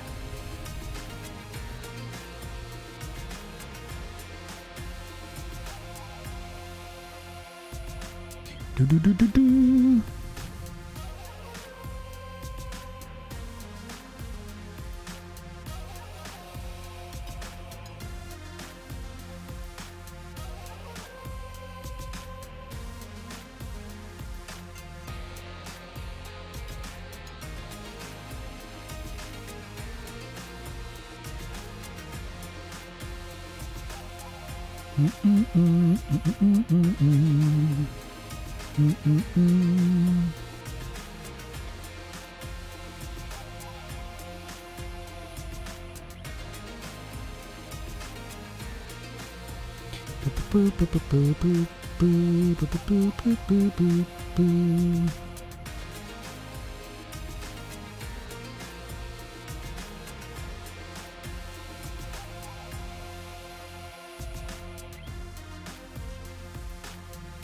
I also really liked the way the maps flowed, because the game is, you know, it's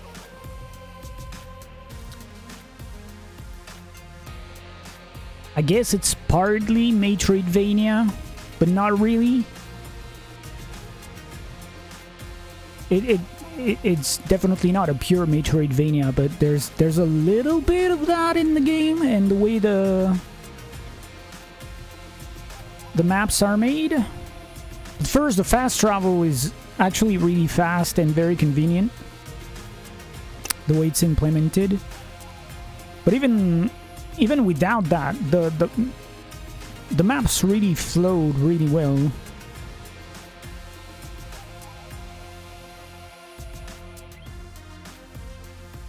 So that was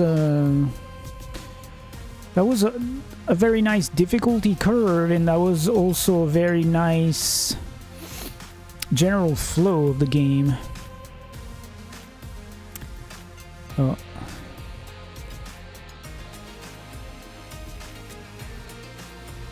Finally found your way in MIO.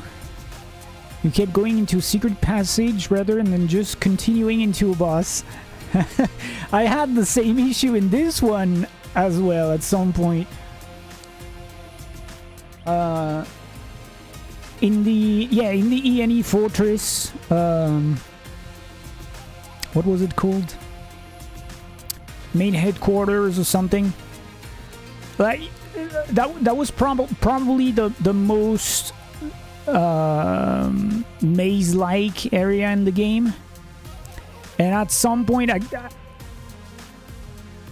I just couldn't do anything anymore. I was like, well, what's the deal here? And that's just because, there was like one direction I didn't go to, and it just led you straight into the boss.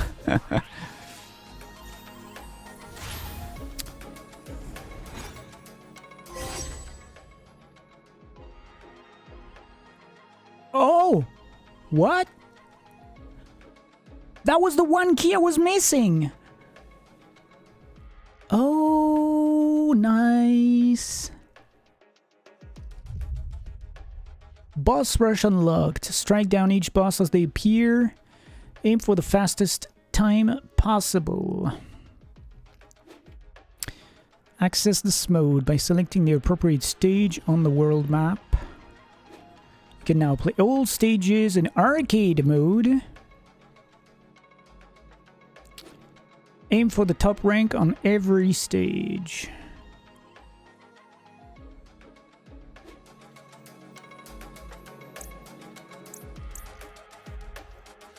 Okay, so we've got the boss rush here. How does it work?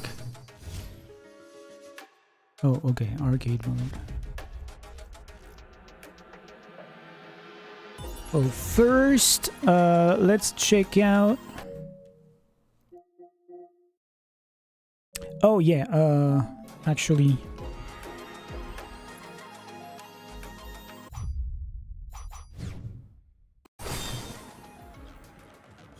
So what does the save file say? 23 hours and 56 minutes. Yeah, so that's actually... That's not in-game time then. Because that's... I was just saying it took me 24 hours to beat the game in stream time. There is a trophy for reaching the final boss in 10 hours or under. Then we've got completed a stage in arcade mode untouched, completed the boss rush, purchased everything available in the shop, earned an S rank on all stages in arcade mode. Yeah, this is the hardest one to get, apparently. 1.1%, and the platinum is at 1.0. So, oh, killed the final boss in under 10 hours. Not even reach him. And so this is probably what it's gonna lead to here.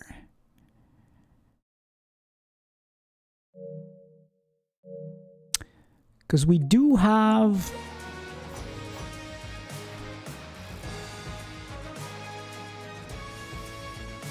Huh.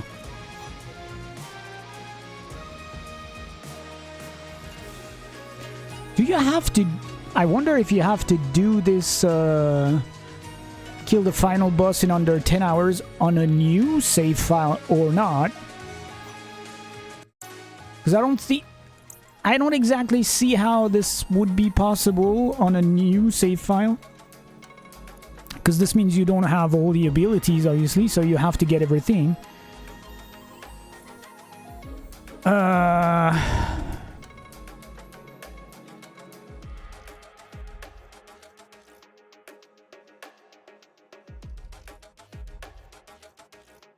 It has to be.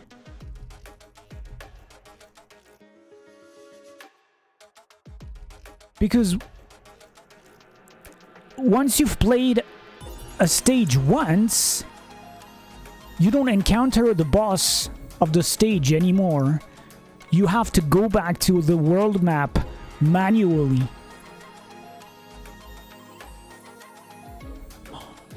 No way. Ooh. So I guess this has to be on a fresh file.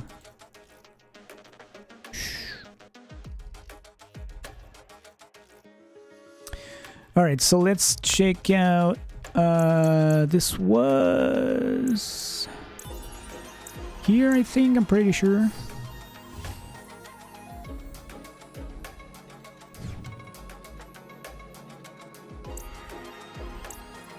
Yeah.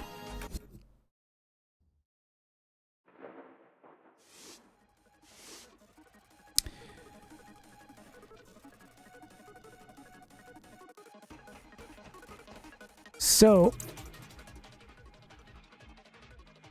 damn, I'm pretty happy to have found those lab keys on my own. So, one of them was in the shop, and you had to get all the Obor relics to get access to that key and be able to buy it. So that was one. We just got a second one from beating the game. So that was 2. And I guess the other 4 you find in the game.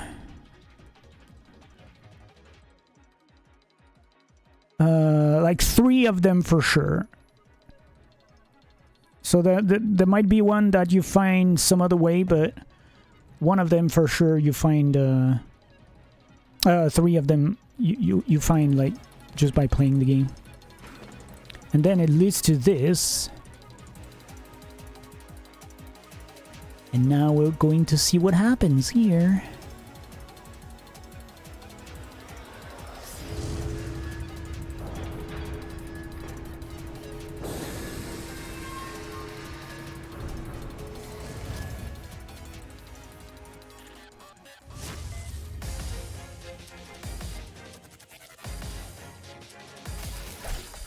Oh boy.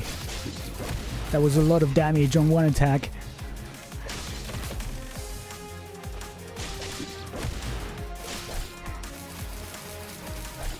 Ooh.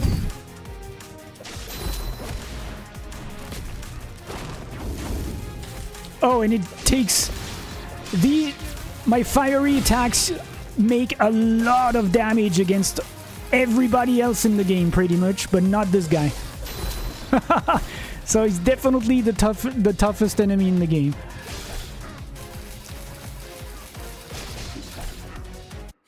Oh, I didn't realize.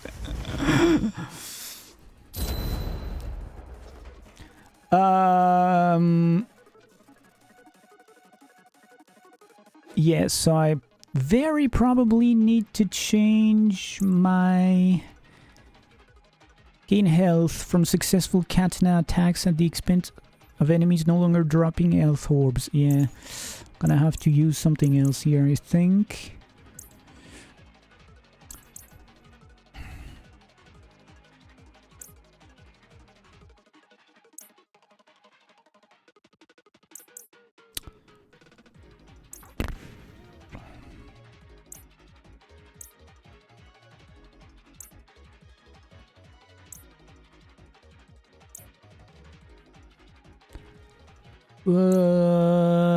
Yeah, I guess we'll go with this one, and then yeah, this one is not gonna be helpful here.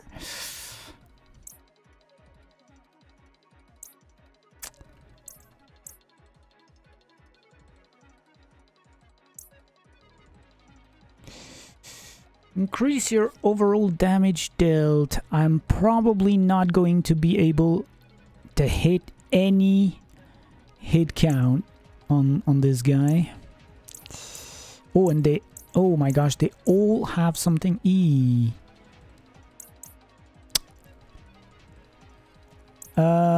Yeah, well, we'll go with this one. Looks like this guy is gonna be really hard to beat, not gonna lie.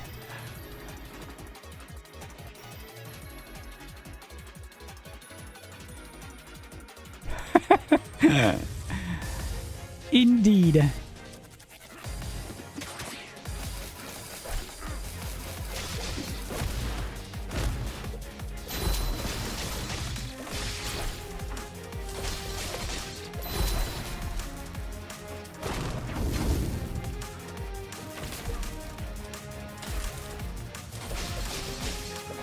My life bar! Oh my god! What the fuck, dude?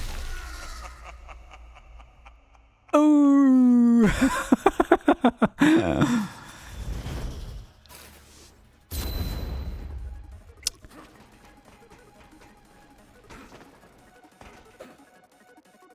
There are more people who beat this guy .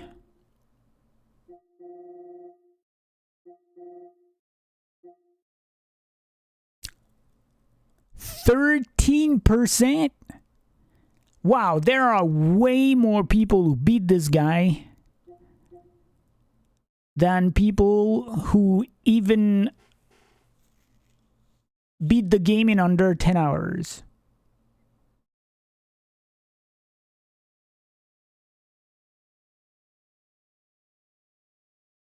Oh.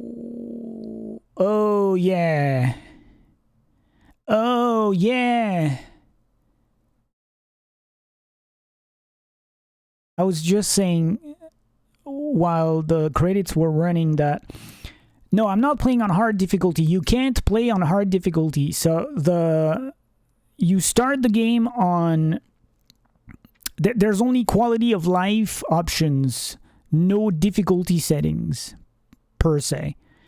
So you start on Shinobi difficulty, and then there are other presets that are easier, or you can customize your settings, but only to make the game easier. there's nothing to make the game harder than the default setting. So that's what I played the game on, the default setting. But yeah, you probably, I mean, they don't say kill the Shadow Master clone on Shinobi difficulty. So you probably want to tweak that. And I mean, I guess there's really no sense even trying, because that would really only be for yourself. I'm still gonna try a few times, but yeah. Maybe I can show you here. Yeah, so you start on Shinobi difficulty and everything is by default. So then you can only lower it. So you go to Apprentice, enemy damage is 75%, enemy health 90%, enemy attack rate 90%. Or even lower, Novice or Custom.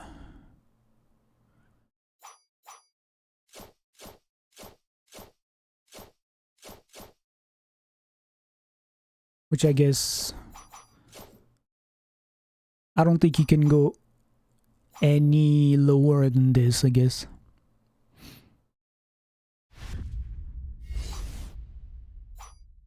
Wait. Oops.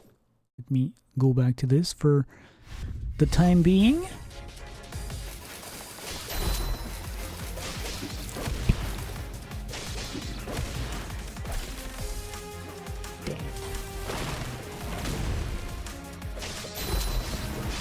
I wonder if parrying is a good option against this guy, actually.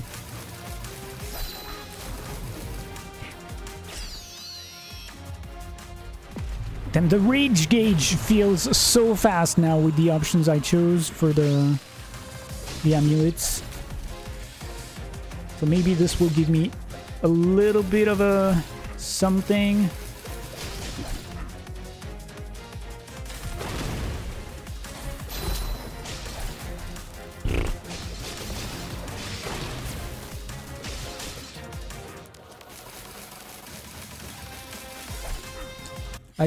Yeah, you pretty much can't avoid these, like, well, at least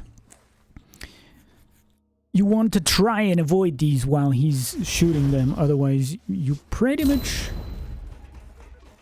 get hit guaranteed.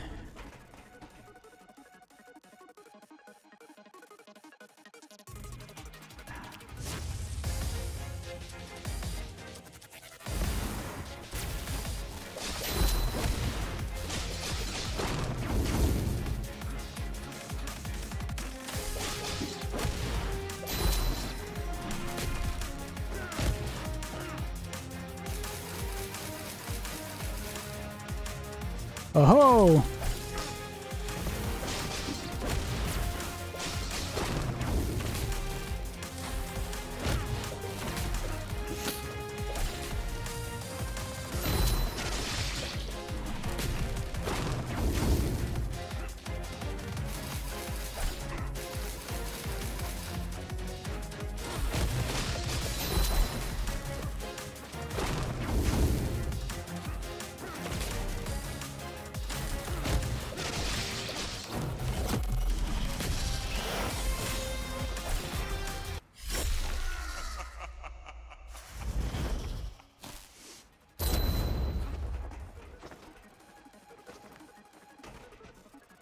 You can definitely avoid these projectiles, but this guy hits hard for sure.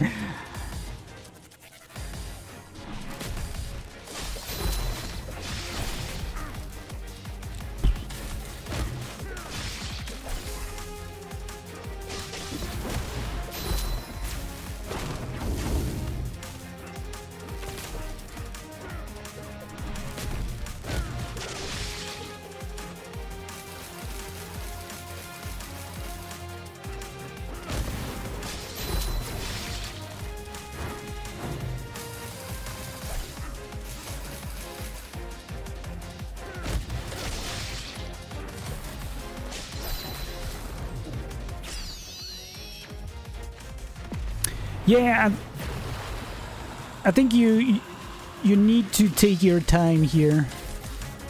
Definitely. If you try and go too fast, you're probably just gonna die real fast and not do much else.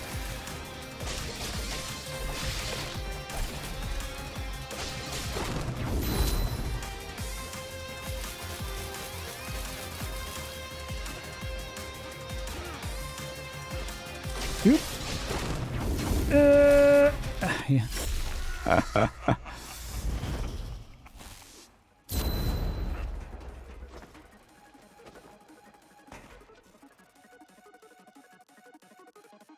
I mean, this is pretty much a guaranteed win on lowering the difficulty for sure.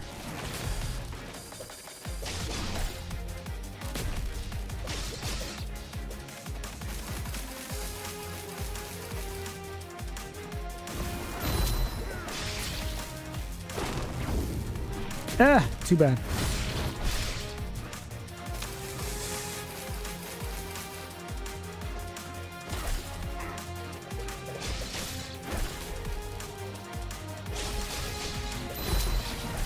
Yeah, that's when he hits you with those attacks. God damn, oof. He does a lot of damage here.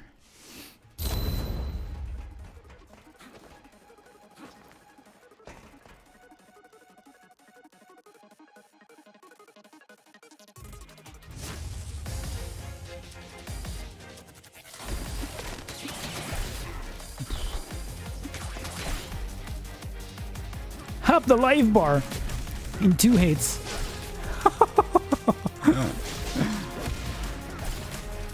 Oh my goodness.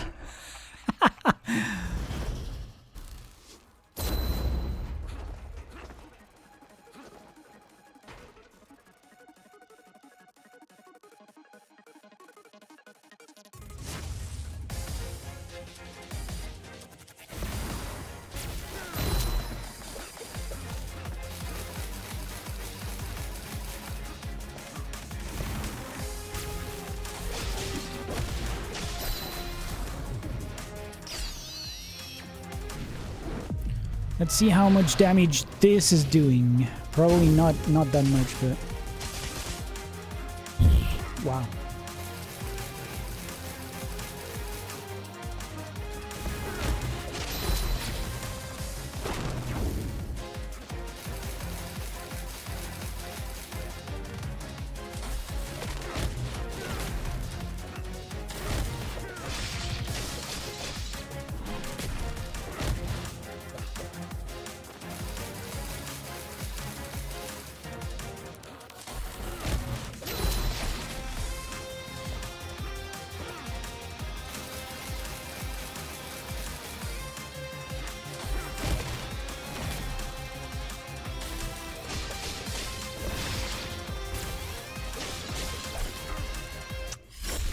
So the thing is, with the purple attacks, you can't avoid. Well, you can't block or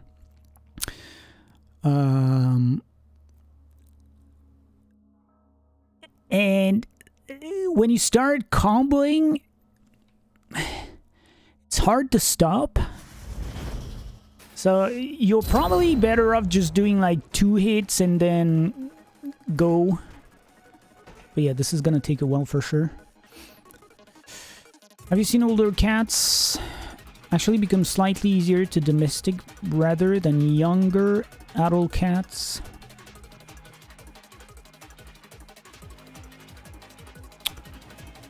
So you're talking about stray cats, right?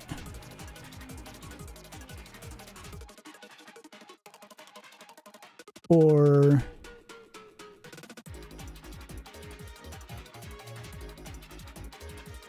yeah, stray cats.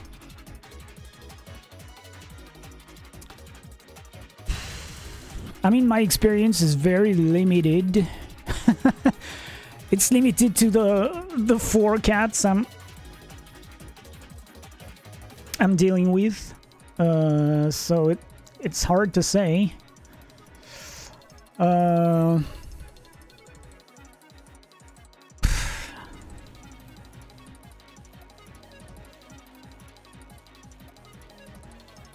well, I mean, at least firsthand, from the rescues I follow on Facebook, for example, like the Shabby Tabby Cat Cafe, or other ones.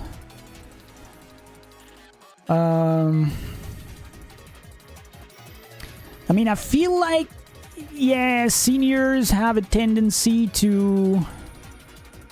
So, the thing is, I mean, there's multiple... From what I... From what I see on a regular basis...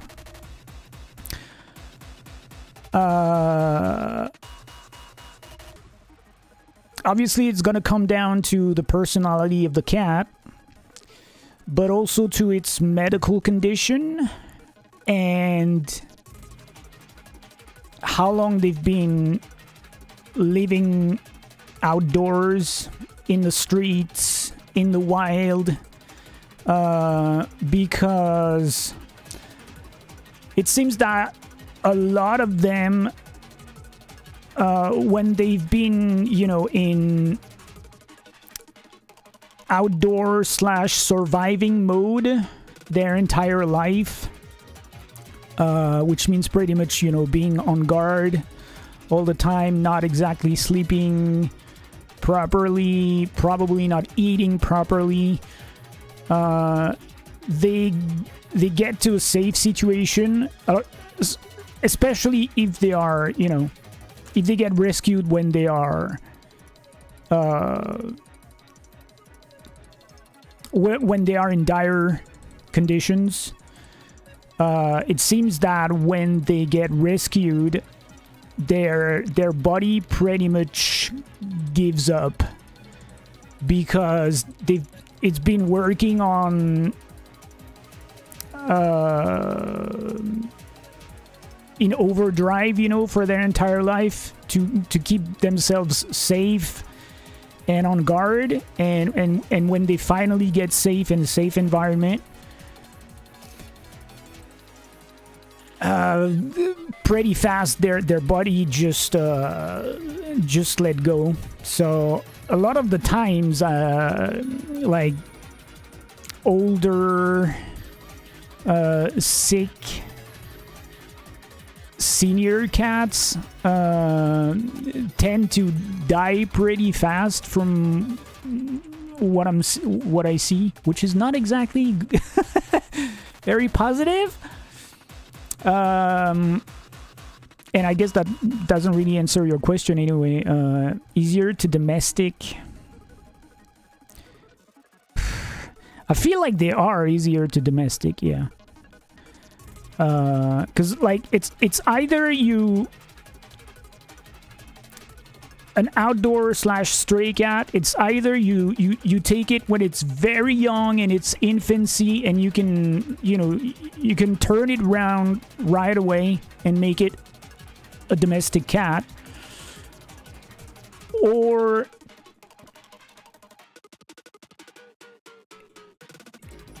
it adapts really fast, really young, and it's gonna get fearful of humans very fast. And as long as it's,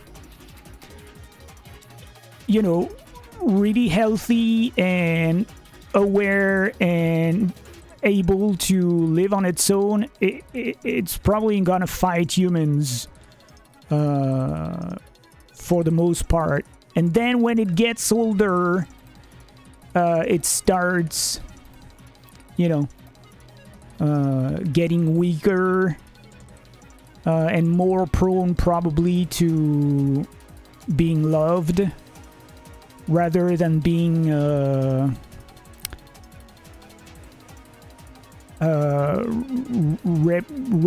rebelistic. I don't know if it's a word, but I'm sure you see what I mean.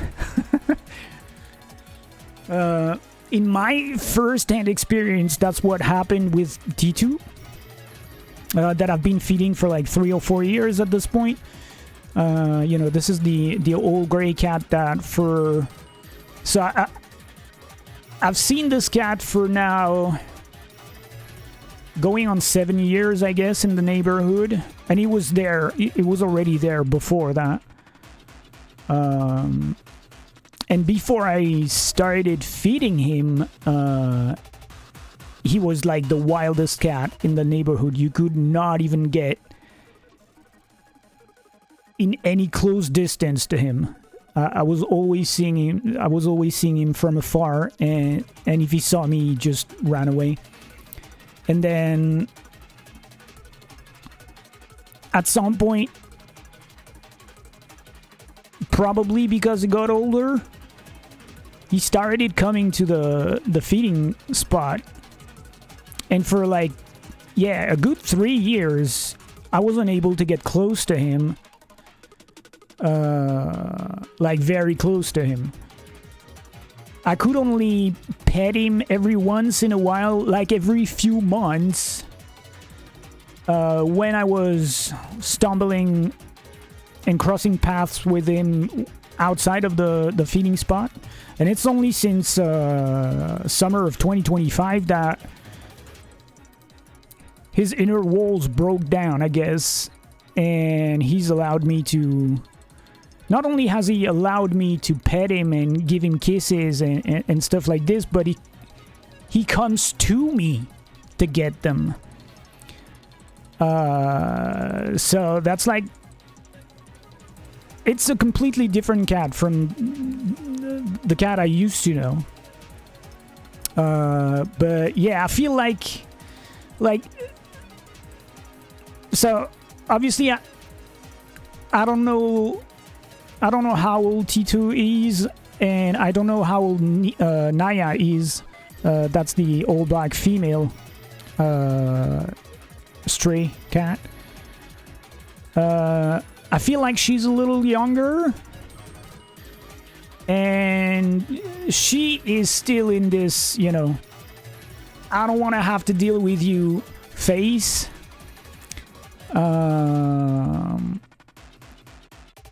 And when I say that, what I mean by that is just that to this day, and I've been feeding her for like 4 years at this point, I still haven't been able to touch her once. But like every time I go out with the, you know, with my trolley, she greets me. She rolls herself on the ground. Making eye contact, which is very obviously to say hi and to acknowledge me.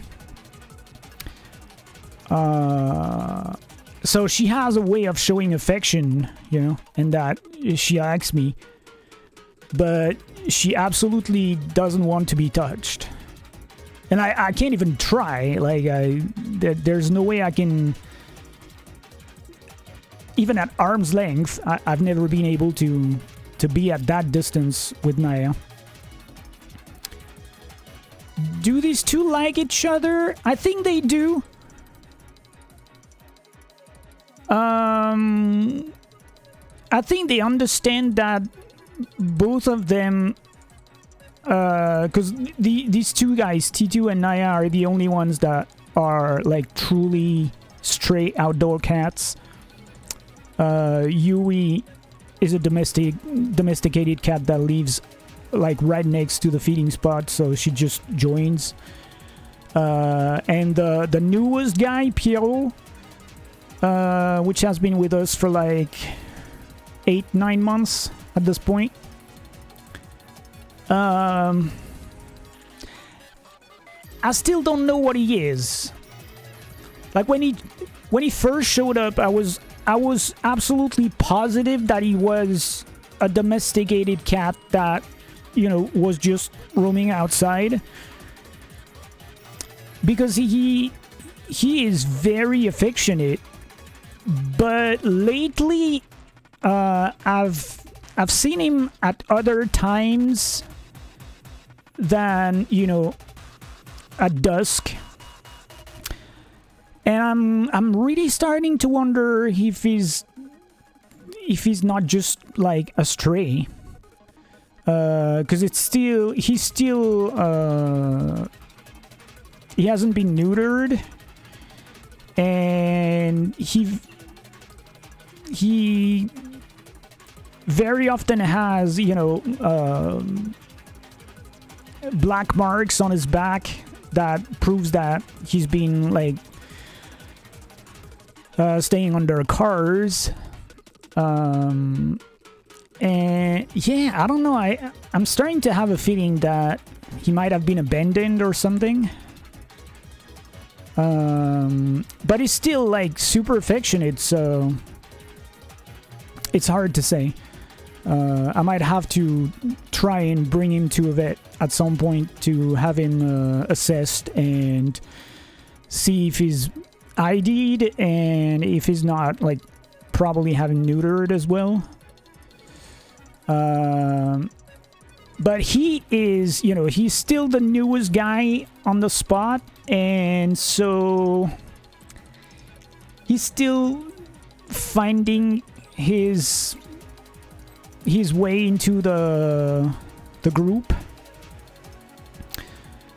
So he doesn't really connect with the other ones. But T2 and Naya, yeah, I think they recognize their condition of like true stray cats, you know, that live outdoors 24/7. There's just something about the way that sometimes they group together, or when one of them doesn't feel good or is hurt, as it happened a few times with T2, Naya goes and spends time with him.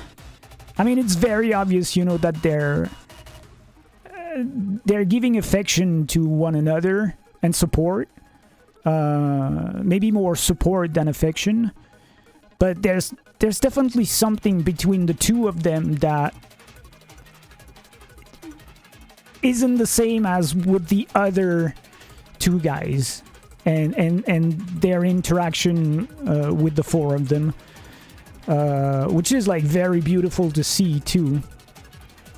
Because sometimes they also just so the way cats greet one another, they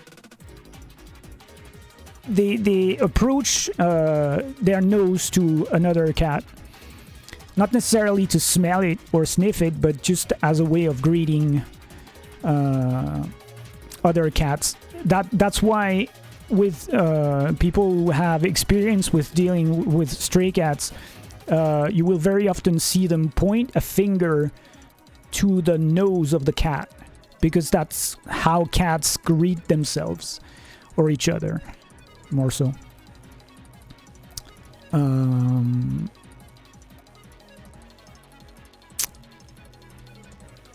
But so yeah, like before I was feeding before I was minding the feeding spot, there was this other older cat who was kind of the watershed moment for me. I probably spoke about him before. He was called Pt.4, and I was calling him Sandro, or Sandro in English, because I didn't know his true name. And he was a domesticated cat that belonged to the guardian of the building that's at the foot of the feeding spot. And like, so this couple had like a dozen cats, more than this over time. And so in 2019, when I started going around in my neighborhood to meet those cats, I was always seeing this white fluffy cat that like completely ignored me for like 6 months. He just went about his way, and he was looking very much like a stray cat, you know, like fluffy, but not in an orderly manner. So for the longest time, I really thought he was a pure stray cat. And then I met the owner of those cats, and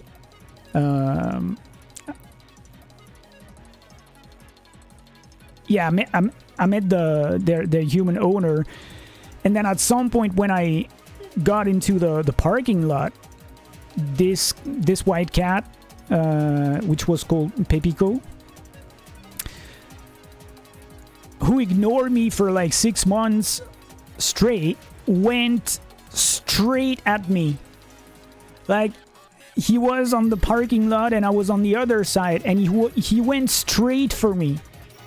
And he started meowing, and I was like, what's happening? And from that moment on, we spent a lot of time together, because he definitely chose me to be his friend. And he died like 4 months later. In the meantime, his human owner explained to me that this cat was hers, and that he chose to leave the the house to live his life outside, and that she was very happy that he had obviously chosen me to be his friend. And I guess he chose me to be his friend as a way to get some love for his final few months, because at some point I found him in a very hidden corner of the garden around the building, and he wasn't moving, he wasn't reacting when I was calling him, and I was like, I don't know, this doesn't look good. And 2 days later, when I went to feed the cats, there was a message on a tree telling me that he had passed away. And actually, he went back home to spend his last couple days on Earth with his family, and with his human family and his cat family. And he passed away in his home.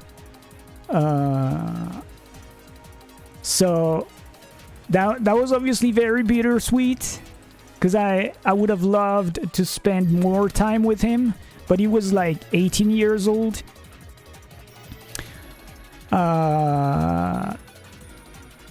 And I was just so happy that he went back to his family for his final few days. So that's another experience, where I feel like, older cats tend to want some love later on. Maybe even if they don't know it. I've seen a lot of cases where rescues trap older cats because they're sick, they're malnourished, or they're starting to show signs of weaknesses or any kind of sickness. And the cats get better, and it starts showing signs of, wanting love, loving love, and asking for more. You can actually see that a lot with the Furball Farm and Sanctuary that I was mentioning earlier. Once again, they have a Twitch channel that broadcasts 24/7. All of these cats that you see in the Furball Farm and Sanctuary are cats that have been rescued because in some form or shape they are deemed unadoptable. So some of them have health issues, some are older, some have neurological diseases, some have been, you know, abandoned, and some do get adopted here and there, but the volunteers at Furball show a lot of the process behind socializing those cats, because most of those cats, you know, have never been dealt with humans before, so they are very fearful, obviously, therefore very aggressive at first, and not all of them make it to being able to be domesticated, but most of them do, from what I see.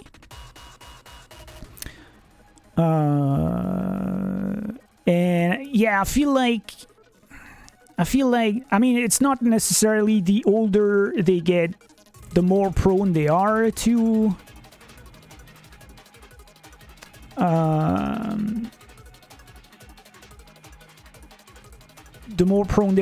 receive love, but I feel like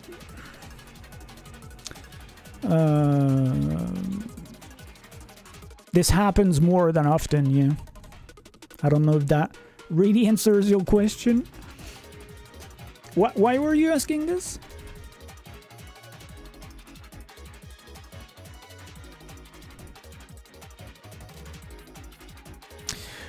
Well, I mean, in the grand scheme of things, I feel like people who just straight up abandon animals that are healthy and that haven't been abused are the lesser of the evils that there are out there, to be honest. Sure, this is awful, but there are way worse things happening. You can believe me.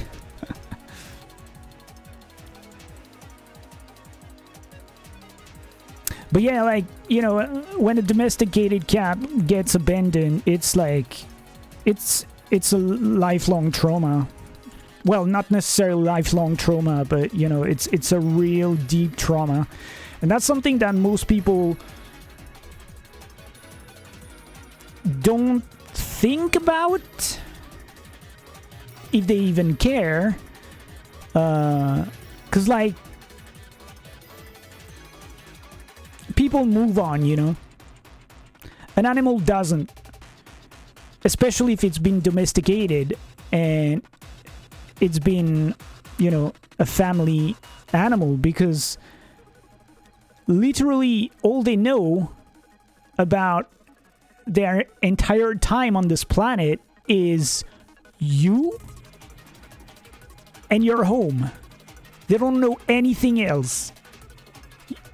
You are their human family is their entire world.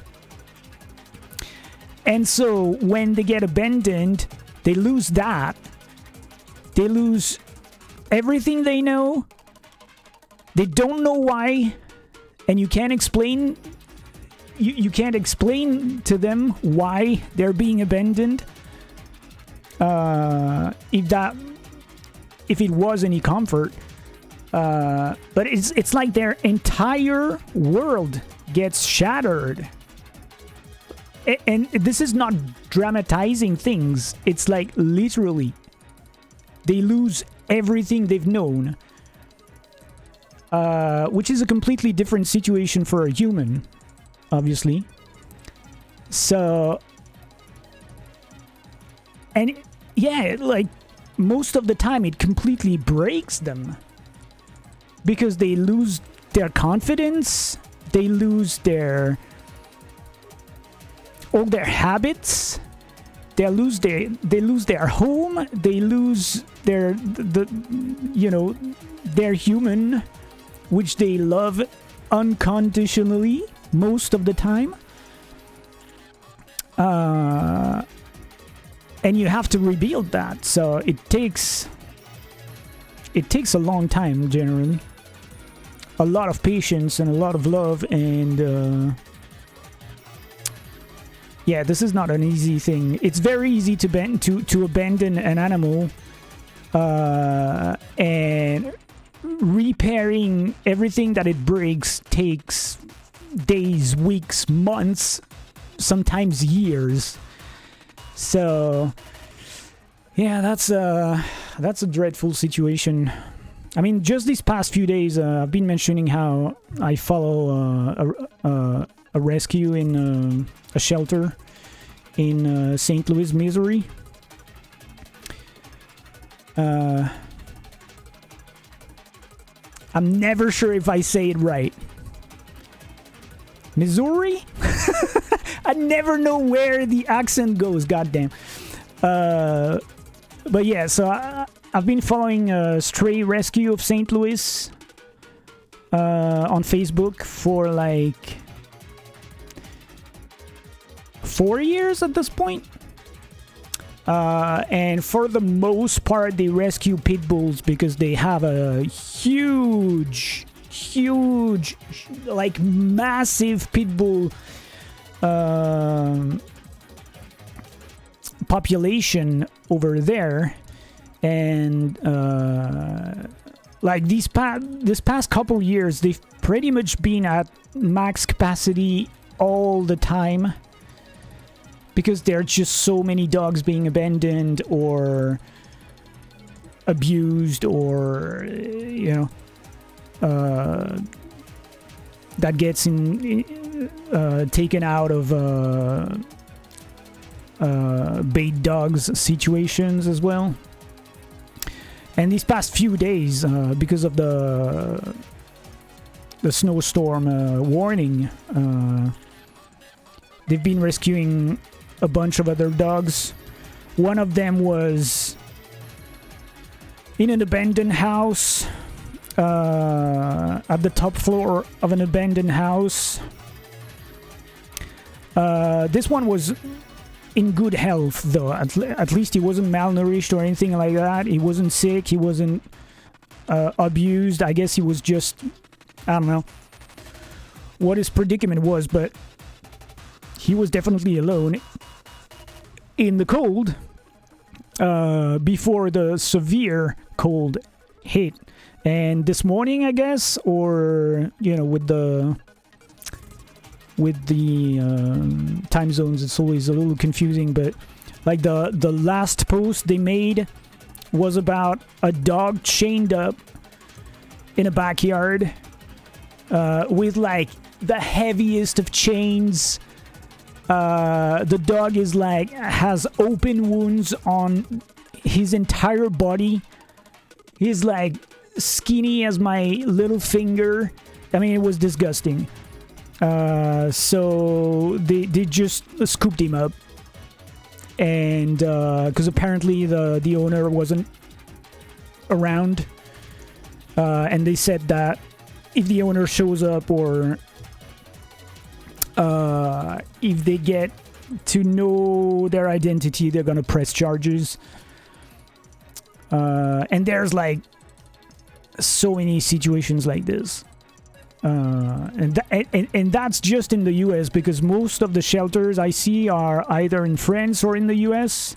There's one called Gorp, which is located in Azerbaijan. This is probably some of the most disgusting situations that you can see. Like, I wouldn't even recommend checking that rescue, because like the dogs they rescue are, oh my god, it's awful.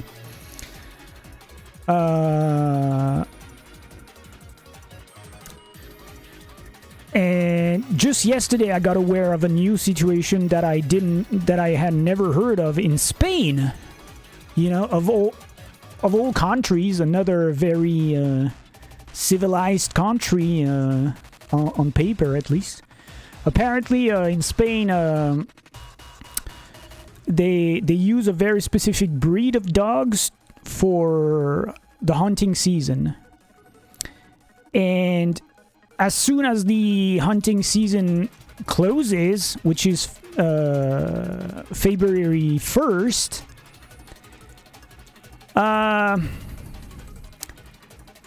well, I'll pass you the details because it's really gruesome, but they mass kill all those dogs that become useless to them. In like the worst possible way. And like I'm like, dude, I so wish that we could do that to these people instead. Cause goddamn. And there are so many situations like this across the world, I'm sure, that... I mean, it's very not... it is very not a positive thing to look at most of the time. The only redeeming thing about all those situations is when, you know, those dogs are rescued and nursed back to life, because that's some of them, that's literally what the situation is. Like, they're on the verge of death and they are nursed back to life, literally, and then they get into you know, a foster home and they start living again, being dogs and cats, and then they get adopted. That's always, like, you know, such a great feeling, especially when they start from an extremely dire situation. But yeah, it's a never-ending struggle. Yeah, I see that all the time on Facebook as well. High kill shelters, like... It seems that generally the dogs they post on social media find a foster home for the most part, but yeah, I've seen a few updates where the dogs didn't make it. And every time it feels like, I mean, it feels like gut-wrenching for sure. But, I mean, this situation is also the result of, you know, the dogs and cats not being neutered. Because, you know, like, animals, they don't breed at the same rate as humans do. And most people seem to forget that. A dog or a cat, they don't make a single or two pups per litter. They make multiples, generally 5 to 10, and they can do that every 6 months. So if you don't neuter your dog, even if it's a domesticated one, and it's worse with cats, obviously, because cats are way more independent and you can't really control or command them to go back home or anything like that. So they can multiply so fast that it gets out of control extremely fast, and then you know, there's just no other choice than reaching the extreme of having high kill shelters. I've never seen that for cats, actually. It's always high kill shelters for dogs that I've seen.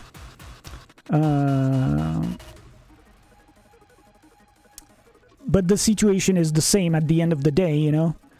There's just too many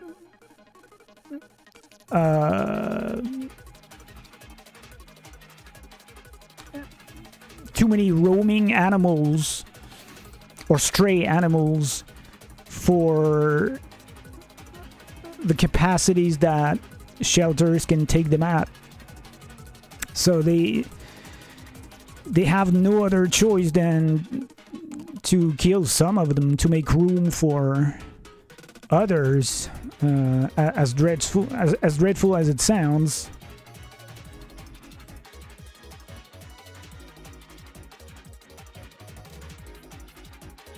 Oh yeah, that's literally that. I mean, this thing that I discovered yesterday in Spain that I was just mentioning, it's like, it is dreadful, man. Oh my god. And it's literally that. Like, they breed dogs to use them as tools for the hunting season. And as soon as the hunting season is done, they kill them all.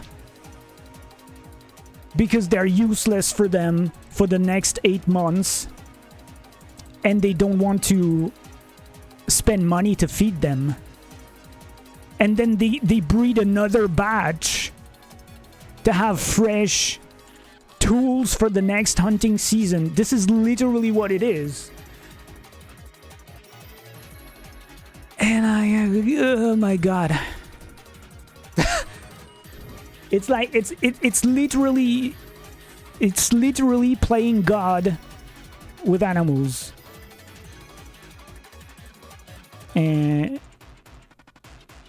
And it's just, yeah, it's dreadful. Obviously, you know, like, I'm no vegetarian, I'm no vegan. I eat meat, so I'm part of the problem as well, but at least I don't go out of my way to abuse animals or butcher them. I don't hunt. You know, like, there's been a huge thing happening these past few days in France because there's been two things really. There was I'm not sure if you call that animal a lynx. Is a lynx a thing in English? Like those big cats with, they're not, you know, tigers or pumas or it's one of those big cats that live in mountains. Lynx, yeah, okay. So we have them in France. They were reintroduced in the country, actually, because at some point they were extinct. And a few days ago, a mother lynx was found dead. And she had apparently been thrown stones at her face by two hunters who apparently said that they found this lynx in a bush. They got scared. They just wanted to make it go away. And so they threw stones at it. Or at least that's what they said. But there are pictures of the lynx in the press, and like her whole face is torn apart. So she eventually died. And she was the mother of lynx pups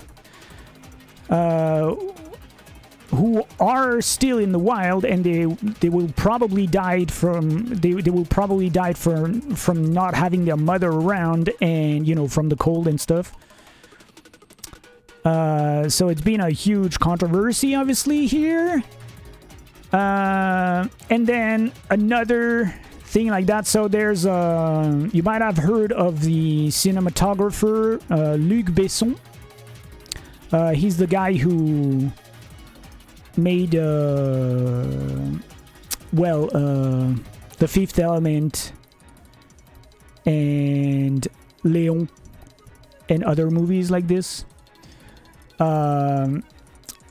So I guess he owns, you know, like a big house propriety somewhere in France, and his mother lives at this place, and that was a few days ago.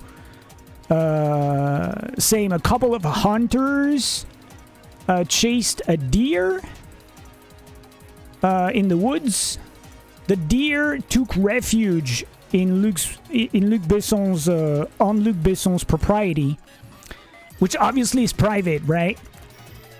And those two guys, they didn't give a shit. They chased the deer into this private property and apparently butchered it in front of Luc Besson's mother, who, you know, she's 85 years old, so she tried her best to coerce these guys to stop what they were doing, but they were like, I mean, I can't imagine those guys being in a frenzy over catching a deer and like butchering it. They left the carcass on the propriety and left. And so it's been in the press, you know, on Facebook and stuff, like all over. And these two guys have been arrested. The sentence was laughable. They were fined like 500 euros for one and 3,000 euros for another, and they were forced to undergo a training course on hunting and security rules about hunting, and they were... Their hunting permit was cancelled for 1 year, and that's it. That was the sentence. The hunting season is over anyway. And I'm like,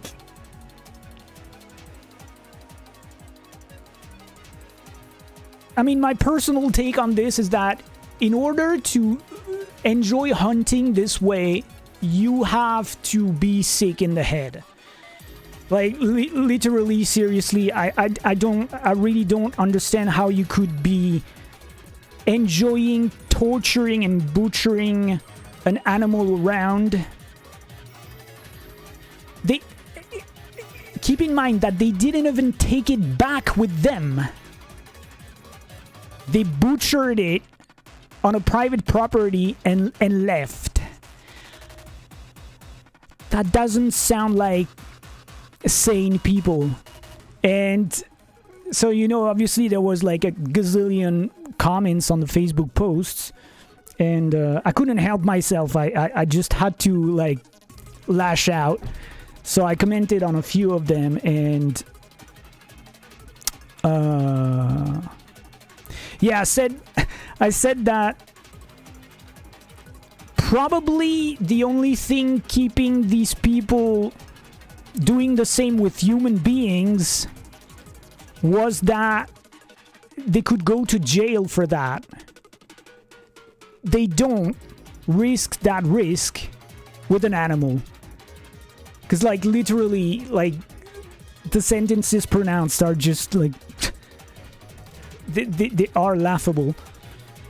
But I mean, you know, I feel like if they could get away with it, people like these would absolutely randomly kill people. If that hasn't happened, you know, it's just like, seriously, I can't understand this mindset. I will never be able to. So yeah. I mean, I really, and you know, there's been other hunters in the comment section saying that, yeah, these guys were probably madmen because regular hunters would never do that. And I hear that and I understand that, But I mean, still, like, even for the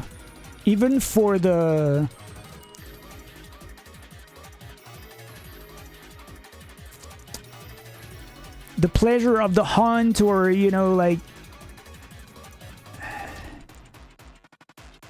even if you do it the right way,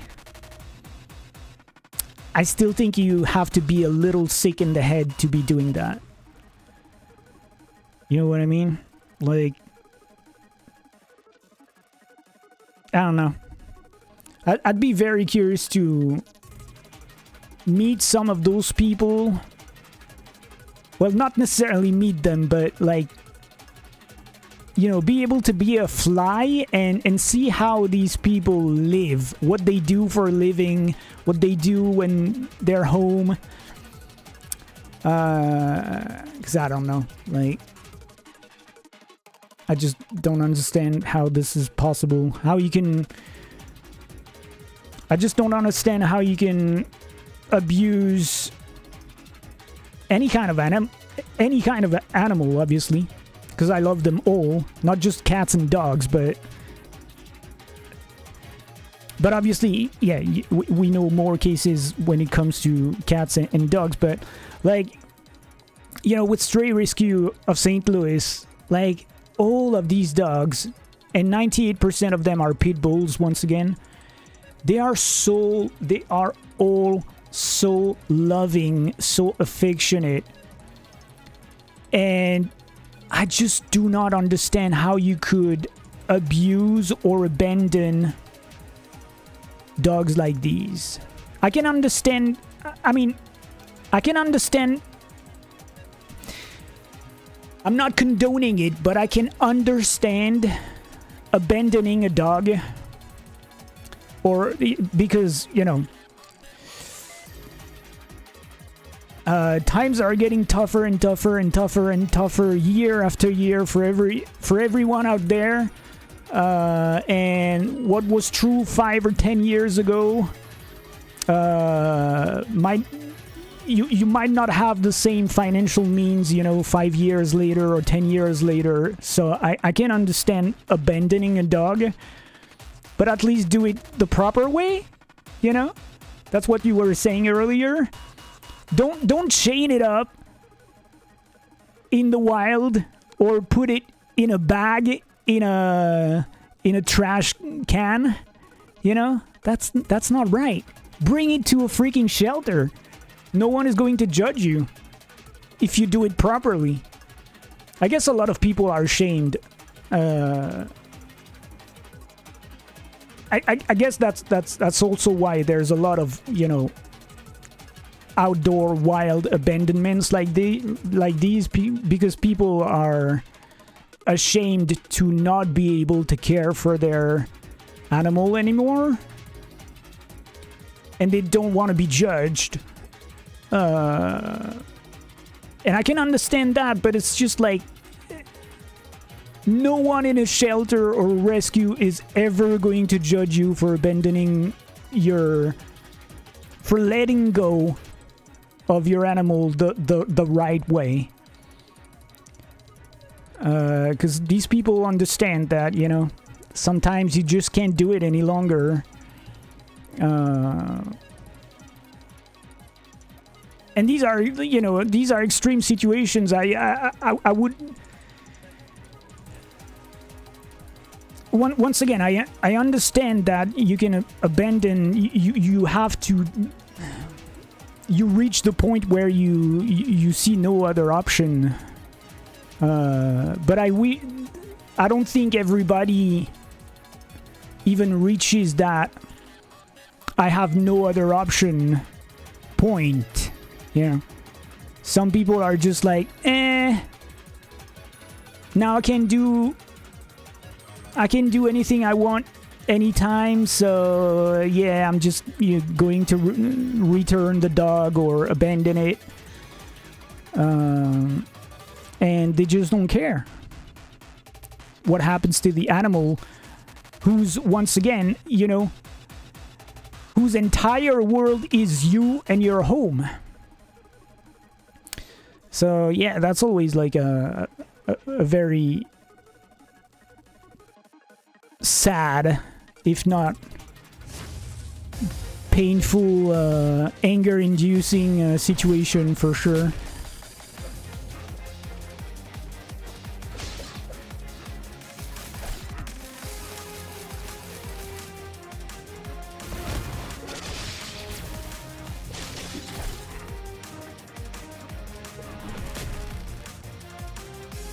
But yeah, I mean, it's also very symptomatic of... I am 100% like positive that if the law allowed it, there would be so many people abandoning their babies and their kids. But it, you know, that's against the law. And I'm not even sure that it's actually against the law to abandon to abandon an animal.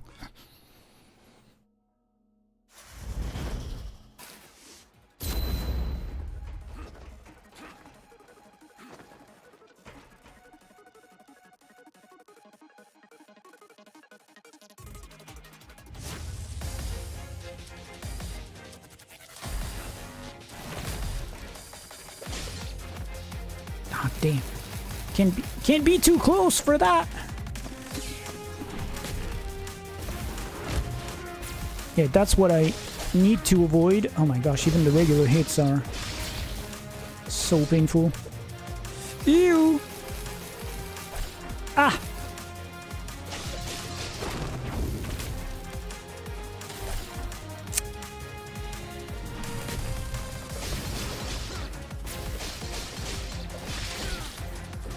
Ooh. Okay, that was nice here. That was not a lot of damage, but that was a nice combo.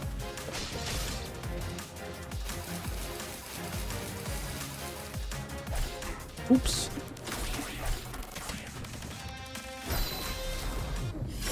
Oof.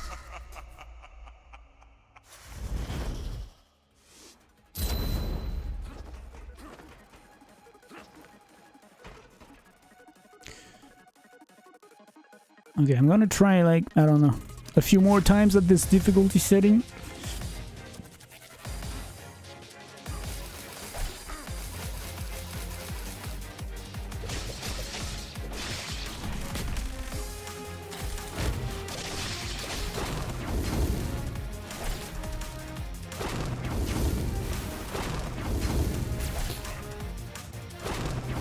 I can't even milk this guy with my fire attack, goddamn.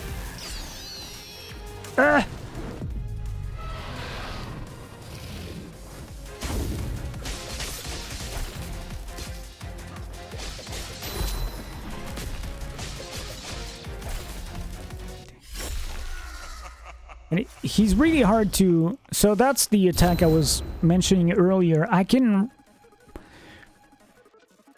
roll through it, but like the timing is extremely tight, and most of the time I get hit.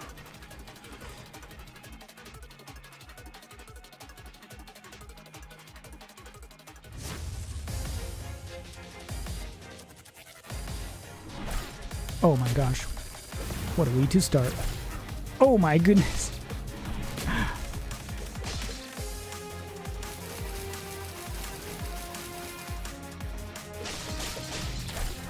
EU.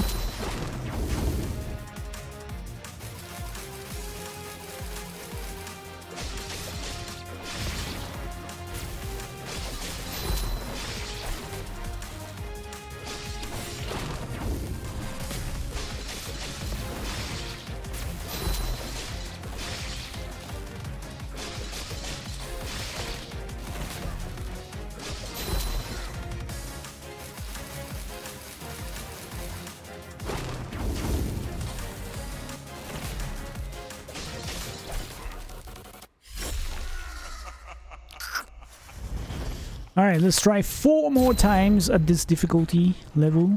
Because then I want to try... I don't know if I'm gonna try boss rush mode and arcade mode today or switch to Arc Raiders for a couple hours.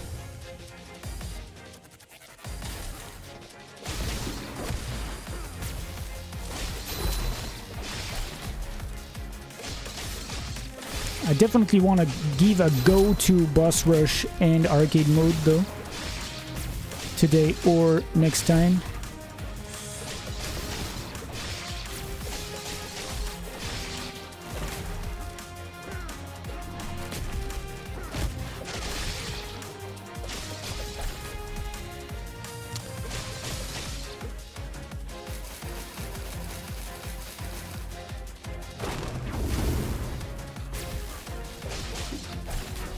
Oh my god. Alright, 3 times.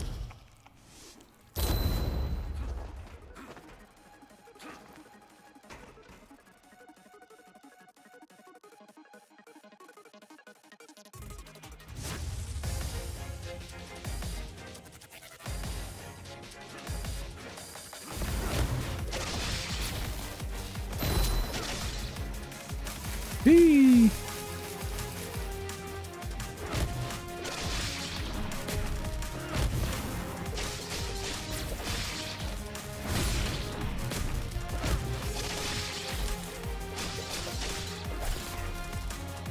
You have to hit him so many times to do like not even any amount of damage. Goddamn. No. Oh shit. That's not what I want. 21 inches. How much is that? 3 meters? Why? I was thinking about that yesterday, actually, because I wanted to send a message to Danny again, because she hasn't been on the stream for a while, and I wanted to have some news, and I was like, why do you guys in the US have to have everything different from us? Like measurements, lengths, weights,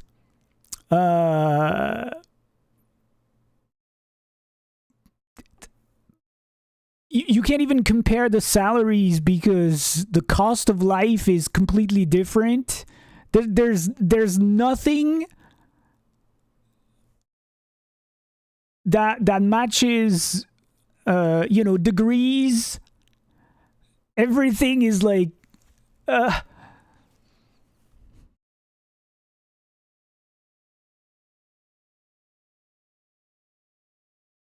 in science, you use the metric scale? Huh. So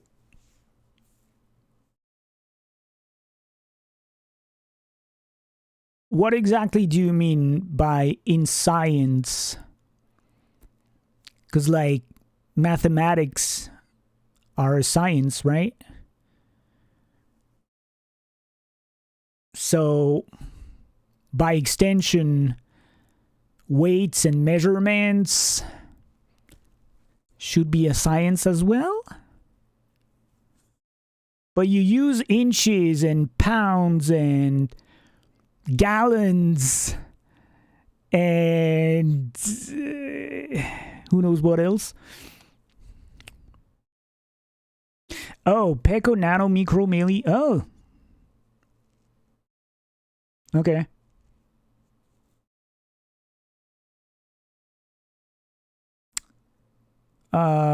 So time measurements then, right? Is that what you mean?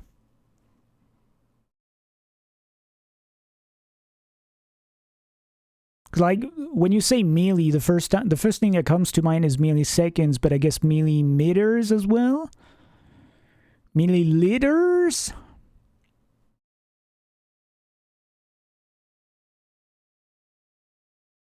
So 21 inches is 53 centimeters.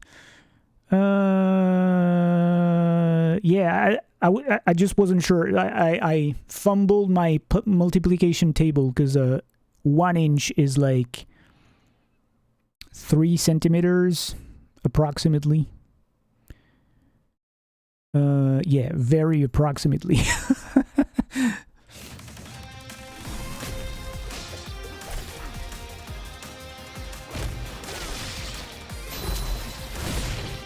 Oof.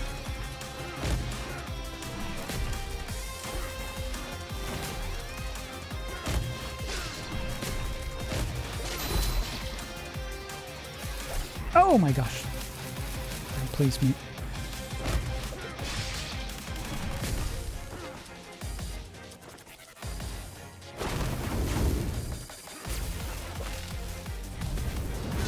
Oh my...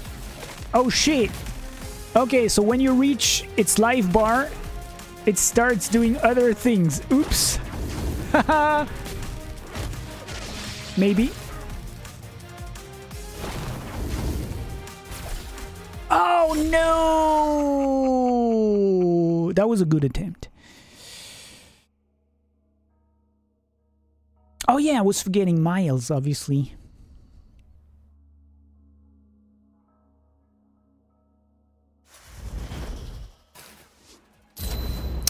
Well, that's not that's not the worst for me, because when you learn English, you know, you kind of have to learn, because like the British also use a different system, at least for weights. But you kind of learn those inches and stuff. So that's why I know that an inch is like 279 centimeters, I guess, something like this. And those ones I remember, like, well, mostly inches and foot, 1 foot, and but the things I just can't remember is, yeah, when it comes to ounces and gallons. Those ones, because like you never use them either. You know, you don't measure people with gallons and ounces. So those ones, and obviously Fahrenheit degrees, because like the equivalent number to the Celsius is probably too hard to remember.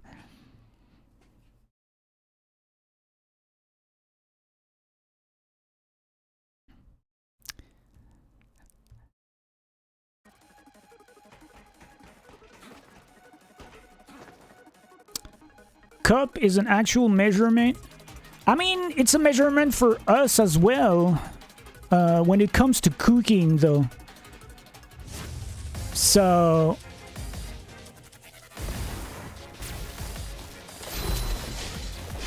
I guess it sort of makes sense.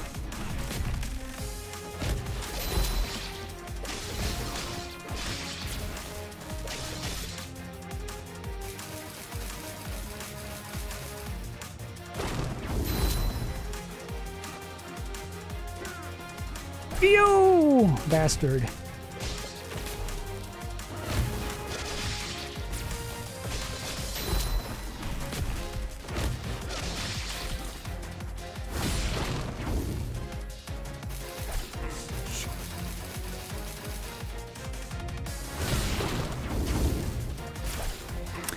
I can't be attacking it and avoid that purple ball, unfortunately. Oof.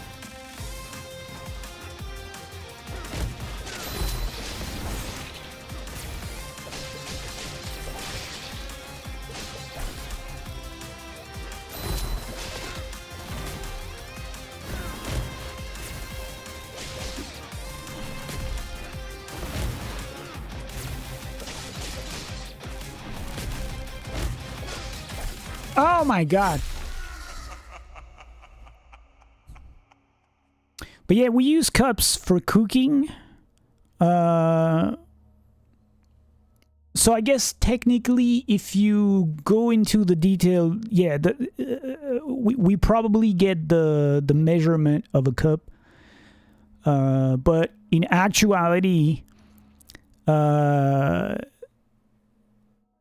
know, in recipes, you just say you use 1 or 2 teacups or spoons, I guess, of, you know, anything you want to put into it. But there's no one out there who's gonna say that. I'm not even sure what that would be.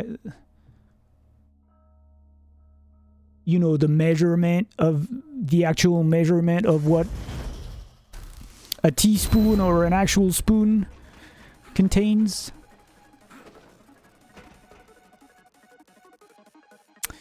Okay, let's. I lost count. I guess we're gonna give it another couple attempts, because I mean, it's definitely, it's reachable.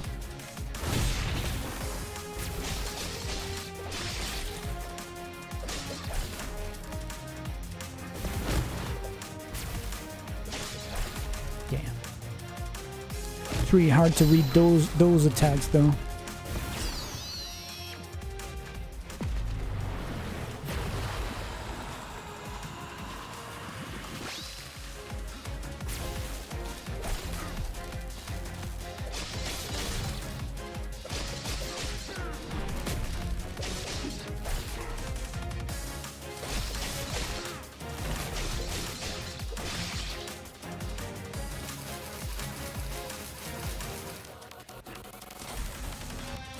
Oh yeah, yeah, yeah.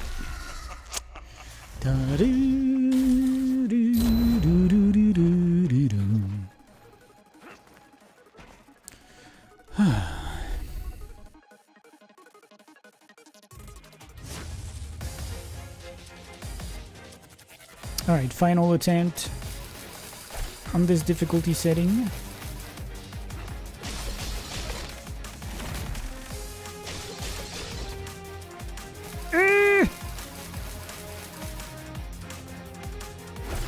Oh, what? Oh, creeps. Wrong button. Ew. Okay, let's forget about this one. Kill me! Oh my gosh, of course.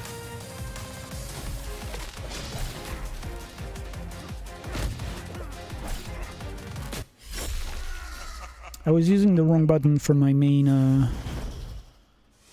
attack, so... On a lower difficulty setting, I'm probably going to first try it.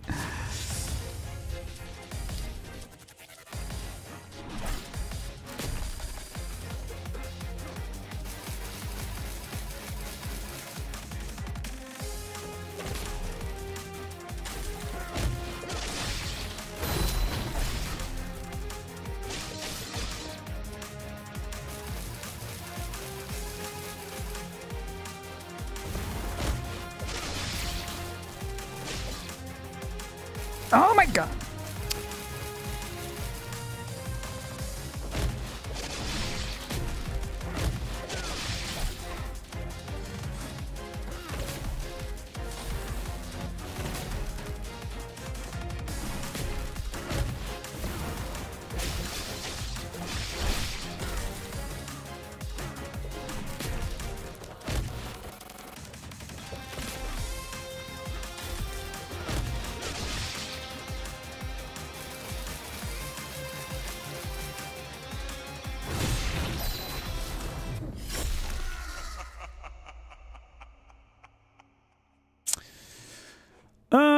Nah. I think I would have to restart the game entirely at this point, because I definitely wouldn't remember a thing about the story, and the gameplay obviously would be I would have to relearn everything. I wouldn't even be rusty on it, but Okay, so let's try Apprentice. Enemy damage is 75%, enemy health is 90%, enemy attack rate 90%. And I guess that's it. Let's see if it makes any difference. That doesn't feel like a huge change. The lower one is definitely drastic, so...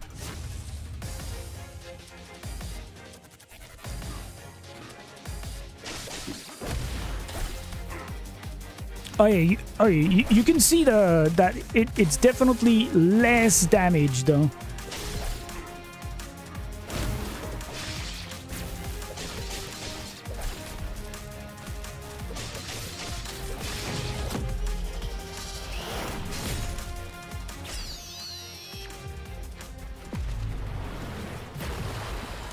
Have you seen actually that the Witcher there's talks that the Witcher 3 of all games is gonna come up with a new DLC? Have you seen anything about that?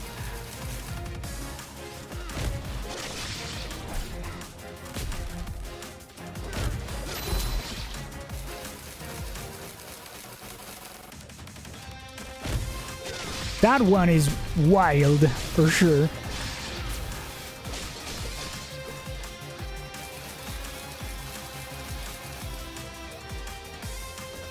Oh, actually, wow, this reminds me that they teased, well, they confirmed, rather than teased, there is a Witcher 1 remake in the making, but we haven't heard anything from that for a while at this point. Because this new Witcher 3 DLC is supposedly coming out in 2026. But that Witcher 1 remake that they should be working on, we haven't heard of in like, I don't even know how long.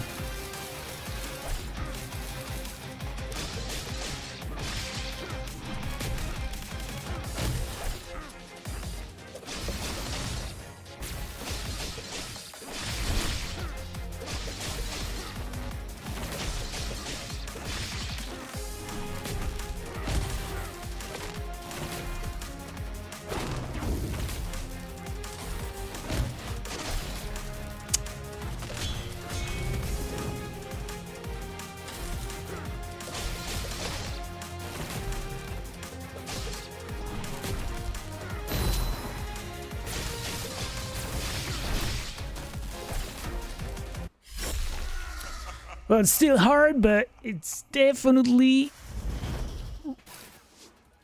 relatable at this point.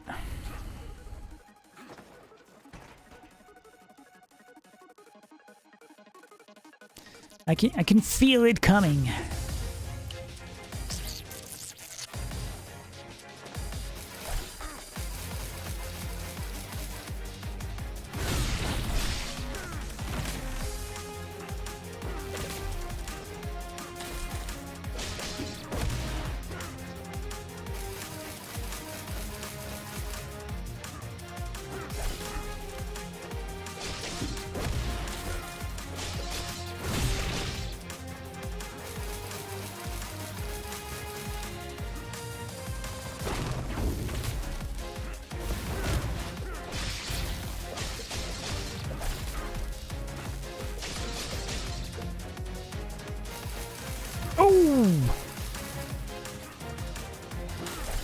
Oh, well done. Well played! I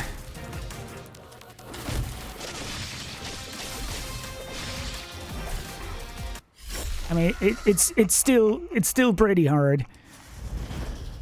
I mean, it's like the change in difficulty here is very marginal.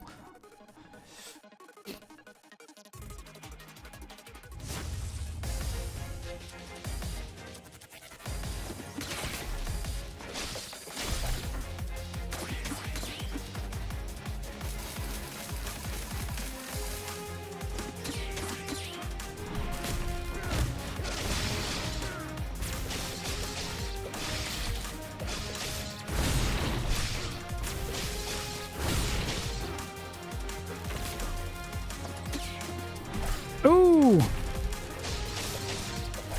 Ew!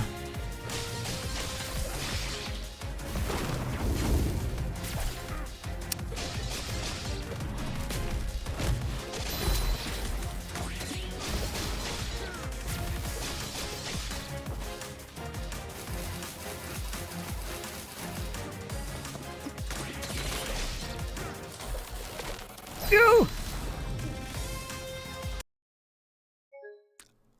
Oh, shit.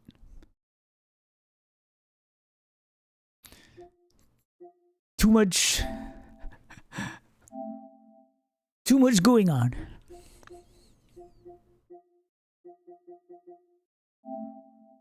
Do do do do do do do do do do.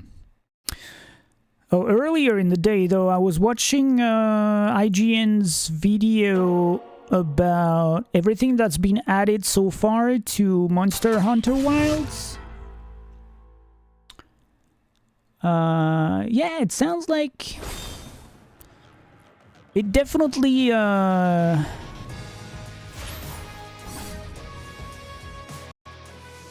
definitely felt like this was the right time to start getting into the game at this point.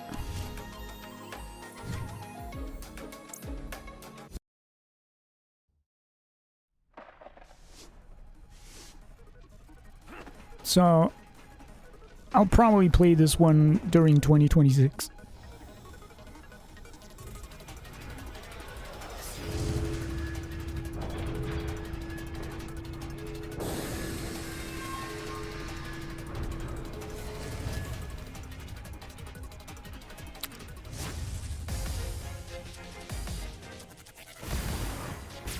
That's not even counting Rise and Outbreak, actually. Iceborne is Monster Hunter Worlds.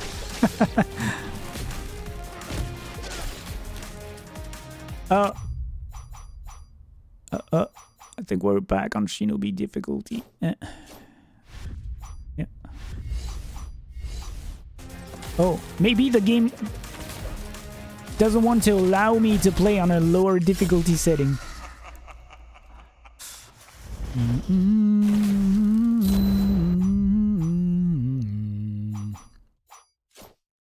No, you've been playing the entire game on Shinobi. There's no apprentice difficulty setting for you. God damn.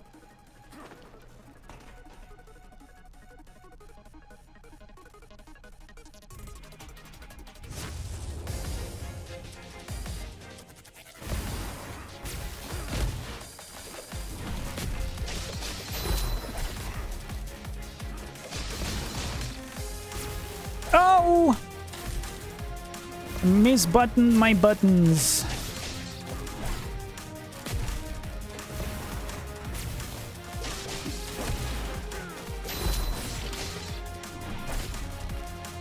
Really? Oh my god, wow. That was highly disrespectful, but okay.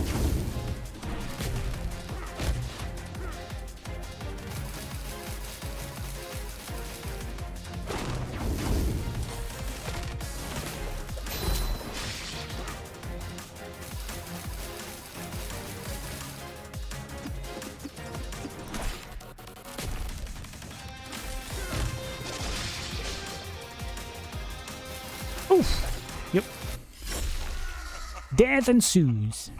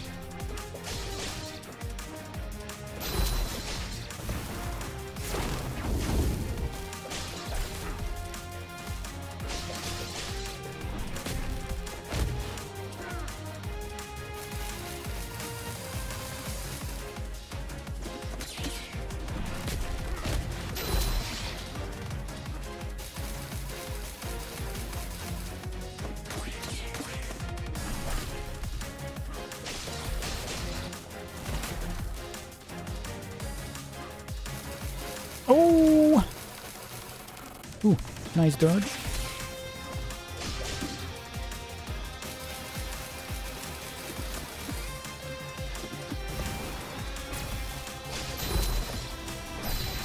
Come on, game.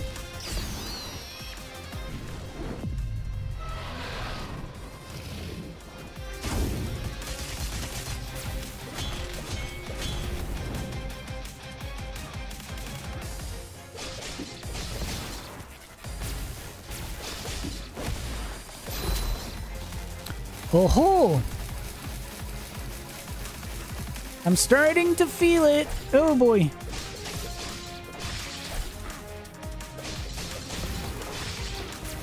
Oh my gosh.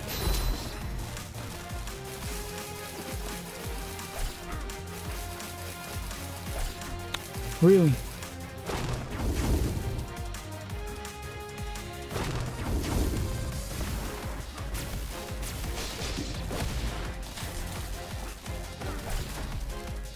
Oh my god.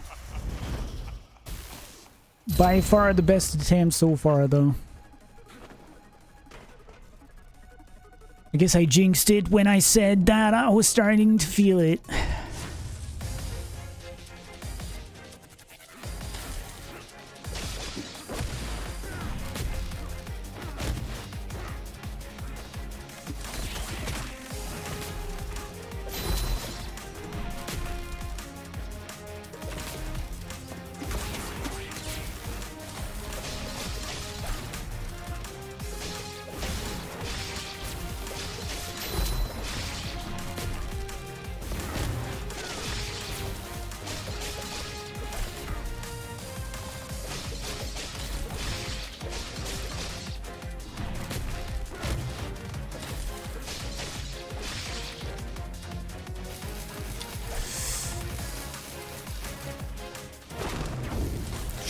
You.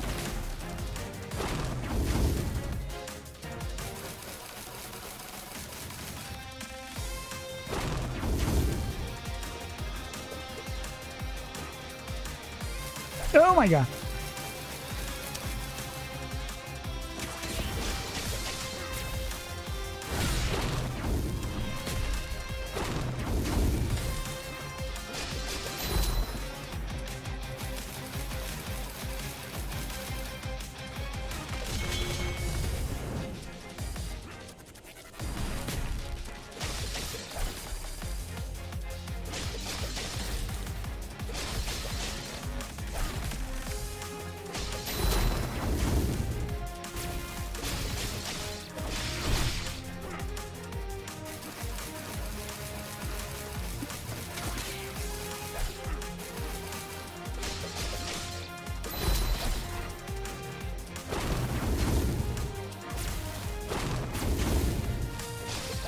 Oh my goodness, I should not have done that. Damn. It's getting pretty close at this difficulty setting. If I lower it to the other one, I'm definitely beating this easily, probably.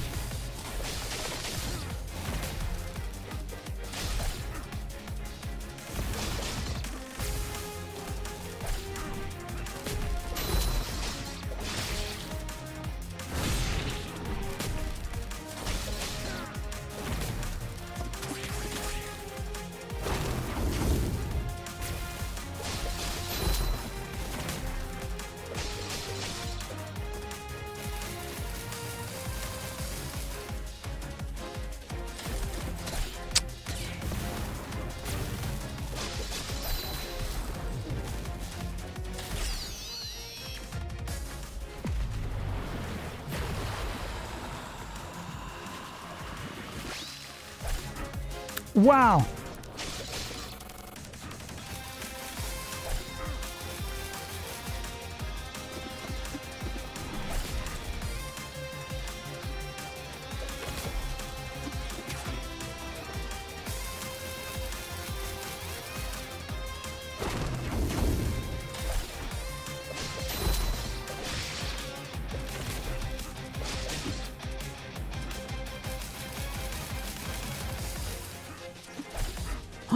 No.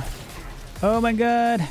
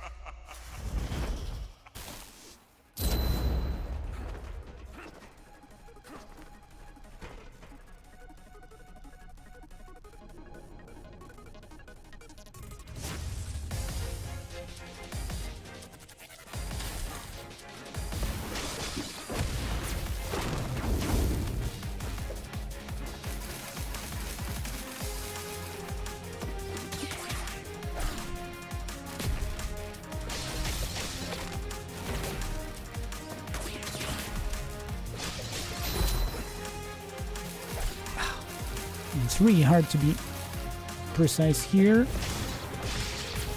Oh my god!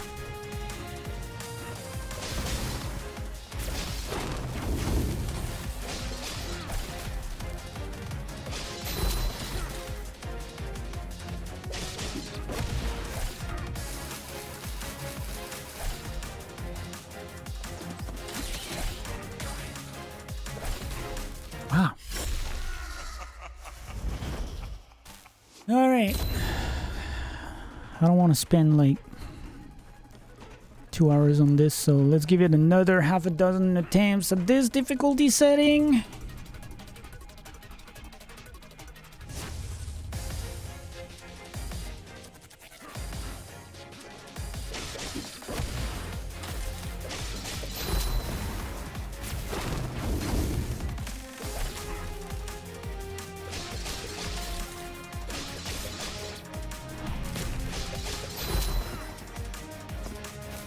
Oh!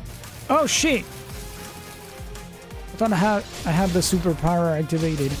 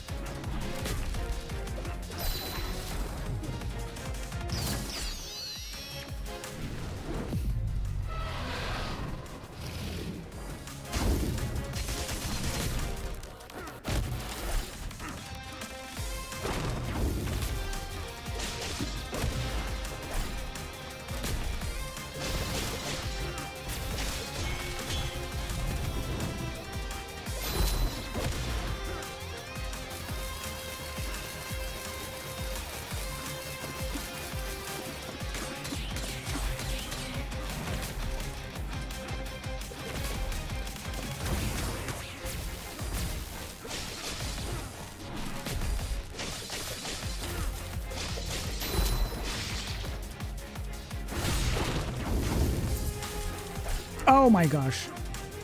Too bad.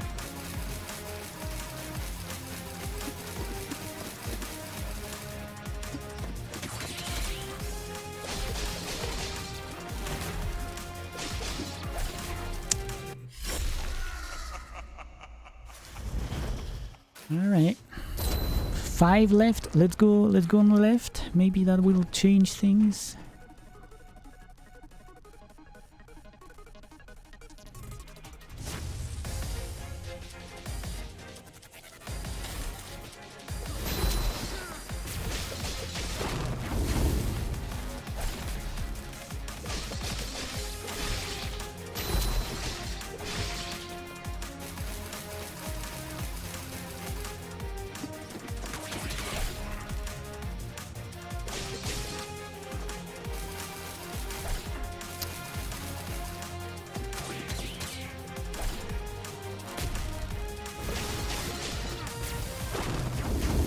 Doesn't look like it's gonna be my best attempt.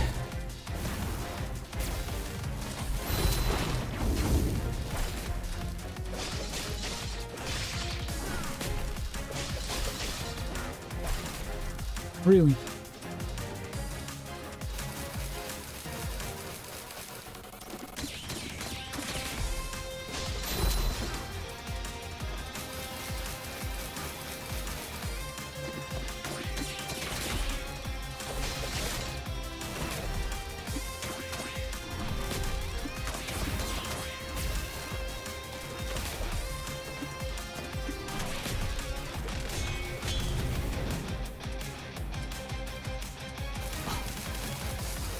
Ah!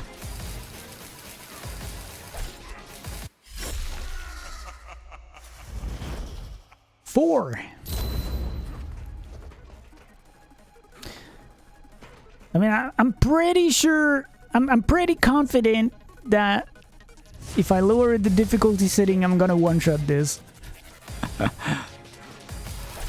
Oh my gosh.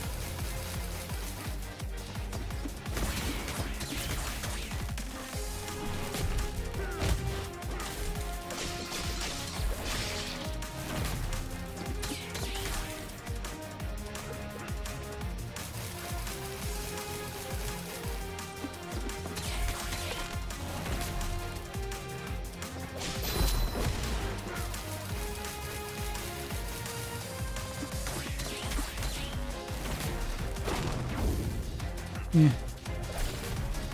It's kind of dumb to use that here. Like this, at least. Ew!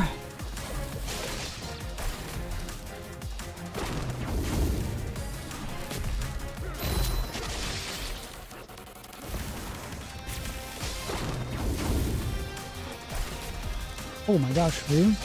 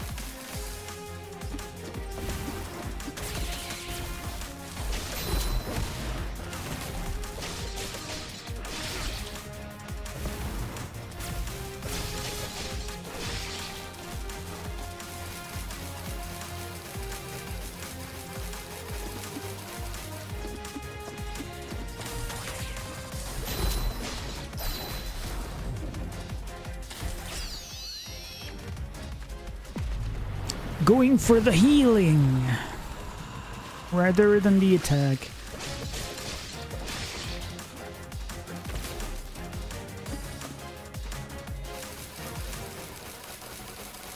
So I'm out of kunais.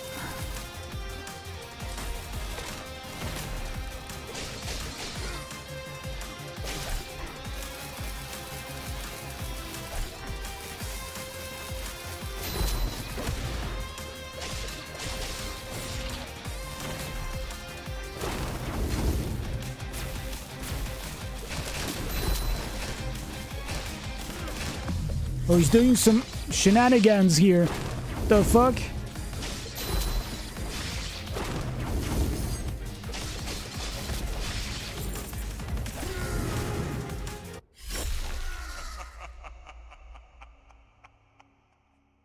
What?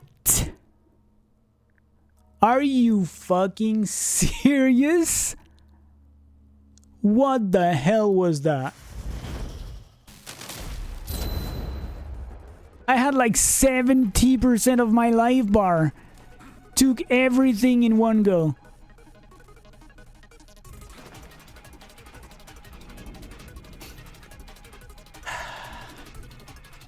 Three attempts left.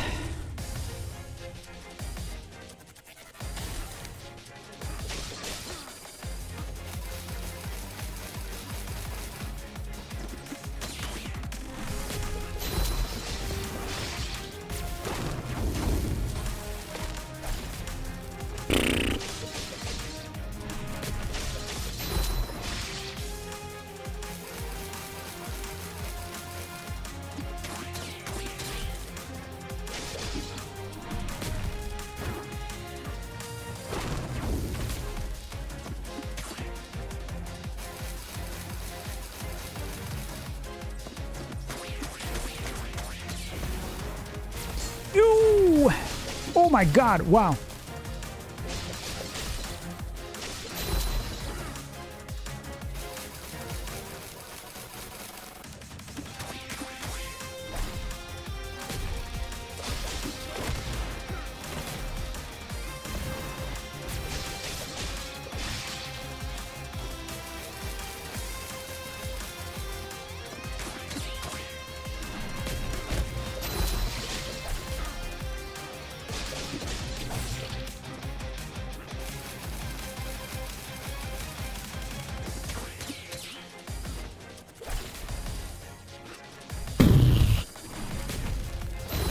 Bruh.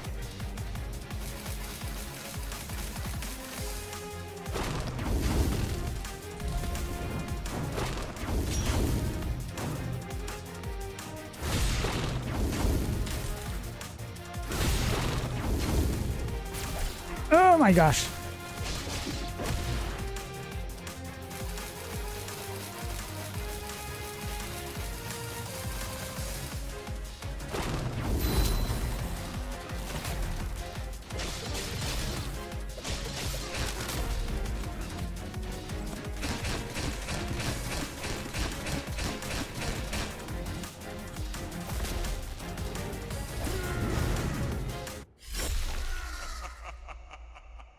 What the, like, seriously, what the fuck is this?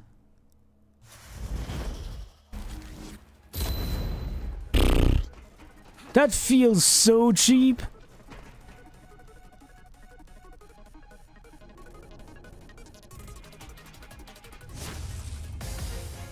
That's the last 2 attempts at this difficulty setting.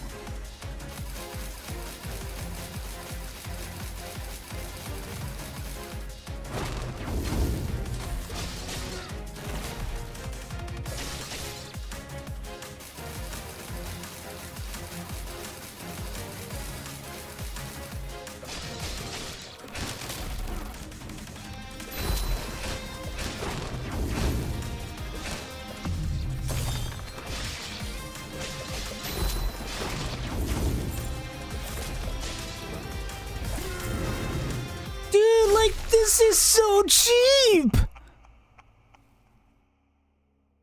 You die instantly, even if you have your whole life bar. The fuck is that?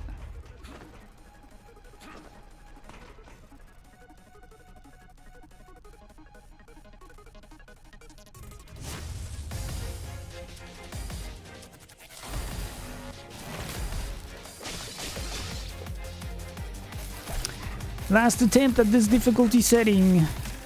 I mean, like, the thing is, even if I lower the difficulty setting, this is not gonna change anything because the final thing insta kills you. Like, seriously?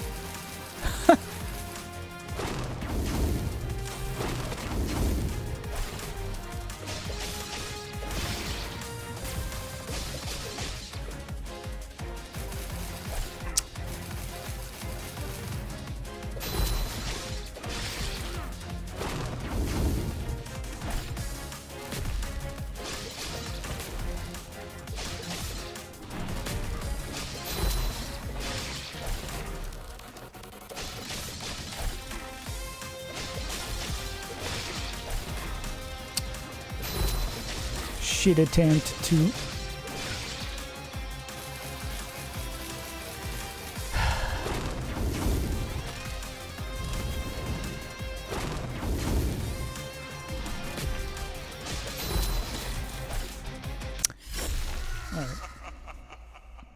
Let's try if we... I mean, I'm definitely getting down, like, definitely faster, but if it comes down to just the very last section and he can one-shot you, that's, I mean, that feels really cheap.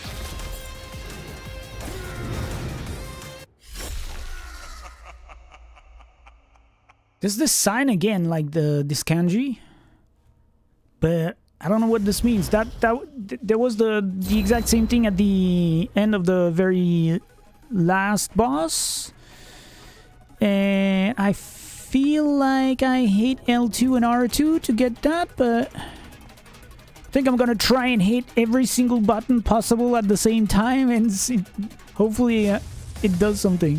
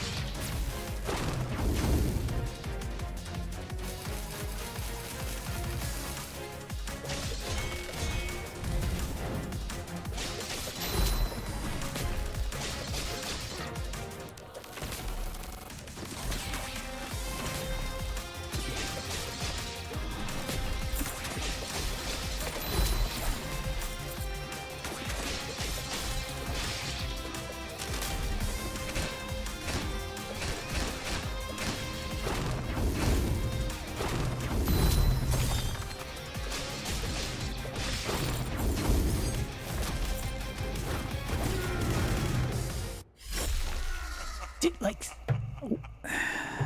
seriously, game. What the fuck is that?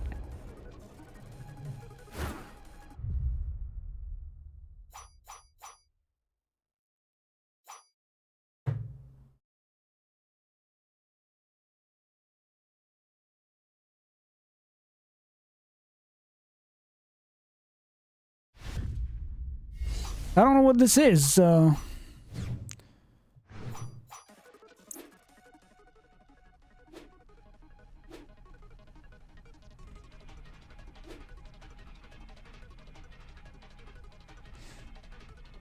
Okay, I really want to play a little bit of Arc Raiders, at least give it like 3 more shots, and if I can't do it today, we'll get back to it next stream.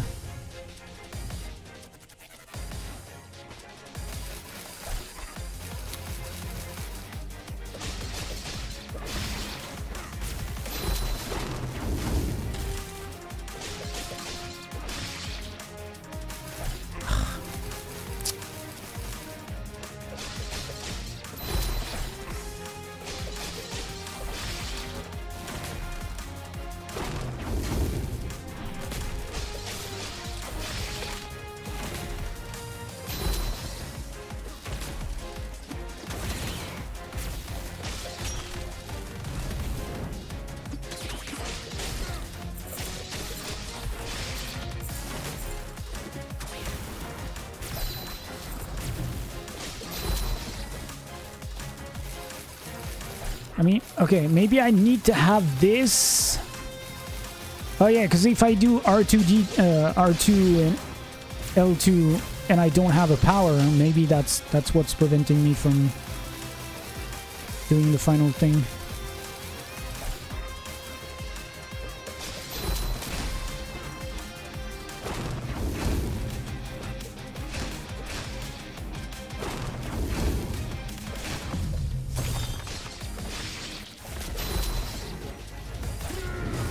Come on! What the fuck?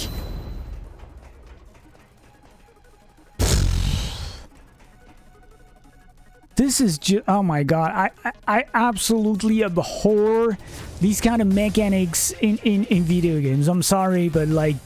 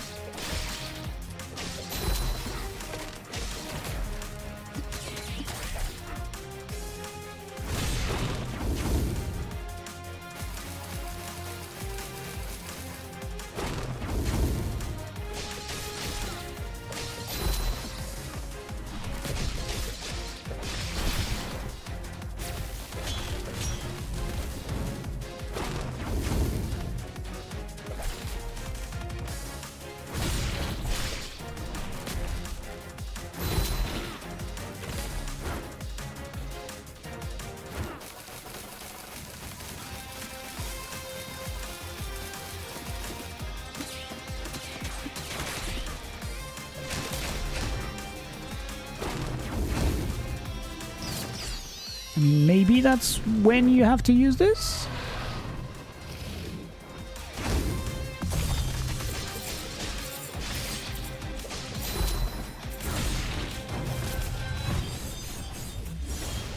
Okay. I don't know what I did, but I did it at least.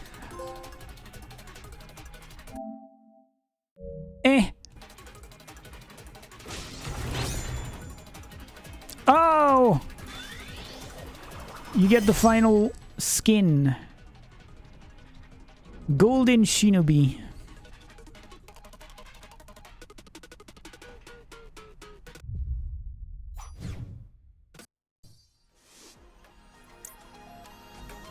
No! I don't think that's what it is. Like, there's this red kanji that it has been happening the entire game on, and I guess you're supposed to trigger some attack. There's just so many different combinations you can do in the game that I just don't remember which one it is. So I was just spamming the buttons and like, well, one of them worked.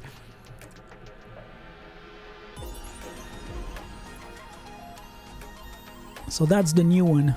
Oh boy. Damn. Cool skins. So yeah, we still have boss rush mode to try, and arcade mode as well, so that's definitely going to be its own stream, at least one. I don't even want to check how arcade mode runs.